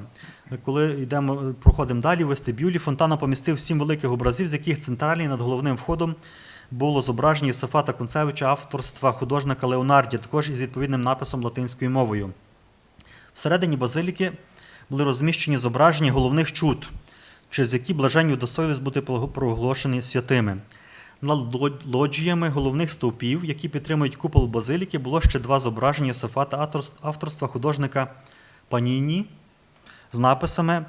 Одне зображення показувало, як за його заступництвом оздоровився бурмістр міста Полоцьк Петро Данковський, а друге представляло звільнення з в'язниці молодого повстанця, поляка в червоній конфедерації, зеленому контуші.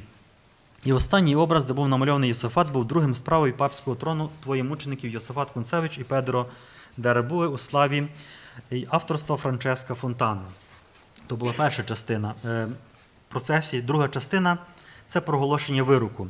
Спочатку кардинал-прокуратор став разом із консисторіальним адвокатом перед папою і попросив, щоб зарахувати блажених до каталогу святих. Святіший отець відповів, що потрібно просити про Боже світло. І тоді прозвучало Kyrie eleison з літаній до всіх святих. На друге прохання про канонізацію папа відповів, що потрібно просити Духа Святого. І сам почав співати Вені Креатор. А на третє прохання про вирок папа сам зачитав канонізаційний вирок, після чого почав співати Тедеум. І третя частина – це урочиста меса. Під час меси після Євангелія папа виголосив проповідь принагідну, згадуючи апостолів Петра Павла і також новоканонізованих святих. Пізніше відбулася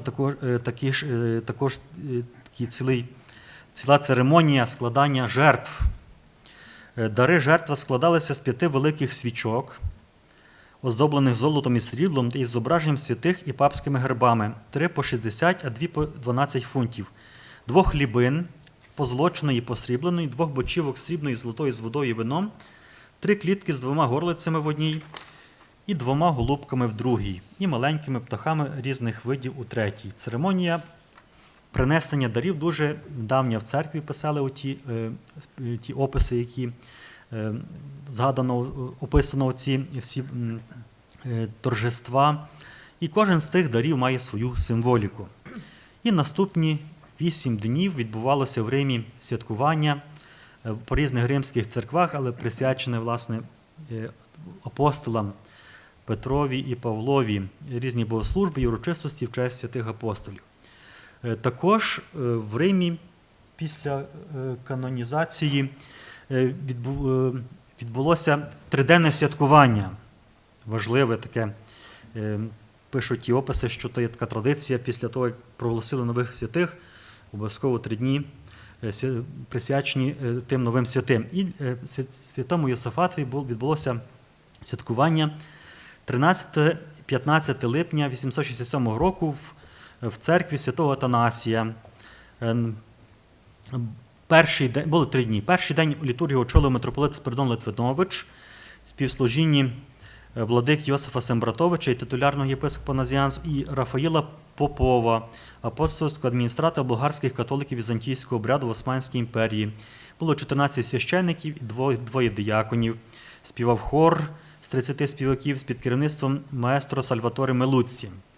Ввечері була вечірня по-церковнослов'янськи, а під час вечірні митрополит Литвинович виголосив панегірик на честь святого Йосафата руською, українською мовою. Наступного дня відбулося богослужіння латинською мовою, яке очолив апостольський вікарій в Константинополі Павло Бруноні. Вечірню відслужив Йоанніс Маранго, латинський єпископ з Греції, і проповідь виголосив отець Єронім Кайсевич, генеральний настоятель воскресенців польською мовою. Третій день Мелхійський патріарх Антіохійський Григорій II Юсеф співслужінні з кількома грецькими єпископами і священниками. На вечірній панегірях святому Йосафату виголосив італійською мовою монсеньор Калісто Джорджі. Пізніше на завершення, також 16 липня, тобто вже 4-й день, в грецькій колегії відбулася така урочиста академія, де студенти і випускники так само грецької колегії, які приїхали на святкування, підготували таку урочисті поетичні і прозові такі виголоси. Між іншим, один з випускників, власне, патріарх Григорій II Юсеф, який був також василянином, але мелхітом, виголосив промову латинською мовою, лунали віршовані прозові твори латиною, руською, тобто українською, грецькою, арабською, італійською, румунською, болгарською, угорською і польською мовами. І також виконувалися твори музичним супроводом маестро Андрея Мелуцці. Гротофарецькі василяни зробили в себе 3 дні святкування в жовтні цього ж року. І Ще одне святкування відбулося також у Львові. Греко-католики хотіли в себе мати у Львові. Спеціально митрополит Спиридон Литвинович організував, закликав з Відня нунція Маріано Фальчинелі Антоніачі. Тоді польські часописи писали, що це була така подія екстра, бо тому що він був третім нунцієм, який ступив на львівську землю. Перший був Джованні Франческо Комендоне, що був, хто знав, в 16 столітті на Львівському синоді, коли представляв постанови Триденційського собору. Другий був П'єтро Відоні, супроводжував короля Яна Казимира, коли той складав приречення там свої у Львові 1656 року. Третій був, власне, нунцій з Відня Маріано Фальчинелі Антоніачі. 3 дні відбувалися богослужби в соборі Святого Юра завжди. По черзі архієпископи служили, і так само кожного дня нунцій служив літургію в одній із тих катедр латинській, так само вірменській і так само греко-католицькій. Кожного дня хтось із представників тих конфесій, скажімо так, виголошували свої промови на честь святого Йосафата Кунцевича. Дякую.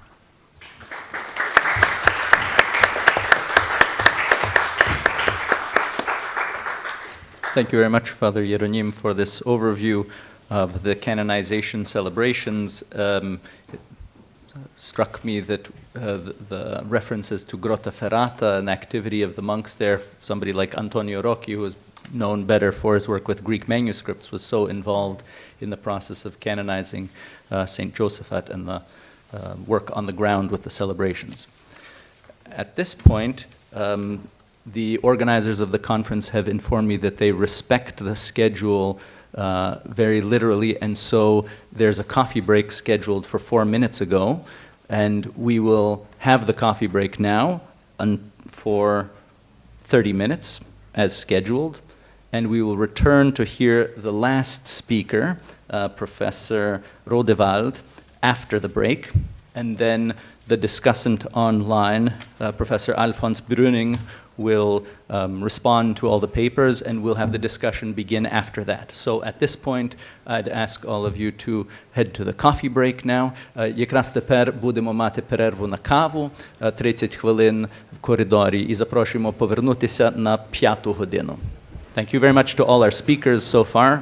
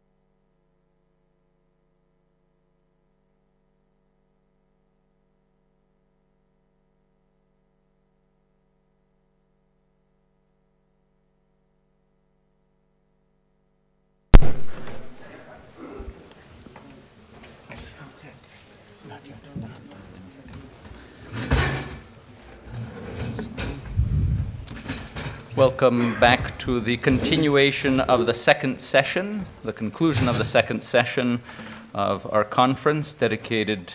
This session is dedicated to the canonization of Saint Josaphat, the procedures and results.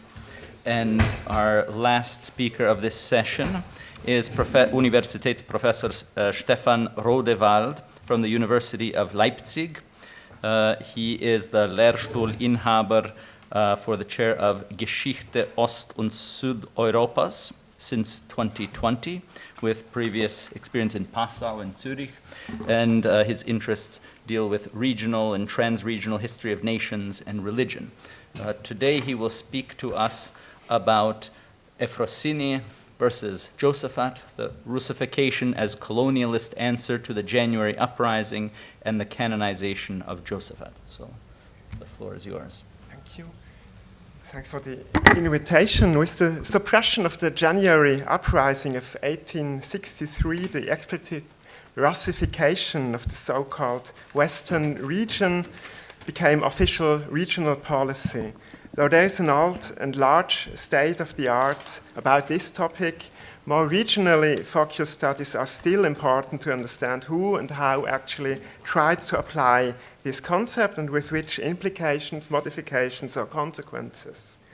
An exemplary analysis of the contemporary discourses about Josaphat and Euphrosyne, a 12th century Polotsk princess, promised to be useful for some aspects of this purpose. The terms Western Russia or South Russia were of course part of this problem. But first I have to explain why I come to these examples. I have a Polotsk background, also about the 17th century and Josaphat in particular, but I will today focus on the 19th century. So Western Russia or Southwestern Russia were of course part of the problem of this colonization. We have to make clear to us that these were imperial national narratives of appropriation. The provinces of South Prussia or New East Prussia, which were improvised after the partitions of Poland-Lithuania, had not previously been ancestral parts of Germany or Prussia, but were core territories of Poland and Lithuania. In the same way, the territories occupied by Russia with the partitions, and then called Western Russia or Northwest Russia or Southwest Russia, had never previously been part of the Moscow Grand Duchy or the Russian Tsardom, apart from brief periods of occupation. Rather, these new provinces of the empire, the largest part of today's Ukraine, all of Belarus and of Lithuania, were only imagined as regained inner territories of the empire that had supposedly been lost centuries ago. The intensified policy of Russian imperial and increasingly national colonization of these territories after 1860, so this is the period I'm actually then talking about, was legitimized with the imperial Russian nationalist historical image about Poland, Lithuania,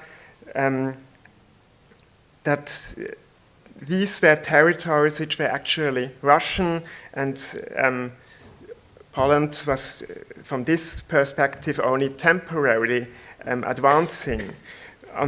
These are actually classic invented traditions. Instead, one can argue, and David Frick, the late, did, for example, that of course the population of these regions themselves called themselves Russians, and clearly distinguished themselves from the Muscovite in the Grand Duchy of Lithuania from the 13th and 14th century, and later from 1569 within the political nation of Poland-Lithuania. The inhabitants of these territories of Rus within Lithuania and Poland-Lithuania thus saw themselves as inhabitants of Rus and Ruthenia, or as Ruthenian people, in conscious opposition to the Muscovites and later the Russians.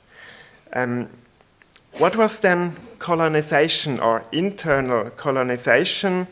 A term I mentioned, seen from a larger perspective. The post-colonial approaches use these terms, colonize and colonized, when a nation state establishes itself as a ruler, impressing its own laws and system of education, also for their own economic benefit. This has been differentiated in several practices. For example, the imposition of new decision makers with foreign or indigenous loyal to the incoming regime, or the consistent privileging of the culture of the colonizer, of that of the indigenous peoples, and thirdly, economic exploitation, and at last criterion also institutional violence in the everyday practices of the ruler. Such a policy was partially applied after the first uprising of 1831, but in Poland, but especially after the second uprising of 1863. Just as the new province of Poznań was subjected to strong Germanization policies within the German Empire after 1866, the new territories of the Russian Empire were to be explicitly subject to Russification ab Rusienie. And as example for the imagination of the city of Polotsk and the region as a subject of Russification, I now turn then to usages of Euphrosynia versus Josaphat. This is more literature about Germanification of Polish regions within Prussia or Germany, and another map. But actually, of course, I have now to come to Northwest Russia or Southwest Russia. And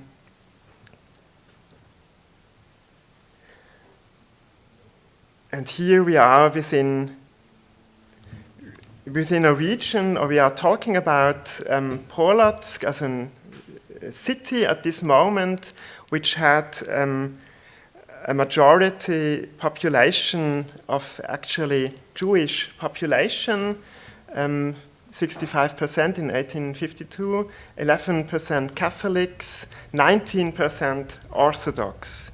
So if in this situation, after the suppression of the Polish uprising, what we heard about recently, the canonization of Josaphat was being promoted within the Polish emigration. Princes like Sapieha and Czartoryski supported the efforts to canonize Josaphat. Their petition, which was drawn in exile in 1864, openly argued with the Extrema Ecclesia Utriusque ritus in Polonia necessitas. So this was the actual political background to make this happen. A Josaphat brotherhood, archie-brotherhood, had already been established in Poznań in February 1862. From the Russian publicistical point of view, we already heard about this. These procedures were observed. We heard already about Mikhail Koyalovich, who published about the procedures and had tried to deconstruct actually the approach in Rome, that actually in the 17th century the result was that we need better acts to have a canonization, otherwise this won't go further. These efforts thus were observed and commented in the Russian public, and played a decisive role in the emerging Western Russism or Zapadno Russism. This means the perspective of these historians wrote about the brotherhoods, we heard about them, of the 16th, 17th century as part of a struggle of the Orthodox population in Poland, Lithuania against the Latinism. The social mobilization model of these brotherhoods should now be activated and reproduced in the 19th century. So Kojalowicz called for the refoundation of these brotherhoods as a new movement in West Russian society for the 19th century. The Moscow Slavophile Konstantin Aksakov wrote also in this direction, and he reported about the state of the Orthodox brotherhoods. Actually, there were no left. Actually, the whole population of the region was either Catholic or Uniate at the point of the partitions of Poland, Lithuania. And from my point of view, as I explained, the brotherhoods actually came to existence in the 17th century as the result of the exchanges we talked about, and were following indirectly either the Protestant or then the Tridentine tradition of lay fraternities, which were characteristical for the Reformation and Counter-Reformation.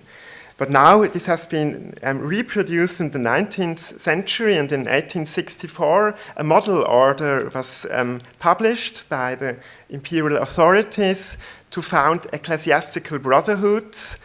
And in 1867, the Nikolai and Yefrosinia Brotherhood was established as the 19th of such brotherhoods in the region.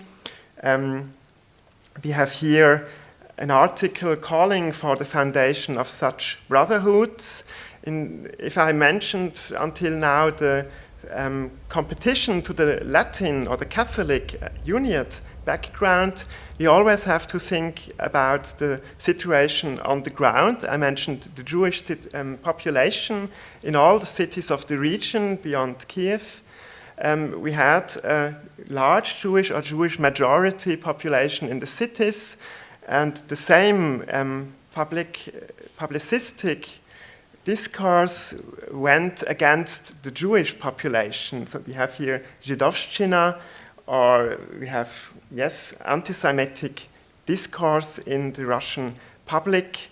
And this was also important for the foundation situation of these brotherhoods. This is the setting, the Nikolai Church, the former Jesuit church, and the Kadetsky Corpus, which was established in 1835, of course, in the buildings of the Jesuit Academia, the former Jesuit Collegium founded in the 16th century. So these are institutions which were important for the Catholic mission and are now at the core of the military and Orthodox religious propaganda. These are sentences from the founding order of the fraternity I mentioned already. Here it's also about the fight against others. It's about othering, and it's about looking for one's own. The Orthodox population is here seen as one's own, although it's only 20% of the city population, and in principle they just were Uniates turned Orthodox after the dissolution of the Uniate Church in 1839 in these regions. So it was highly imagined. It was not a continuous tradition. One could not build on a Russian nationality, as it is called here in the Belarusian region. This was an imagined continuity. Or, as in 1886, another member wrote about the struggle of this brotherhood, which was actually the members of the brotherhoods were the Orthodox teachers of the corpus and of the schools of the region and the city, the clergy and militaries and other officials of the Kadetsky corpus and of the administration. So this was the back core, or the background, the foundation of the empire on the spot. These all were members of the brotherhood, and they were fighting for Russia and orthodoxy in a cultural struggle against dissenters and other faiths, or innovierci. And the monastery of Yefrosinia, or the Spassky Yefrosinsky monastery, was one institution which was important for these processions which were taking place every year, one day, with part of her relics, while the major part of the relics were still in Kiev at this point in time. These processions were being observed by the majority of the population of the city. This means by the Jewish population. For example, here remembered by Mary Antin, who wrote about this in the US from the émigré position, about fear and about being locked in, being not allowed to go onto the street because of these processions of a relic from the monastery in the outskirts of Polotsk. The streets were considered too holy for Jews to be about, and we lived in fear and had the fear that the least disturbance might start a riot or a pogrom, as they were known in the larger region at this point in time. Soldiers and police were on the street. These are forms of degrees of violence. I would argue what was being carried. Well, the cross of Yevrosin was turned back to Polotsk in 1841, and the monastery, her monastery, was being restored.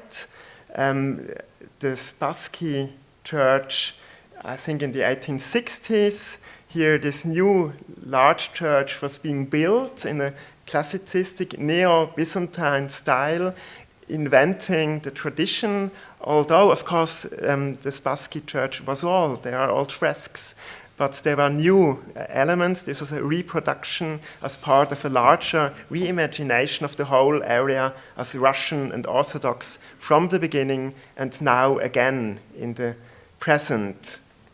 Again, it is made clear that these demonstrations, these processions are aimed against the Catholics, the Lutherans, and the Jews. Actually, no. This is the concept, but here we have the Kiev Metropolitan, the Orthodox Russian, who is against the transfer of the relics, which are in the Pechersky monastery in Kiev, because of the insignificant position of Polotsk and because of the insecurity these relics would have in Polotsk, because of the majority Hebrew, Jewish, and Catholic population. So there was a fight to get these relics, and they get a finger. Is it in the 1860s? No, in 1870, the saint's right middle finger was transferred from Kiev to Polotsk, and only in 1910, actually, the whole relics were being transferred to Polotsk. This was possible in a situation of emergency in 1905, after the first revolutionary situation in the empire. The Orthodox, the Russian administration was in a sense a situation of crisis. After 1892, actually one can call the administration of the city an Orthodox dominated system of apartheid, because after 1892, Jews were not anymore permitted to participate in the urban government. The self-rule was prohibited for Jews in 1892. Only in exemptions, few Jewish honorations could participate, but it was not anymore representation as earlier. It was now, the city was now governed by Orthodox and Catholics, city politicians, representing about 30 or 40% of the population, excluding the majority of the population. Actually, this is the argument I wanted to make. So if in the 17th century we can talk about competition, this situation is mutatis mutandis, and very much is being changed, but somehow we have a new confessional age, as is being claimed also for Germany and other European states in the 19th century, and we have it in an imperial setting, trying to consolidate Russian Orthodox imperial rule on the spot with the help of confessional arguments, which were, and this is part of my argument, which were introduced in the competition against Josaphat. It's a de-Catholicization, it's a de-Uniatization, it's a de-Josaphatization, one could claim. And I would see it as a part of internal colonization, although, of course, there are differences to other types of colonization. I didn't focus here on economic factors. It was about administrative Russification, educational Russification, and denominational Russification. Thank you. Thank you very much.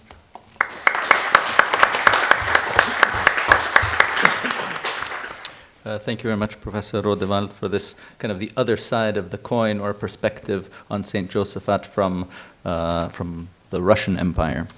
Right now we turn to the discussion on the papers that were presented, and the discussant of this panel has been following online. That's Professor Alfons Brüning, who joins us via Zoom. Professor Brüning is a professor at the Radboud Universität and the Institute of Eastern Christian Studies there.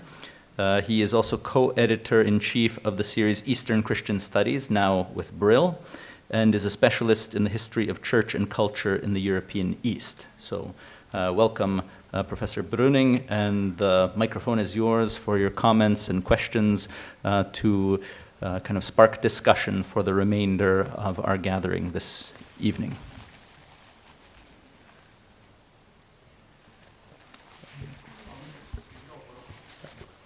We can't hear you.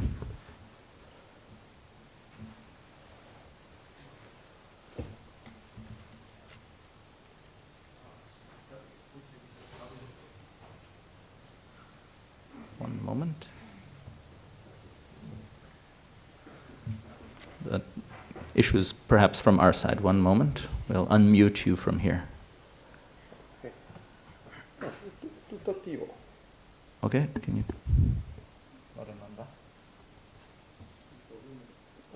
Tutto attivo, alzato.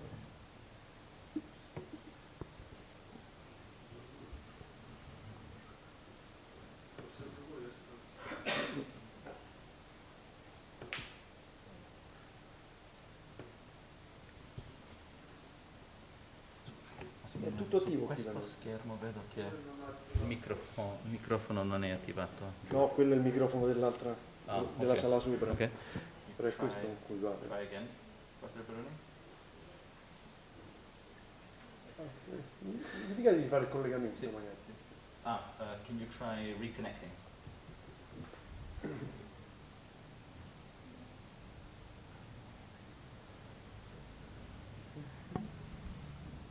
Okay, we can stretch for a second. Think about your questions for discussion.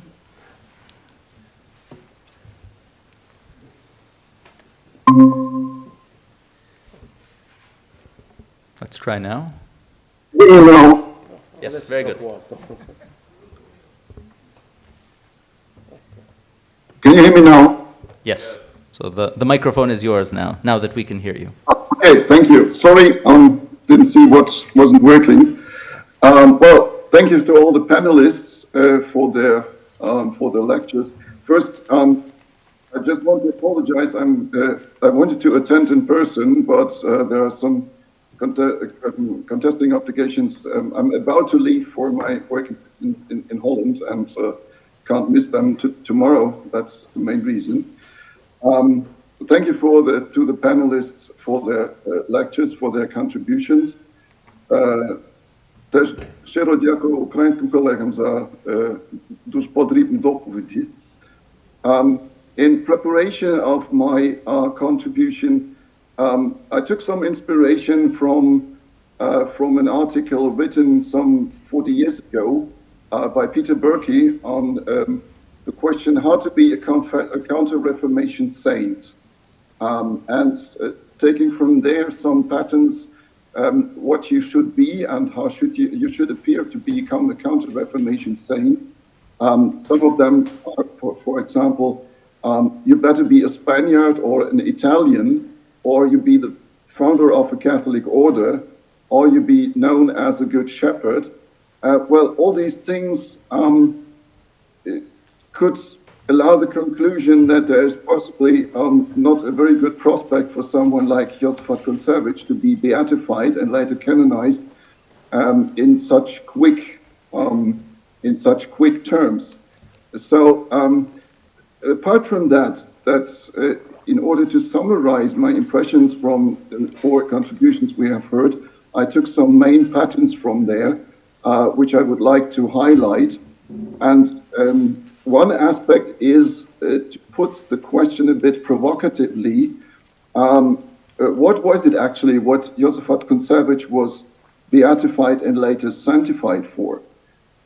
There is a bit of an astonishing impression from all the letters that have been quoted, especially in the two contributions by our Ukrainian colleagues, by Dr. Vasyl Ilik and by Hieronym Krim. Astonishing in the sense that you do not take much of an actual personal profile of Josaphat Kuntesevych. So what is his quality? What is it? What could make him deserve beatification and canonization later on? That does not mean, and that also we could learn, especially from Father Hieronym Krim's lecture, much about his biography was known, and much was known in the background and was even compiled to biographical sketches, especially in the 19th century. But all these patterns, all this biographical profile does not really appear in all the letters that are part of the application for beatification and canonization later on. So there is already apparently a bit of a dichotomy which would allow for the suspicion that Kuntesevych was, as many saints perhaps are, not so much important as a person, as it's by his personal profile or as an example, but as a personal representative of a certain cause. And there were many of them, like, the promotion of the cause of the Uniate Church, like nearly 30 years after its establishment, kind of an emancipation of the Ruthenian bishops. There is one letter quoted by Vasyl Ilik that it was about the veneration of the bishops, and that was the pending question still. Would they be allowed access to the Polish Senate as their Catholic counterparts already had been for long? It was the defense of the Catholic faith of the Uniate form, and of course a bit of strengthening the Uniate cause against the so-called schismatic, which is the non-united Orthodox. So perhaps this list can be completed, but there is already here the matter of promoting a certain cause, and that is even the same in the 19th century, where it was kind of the common cause of the Polish emigrants, as we have learned in Paris and elsewhere, but also of the Basilians from Grotta Ferrata. surprisingly, there was no serious division to be mentioned between the Poles promoting their Catholic faith and those of Ruthenian origin promoting the Catholic faith in its uniate shape. So later rivalries were not very much visible at that point, maybe because of the common enemy being the Russian Empire. A second point, which perhaps somehow counterbalanced the small chances someone like Kuntesevych would have in applying for beatification in Rome, is successful lobbying. And successful lobbying, that was in the article by Peter Berkey, was already stated, was quite kind of decisive for the eventual success of a beatification process. That was done in case of Kuntesevych, astonishingly at first, by Pope Urban himself. Yeah, so the first letters we encounter is for the sanctioning of the murderers of Kuntesevych, for the protection of the Catholic faith. So that is something that in Rome was they took it up as a cause for themselves, and that perhaps seriously promoted the cause not only of Kuntesevych but of the uniate churches just established. The second is that several bishops took it as their task, and as we have learned in Professor Emick's contribution, it was actually the bishops who were commissioned to take up the cause of a local cent and to shift it up to the level of central recognition in the center. So the two personalities of the metropolitans of Kiev, or the Union metropolitans of Korsak and later of Jakub Susza, which have been mentioned, is in a way following the general guidelines of local bishops, but now it's uniate. So the general guidelines of bishops promoting the cause of local veneration in the center. And a third pattern is the pattern of center versus periphery. This, in a way, is not completely new, because, again, it's local veneration that needs to be approved on the level of beatification and canonization in the center, and vice versa. So it's, on the one hand, it's again that has been streamlined and has been centrally organized by the reforms of canonization in the Counter-Reformation. That's a matter to be commissioned to the bishops. On the other hand, they have somehow responsibly take up those impulses and bring them to Rome. And that's, in this way, apparently the Uniate Church already by the early 17th century were quick to be integrated in the Catholic world. So they became part, through the beatification process, became part of regular Counter-Reformation Roman processes. But there's the movement in turn, and learned a lot of that about that from Professor Rodewald's contribution. The relevance of local cults, like of Kuntesevych, but also competing cults established by the Russian Empire after the conquest or after Polish partitions, on the local level, on grassroots level, also in the sense not only established traditions, folklorists, devotion, but also in the sense of competing narratives, now of an imperial character. So the question of center and periphery is, on the one hand, is a typical Roman Catholic pattern that already was active for centuries.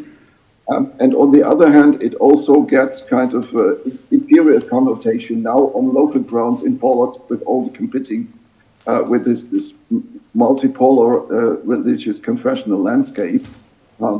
Pattern of a second confessional age was raised again, and well, apparently there is some reason in favor of this presumption, which is in German context still a bit discussed.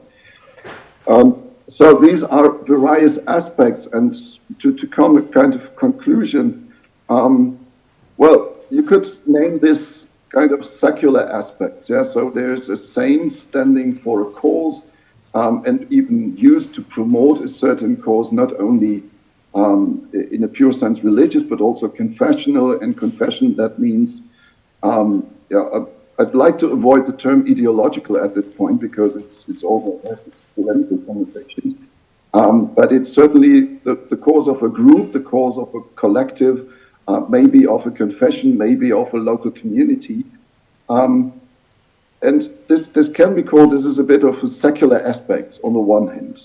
But on the other hand, you also have the living tradition of a certain personality, which in the background is also highlighted. So we should perhaps could be done in these two directions. So what is the tradition of a personality, and on the other hand, what are the so-called secular aspects of its promotion? This is always a mixture of religious and maybe less religious aspects. I hope this can promote further discussion. Thank you. Yes. Thank you very much, Professor Brüning.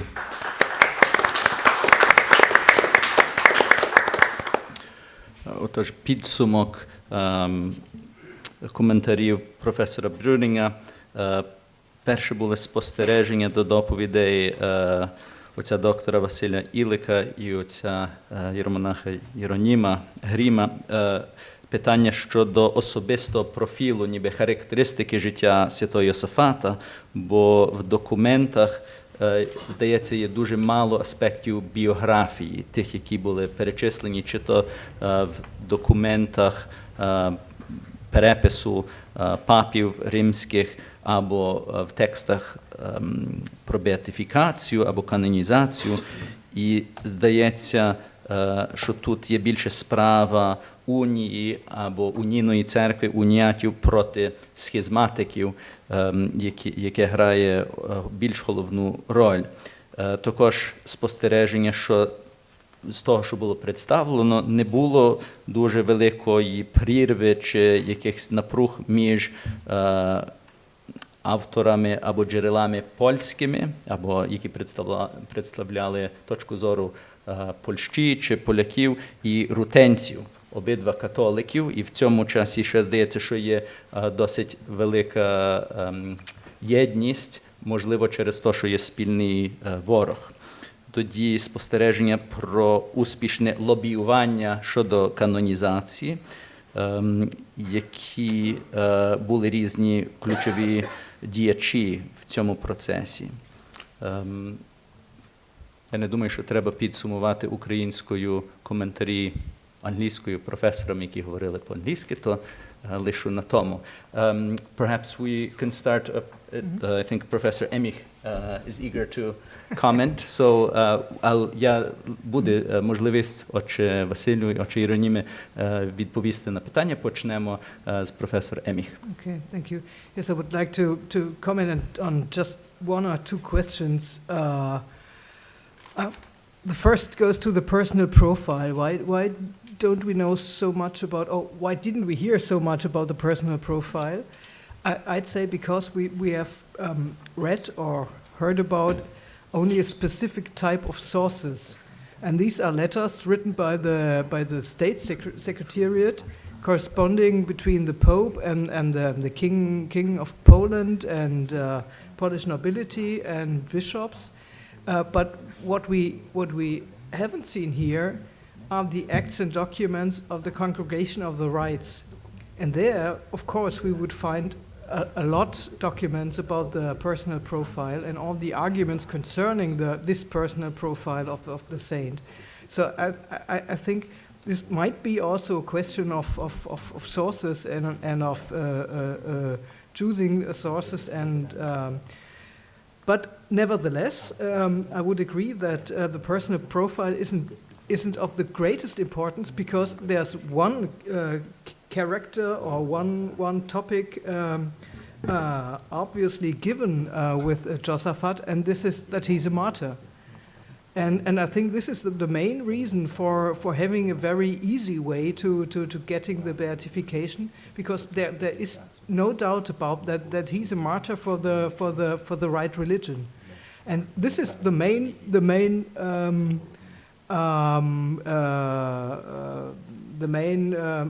point you have to offer in the early 17th century, and this is also something you can observe regarding all the other saints or the left, the Beati left from the 17th century, which will become saints in the 19th century.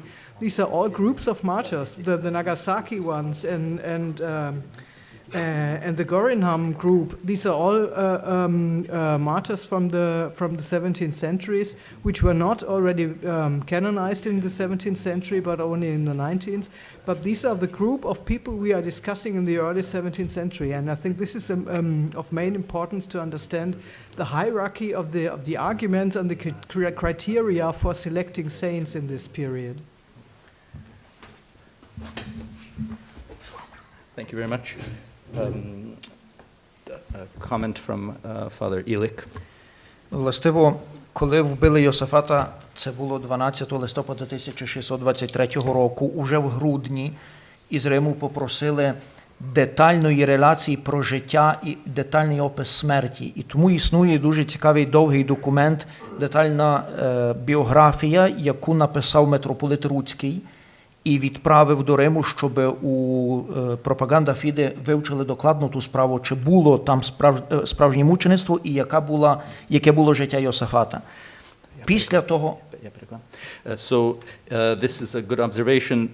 Already after the martyric death of Josaphat Kuntesevych on the 12th of November 1623, already in December, Propaganda Fide had requested a detailed description and account of the death of Josaphat Kuntesevych, and it was written by Metropolitan Rutsky to be sent and to be analyzed. В той самий час з пропаганди Фіде було також попрошено, щоб був приблизний образ, як не існувало фотографії, приблизний образ, як він виглядав. І пізніше, коли ці документи поволі готувалися, ми побачимо, що вони були надіслані через нунція, який був у Варшаві. І ці документи, які ми говоримо зараз про папські документи, особливо Урбана VIII, це є технічні документи, які дають розпорядження, і ми можемо з них побачити тільки дуже малий профіль Йосафата, особливо в тих документах 1635 року, де він говорить про певні чесноти Йосафата. Натомість, якщо ми подивимося документ канонізації папи Пія IX, то від 2 аж по 9 параграф це є детальна і дуже детальна біографія Йосафата, де підкреслюються його чесноти, через які, не тільки через мучеництво, але також характеристика його життя як єпископа, як священника, взагалі як монаха, чому його потім проголосили після мученицької смерті святим. Також потрібно звернути увагу на той другий повторний процес, коли перший процес є повністю зроблений, але не були відповідні канонічні приписи виповнені. Тоді йдеться другий процес, який дуже мало чим відрізняється від першого. Якщо ми подивимося, так як пані професор відповіла, джерела, які були надіслані і перекладені латинською мовою для доступу, щоб у Римі могли подивитися на біографію Йосафата, ми знайдемо дуже великий шерех тих свідків, які описали. І тому Атанасій Великий видає 3 волюми, 3 томи документа Романа Beatificationis et Canonizationis Sancti Hieromartyr Josaphat. І тому ми можемо побачити ті речі, бо коли йдеться про документи, вони мають суто технічний характер. So, to continue with the report sent by Metropolitan Rutsky in December of 1623, Propaganda Fide also asked for some kind of image, approximately, of what Josaphat Kuntesevych looked like.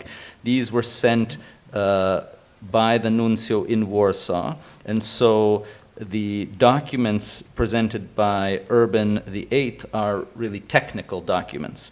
And in 1635, one sees in the documents an emphasis on the virtues of Josaphat.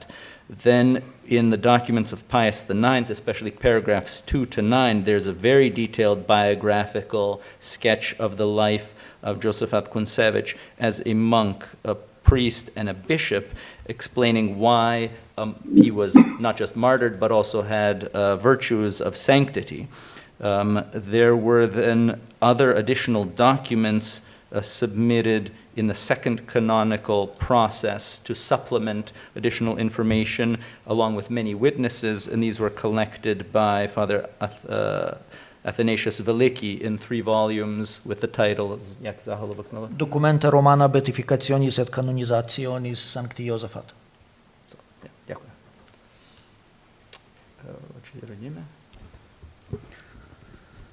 Пані професор цікаву думку висловила.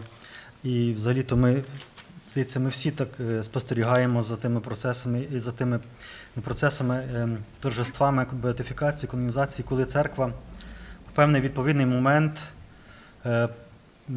відповідає на певні виклики і канонізує, беатифікує осіб, які власне, своїм життям відповідають на ті виклики, певні, які виникають в суспільстві і в церкві. І власне, пані професор цікаво наголосила, що саме те 19 століття, якраз ми бачимо скасування, наприклад, якщо беремо Східну Європу, скасування унії на Полоцькому соборі, коли там постійно йшли апеляції ще до Григорія XVI, і фактично якихось конкретних відповідей неможливо було отримати. Потім також 1848 рік, коли папа мусив втікати з Риму, десь ховатися в Гаеті, так само чувся до певної міри якимось мучеником навіть, виклики різні модернізму. Потім десь там той силабус, якщо не помиляюся, часом на 764 році був проти тих модерністських різних моментів, течій. І саме в той момент папа відчув і, скажімо, якийсь такий певний так само тиск на церкву. І треба було ту відповідь. І власне, що ми маємо тих, як відповідь маємо тих мучеників, тих японських мучеників, потім маємо Josaphat'a Kuntesevycza, проголошеного. So, Professor Emich expressed interesting ideas about the Church's response to challenges, specifically in 19th century Europe. If we look at Eastern Europe at the time, there's the revocation of through the Council of Polotsk, the time of Gregory XVI. In the 1840s, the Pope had to flee Rome, kind of having a feeling of martyrdom in a way. There's conflicts over modernism, pressures on the church, and so it seems that the canonization of the martyrs, or the emphasis on the martyrs, is the answer to these challenges at that time. Властиво, я би хотів додати, чому ми бачимо, власне, як пан професор зробив зауваження, ніби як таку ідеологію, ніби пропаганду не так Йосафата в тих документах, ніби боротьба з схизматиками. 1622 року, грудень місяць, існує 1622 рік, грудень місяць, є дуже цікавий документ з пропаганди Фіде. В присутності папи Григорія зібралися всі кардинали розглядати лист Львівського архієпископа латинського обряду, де він просить, так як є конфлікт між православними і між уніатами, де він просить, щоб ліквідувати Берестейську унію і всіх католиків східного обряду, всіх греко-католиків, уніатів перевести паулатім, тобто почергово в латинський обряд. Троє, які на цьому засіданні виступають проти, це є сам папа Григорій, це є кардинал Бандіні і кардинал Мафео Барберіні. Мафео Барберіні розуміє дуже добре ситуацію. Чому? Тому що в Римі було вже добре повідомлено про вбивство видобицького ігумена, якого втопили у Дніпрі. Пізніше ті інші наступні речі, коли були атаки, були вбиті уніатські священики. І властиво, через півроку, коли помирає папа Григорій, Мафео Барберіні стає папою Урбаном VIII, він дуже добре розуміє політику.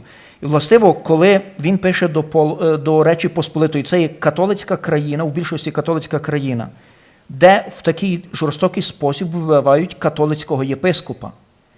І, звісно, смерть Йосафата є тісно пов'язана із тими процесами боротьби православної церкви проти уніатської. І тому ці всі речі папа в тих листах вміщує, бо вбивство Йосафата не відбувається просто так. Воно відбувається на грані ідеології, яку робить пропаганда Московської церкви і пізніше ті всі процеси історичні, які ми маємо. І тому ті документи Урбана VIII, вони одночасно, які дають процес беатифікації і канонізації Йосафата, але також захист унятів, щоб не повторилося додаткової смерті.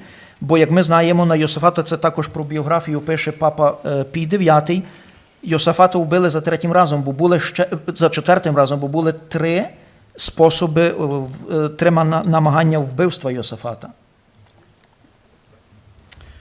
Якщо я якісь факти забуду заповнити. So, the observation of Professor Brüning is indeed very interesting. One supplemental account from history helps perhaps to explain the style of the documents from Pope Urban VIII. In December 1622,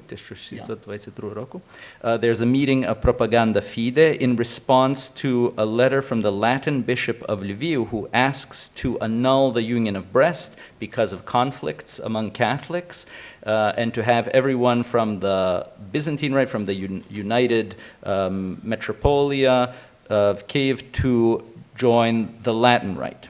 And three of the people present oppose this proposal. Pope Gregory, Cardinale Bandini, Cardinale Maffeo Barberini, che poi diventò dopo mezz'anno Papa Urbano So Pope Gregory, Cardinal Bandini, and Cardinal Maffeo Barberini, and they are also aware of the killing of the Archimandrite of the Vidubici monastery. So in this context, then Maffeo Barberini becomes the Pope Urban VIII, and so in this whole context, Pope Urban VIII is well aware of the context of the killing of a Catholic bishop in a Catholic country. And in a Catholic country, and the conflicts within the church. And so the death of Josaphat Kuntesevych does not happen in a vacuum.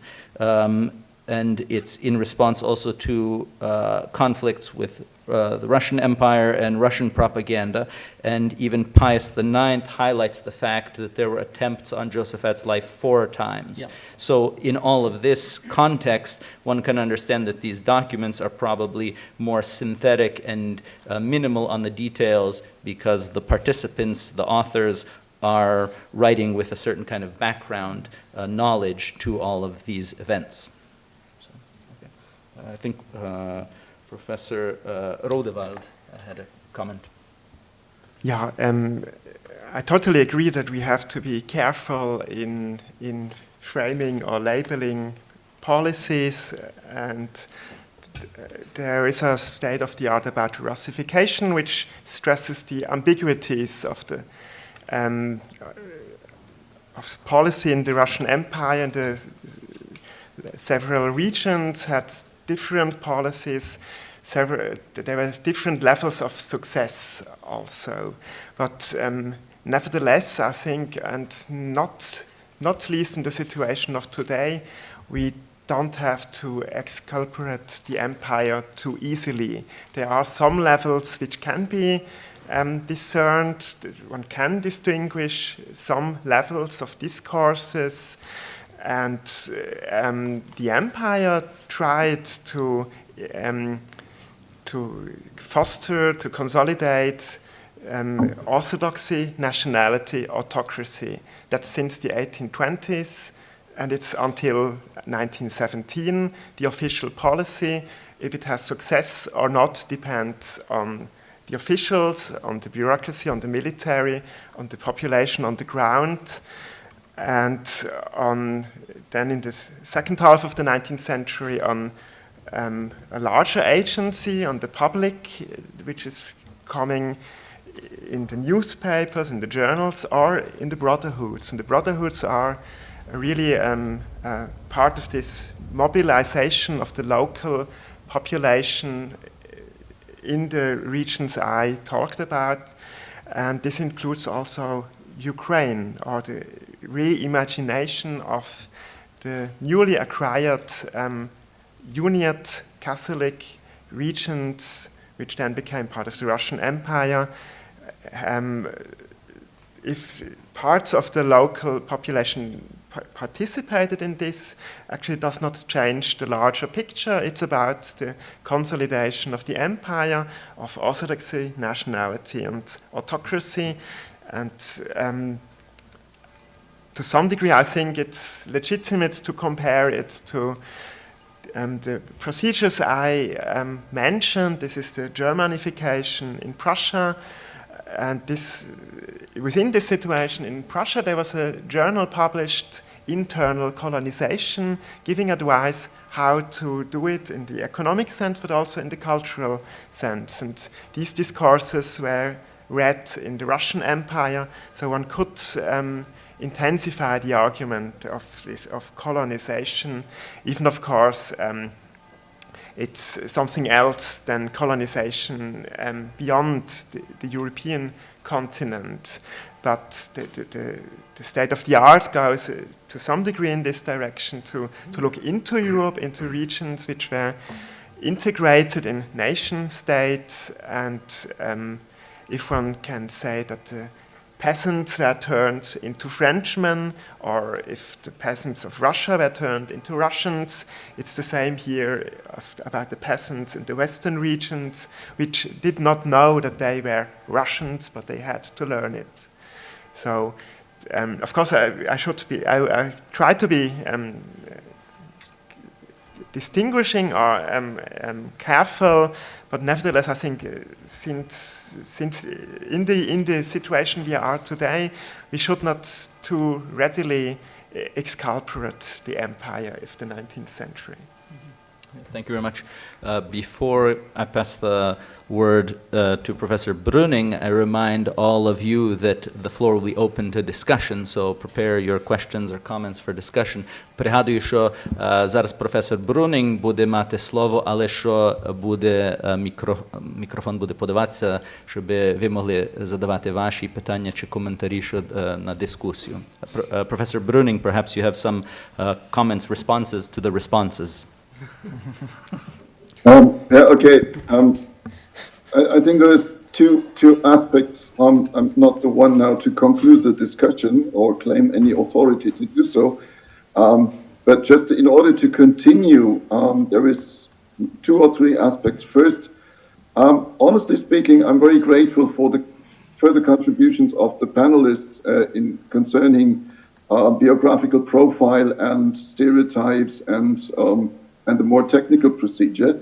I think what we have all been able to learn from the discussion so far, which I consider very fruitful, is that on the one hand, there is just 2 dimensions. There is the personal profile and there is interest in the personality that ought to be sanctified.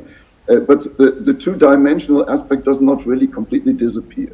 Yeah, so, and perhaps this is something to be further considered also in the in later parts of the conference, that these 2 dimensions are somehow existing one next to the other, and they're entangled, of course, but they still continue to exist. I'm grateful. I expected that there is more than is represented in the sources quoted here, and I'm grateful for those additional mentions and quotations, but also for those quotations given by Dr. Vasil Ilik about the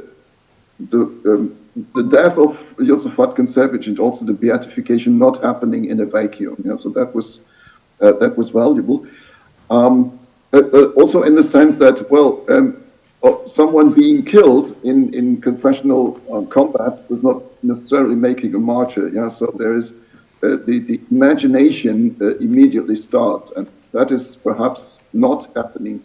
If it happened in a vacuum, it would just have been death. Yeah, so, but the circumstances perhaps do their part in lifting this to the story of a saint. I'm not trying to sound too secular in this respect, but I think this is historical sobriety.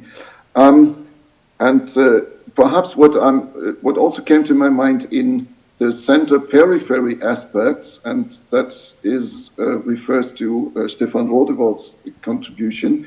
And our brotherhoods are an expression of both, especially in the 19th century. So the classical image of brotherhoods, as we have learned that from early modern, certainly the Orthodox context, that was always an initiative from below. The late Carl Christian Felmy once named that as a typical testimony for the strength of lay initiatives in the Orthodox context. Maybe it's especially developed in the Ukrainian Eastern Rite context, but that is late 16th, early 17th century. In the 19th century, brotherhoods and congregations are an initiative from above.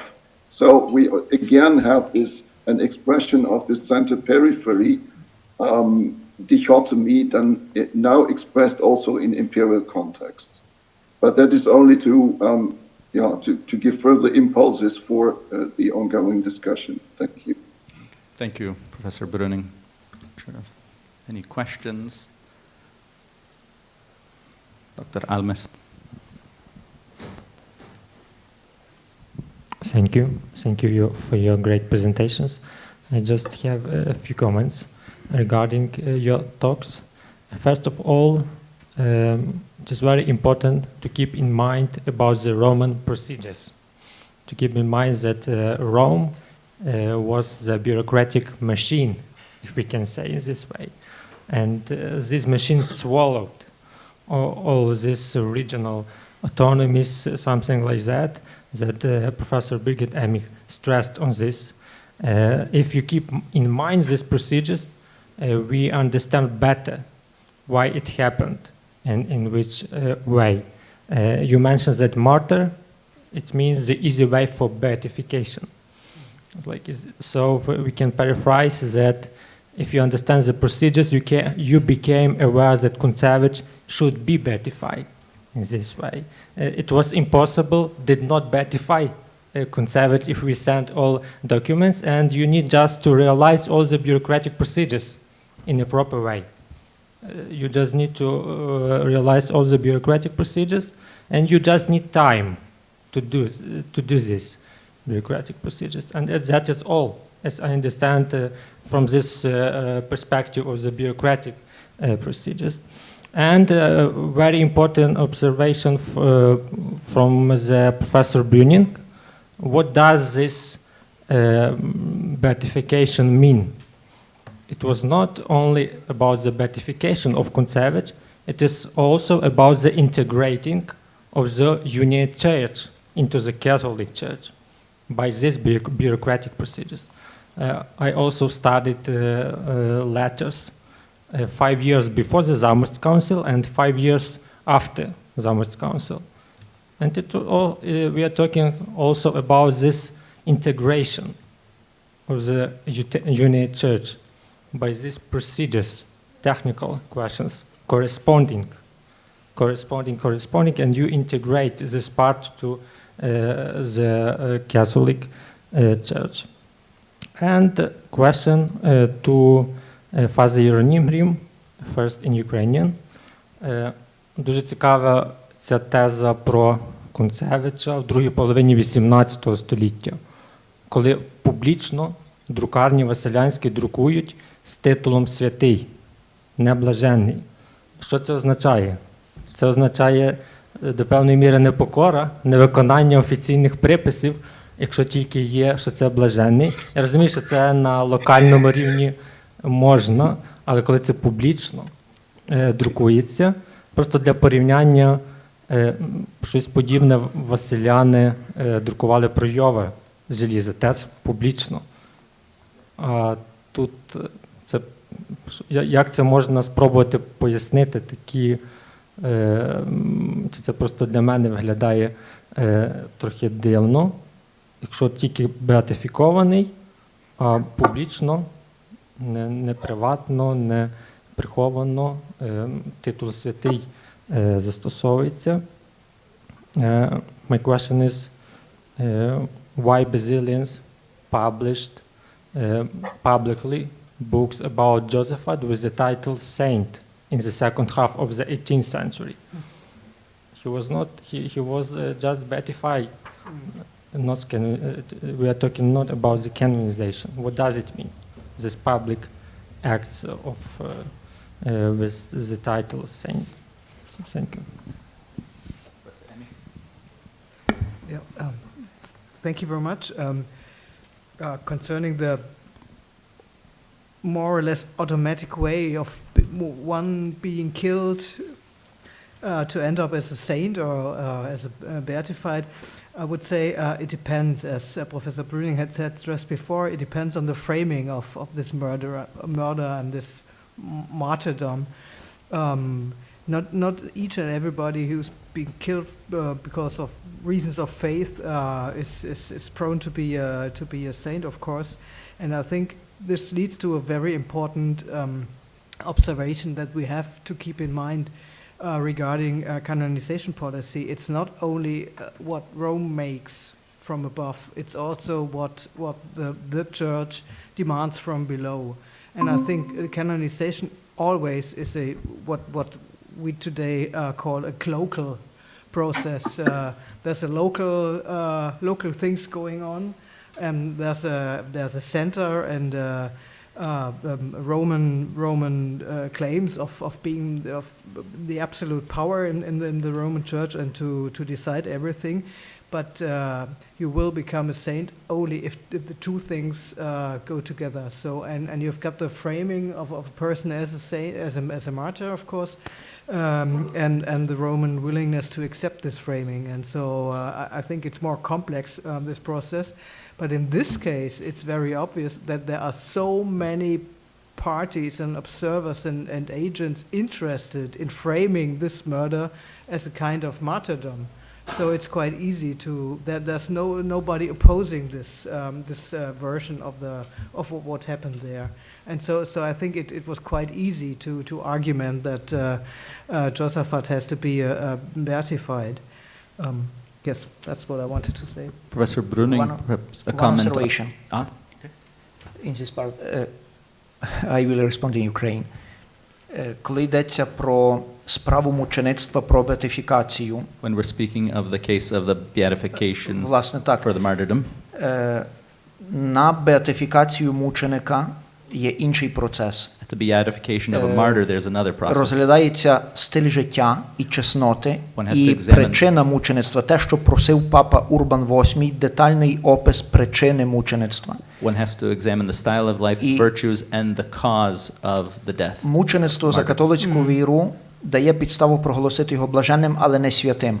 На те, щоб проголосити когось святим в католицькій церкві, мусить бути чудо. На Йосафата уже під час канонізації 1867 року були розглянуті 4 чуда, які були Ватиканом, апостольською столицею апробовані як чуда, і на підставі тих 4 чудес він був проголошений уже як святий. Якщо би не було зафіксовано чуда, процес канонізації був би не закінчився до сьогодні. So that's why Pope Urban VIII asked for a description of the death of Josaphat. So for beatification, it's sufficient that the cause of death as a martyr is proven. But for canonization, it's required that there be a miracle. And already by the time of the canonization of Saint Josaphat at the end of the 19th century, there were 4 miracles that have been proven, and then therefore this was sufficient for the canonization.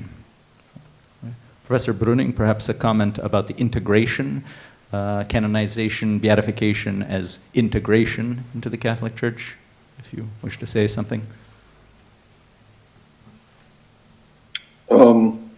Well, I think that the very fact that this beatification happened that quickly, and also against the background about the conflict in Lviv that has just been outlined by one of our Ukrainian colleagues, I think there was actually at the very center, there was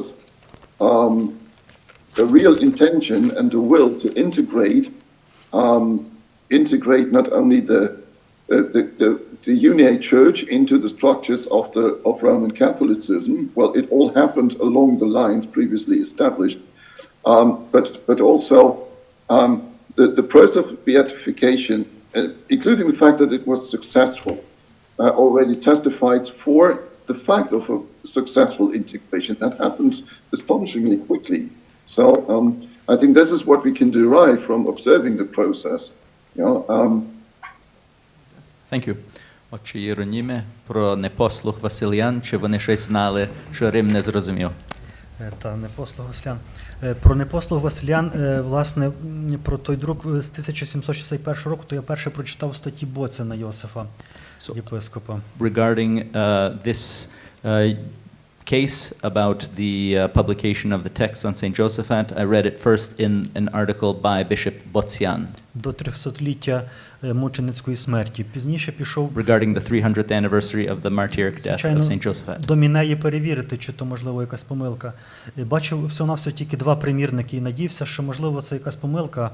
Почав шукати суміжні якісь там попередні роки, ну, принаймні якісь інші друковані почаївські книги. І після цього нічого подібного не міг знайти. So I looked from this article, looked at the printed Menea to see if this could have been perhaps a mistake, but I couldn't find anything similar. Для мене нічого дивного, ну, в принципі, менш дивніше, що в білій такий спосіб робили. Це була книга про молитов різних набоженств для братства святого Йосафата, для братства блаженного Йосафата, але книга була заголовок Świętego Йосафата. So rather than looking in the Menea, there was a book published on devotions or prayers to Blessed Josaphat, but it had the title in Polish of Saint Josaphat. Видана ця книга в 779 році, якщо не помиляється, в Супраслі, Супраські Василяни. So it was published in Suprassel in 1779. Тобто це зрозуміло, це найперше, що це той ареал, де культ Йосафата був природніший, наприклад, перше. Друге, що в мощі Йосафата вже були там, принаймні, більше як півстоліття. Тобто це для мене більше таке зрозуміліше. So in this area, this was the region where the cult of St. Josaphat was more widespread, and his relics had already been there for more than half a century, so it seemed more logical as a turn of phrase. Натомість в Почаєві, коли оці Мінеї загальні 1761 року, то зрозуміло, що це спроба запровадити, скажімо так, для цих територій, найперше культ блаженого Йосафата. І нещодавно буквально я переглядав майбутній збірник з Почаївської конференції, і мене зацікавило 2 зображення, яке називається Апофеоз Почаївської Богородиці, де зображена Свята Варвара, Йов залізо, неблажений і без німба. На одному із зображень Йосафат, а на іншому, старішому, напевно, Миколай, наприклад. Те саме зображення, тільки підписано Миколай. Тобто це такий процес, можливо, розвитку того культу, якогось так запровадження. І буквально то зупинилося на тому 1761 році. So looking at a different context at Počajev, which is a region slightly further away, if you look at the 1761 Menaeon, there you see the services to Blessed Josaphat, and also an attempt to popularize the cult, an image of the apotheosis of the Theotokos with Saint Barbara and Saint Josaphat, and also Yov Želiza, but Saint Basil, Yov Želiza without a halo, and Saint Nicholas is kind of a sign that the cult is being promoted there, but it seems to stop in 1761 with the publication also of the Menaeon. Ну, ще така надія, щоб, скажімо, ті давні видавці, вони, бувало, наклад 1000 робили, але могли там щось зміняти. Що, можливо, є надія, що в якихось інших екземплярах пише блажений, але то, скажімо так. So, of course, with printed books, there are obviously different editions, so it could be that among the numerous copies that had been printed, there could be differences between one or another copy, so Father Hieronym is still on the lookout for new sources. Спроба, можливо, в такий спосіб, але далі треба якось слідкувати, як воно там. It was an attempt in this way, an attempt to promote the cult in this way, but it has to be researched still. Hand in hand with the decree Super Non Culto in 1625, there was another regulation part of that, that said that from now on the Inquisition is obliged to control every printed book on saints, especially with regard to the terminology of saints and blessed and so on. And the result of this was that since these days, you can find in every vita, in every saint's life, the Proclamatio Auctoris at the beginning. So if we made some mistakes, it's not our fault. So we are citing sources and so on, and we know that it's clear that we do not do that, but it may be that sometimes there are maybe mentioning of a saint which is not yet a saint, and so I think the legislation is one part, the practice is another one, and I think it's a continuing process of bargaining what is possible and what is not possible, and I think it's not the main interest of the Roman Curia to control all over the world all printed books in this regard, and I think that, but it's interesting anyway what reality says about the use of these words saints and yes. From the liturgical use, it could really be lost in translation, that the Byzantine Rite doesn't make a distinction between blessed and saint, and you have Saint Augustine called Блаженный Августин, but he's a saint, and so Prepodobny, Блаженный, Osios, Agios, Makarios are simply adjectives for sainthood, and the cult, the people, like you said, from the local definition decides it. I have a question. Thank you. I have two questions, but the first is mine.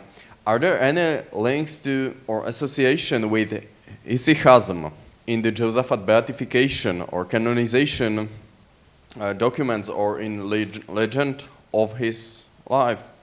I'm asking because the Josaphat prayer described by Jacobus Sousa biography is identical with hesychastic perpetual unceasing prayer and has Latin readers of those biography idea about this practice of perpetual prayer, why it was relevant. And the second reason is there are information about the service of Josaphat acquires a few parts of it from service of Gregorius Palama. Service, yeah, Sveta služba. And the third reason for the question is Sofia Senik article about Josaphat sources of spirituality, which described the main sources hesychastic authors. Thank you.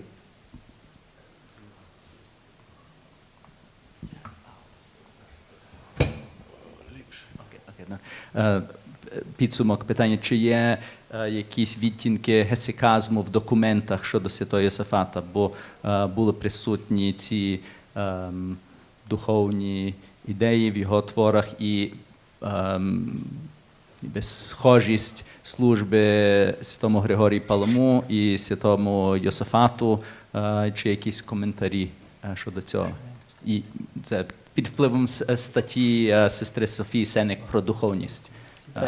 Якщо ми візьмемо духовність Йосафата, ця духовність була виключно східна, тому що коли Йосафат, знаємо його спогади у Вільні, коли він перебував ще як молодий хлопець, шукаючи церкви, до якої підійти, його властиво отець Ковальський єзуїт і інші спонукали до такого східного обряду. Католицька віра, але східний обряд.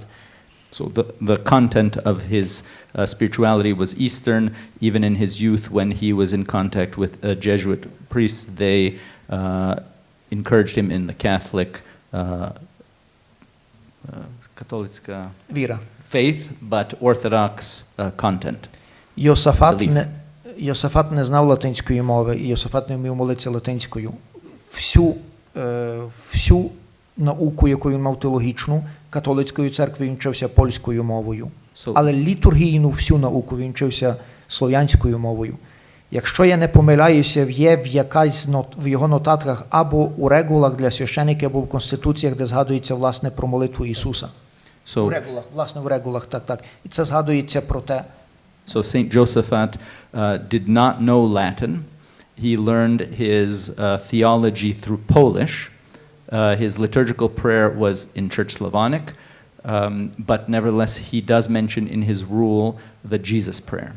І тому, коли є цікавий момент, коли Йосафат попав до Києво-Печерської лаври, коли спочатку там не хотіли його прийняти, пізніше його монахи прийняли, він попросив у них літургійні книги, і на основі літургійних книг слов'янською мовою їм доказав, наскільки слов'яни, наскільки східний обряд не відходив від єдності з католицькою вірою, з римським архієреєм.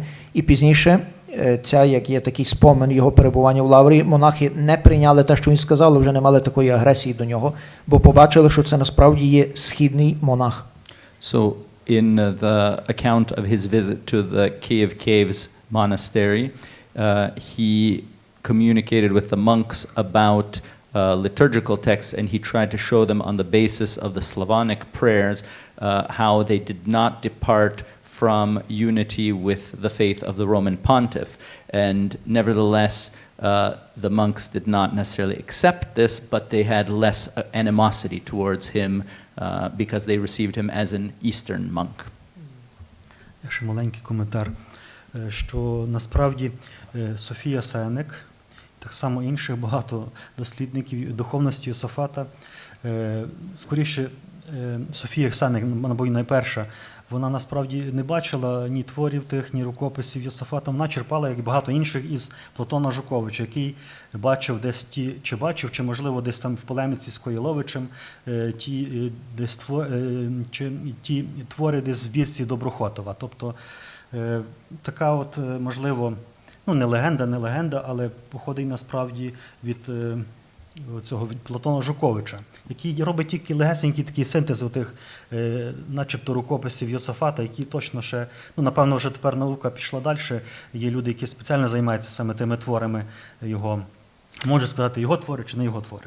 So Sophia Senek, who wrote the first and the most foundational article on this question, nevertheless did not have access and did not work with the primary sources in all cases, and she was relying heavily on Platon Zhukovich, who was writing about this. So now there are probably further studies that delve into these questions, and I think we will hear about some of this tomorrow.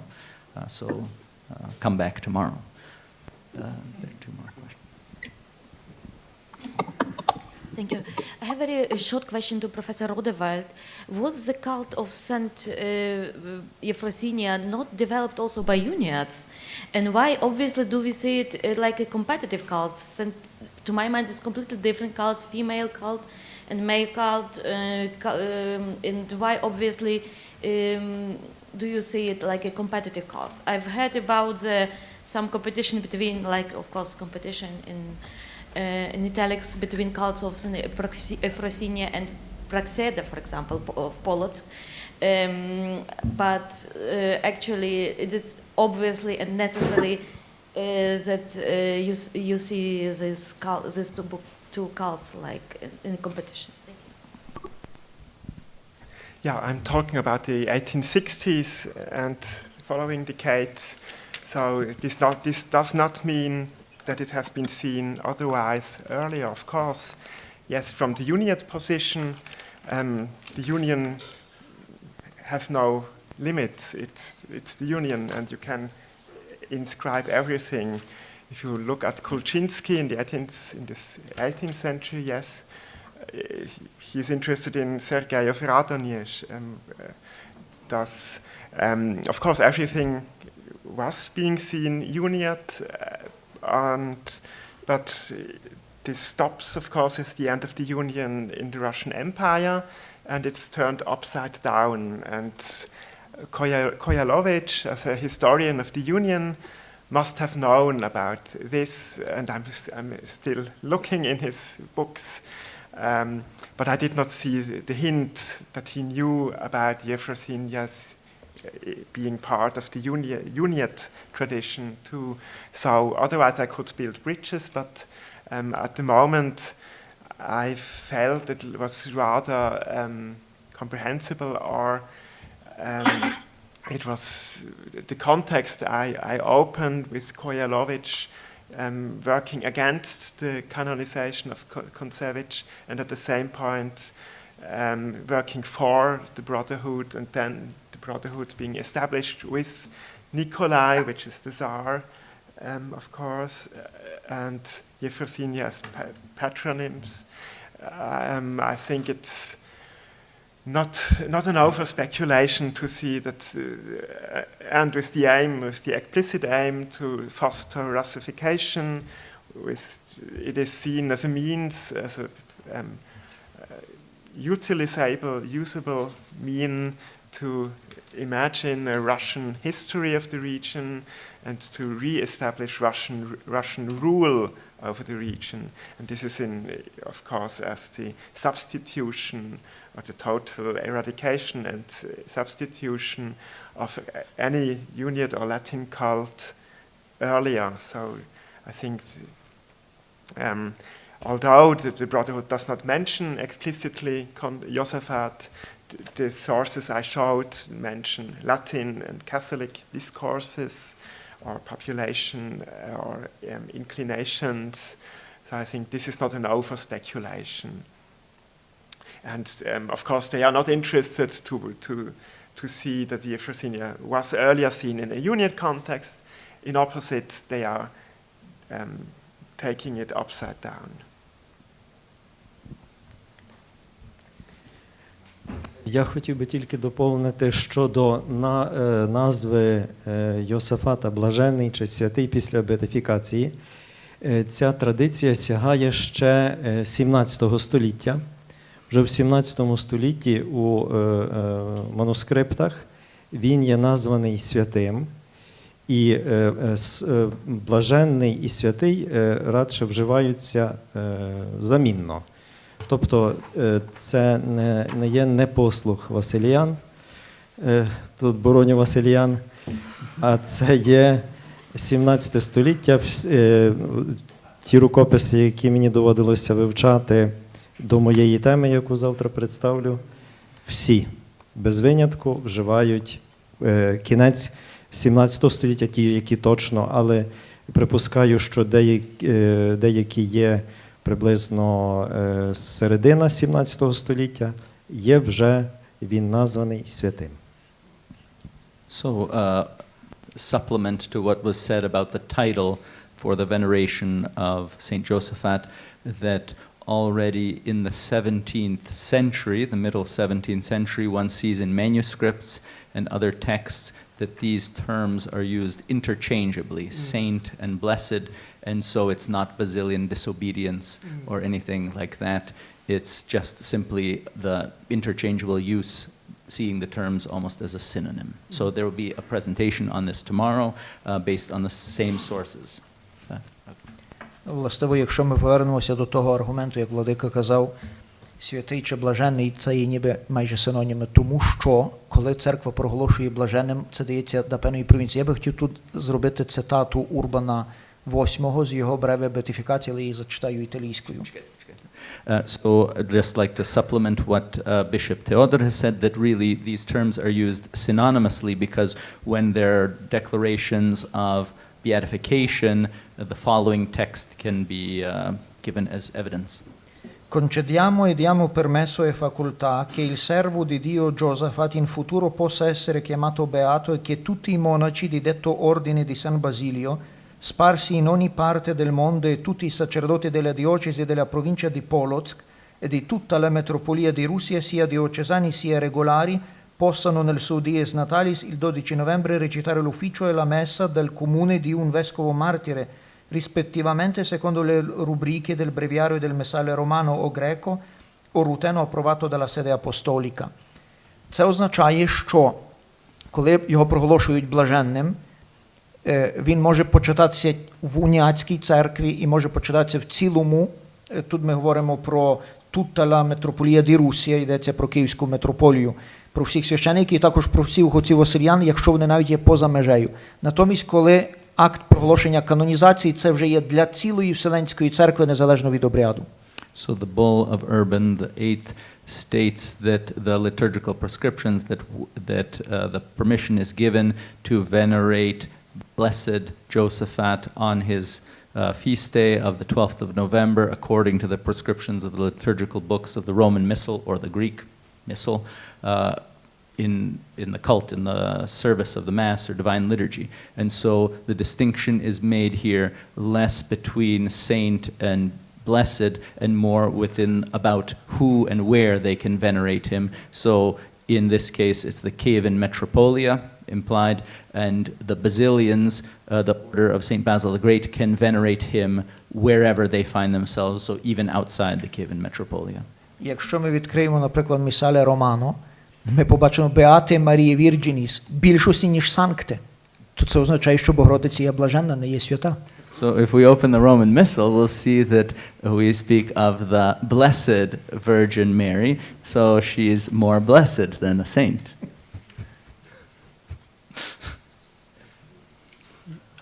Можна я ще скажу? Для цілого васлянського чину на той час то означало, що і монахи в Італії, і монахи в Іспанії, бо тут такі питання виникають, які вважали себе одним великим васлянським чином. І Руцький, коли тут навчався в грецькій колегії, знався з тими васлянами місцевими також, і пізніше ті, що проживали при церкві Сергія Івакха. І цікаво би було також простежити.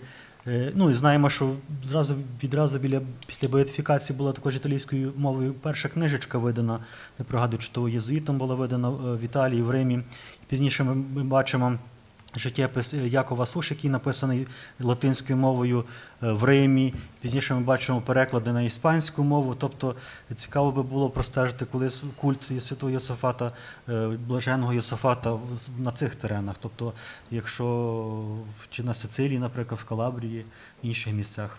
So when we hear about the order of St. Basil the Great, we should keep in mind that at that time they were not just in Eastern Europe, but also in Italy and Spain. And so even Joseph Veliamin Rutsky, when he studied at the Greek college, was in contact with other monks who saw themselves as members of the big Basilian family. And so it would be interesting to follow the development of the cult and veneration of St. Josaphat in those contexts. We know about translations into Italian of booklets or even in Spanish.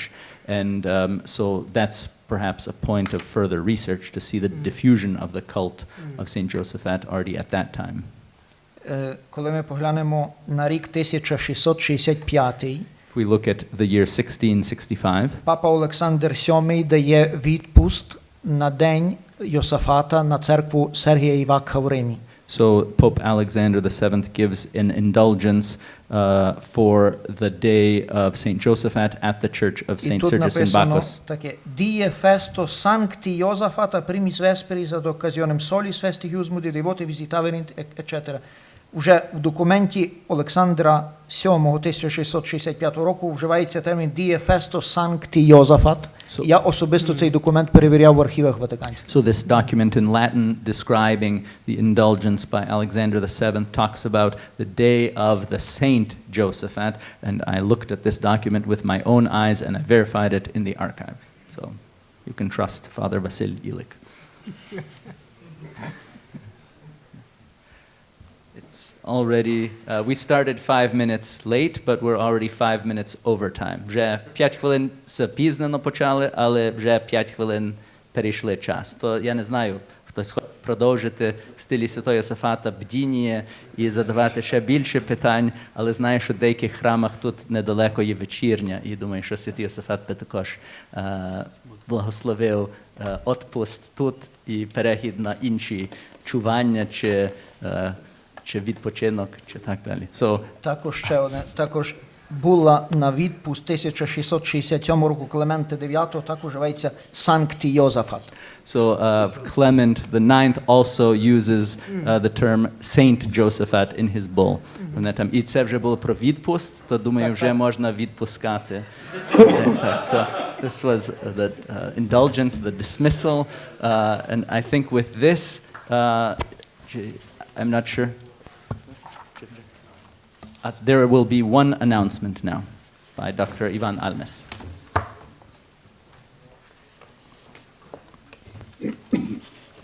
thank you for your presentation. Thank you for a great job today. You're welcome to join us tomorrow. As Father Hieronym mentioned today, 3 days of celebrations after the canonization, where tomorrow we will have the 4th day, but the Vespers were on Saturday, liturgy was on Sunday. Today we have a conference day, and tomorrow we will have the 2nd conference day, 4th day of celebration. Announcement about the dinner. You are welcome to join dinner at the Hotel Massimiliano da Celio at the street via Cavour 18. So all speakers, all discutants will meet at the entrance to the Pontificio Instituto Orientale. See you tomorrow.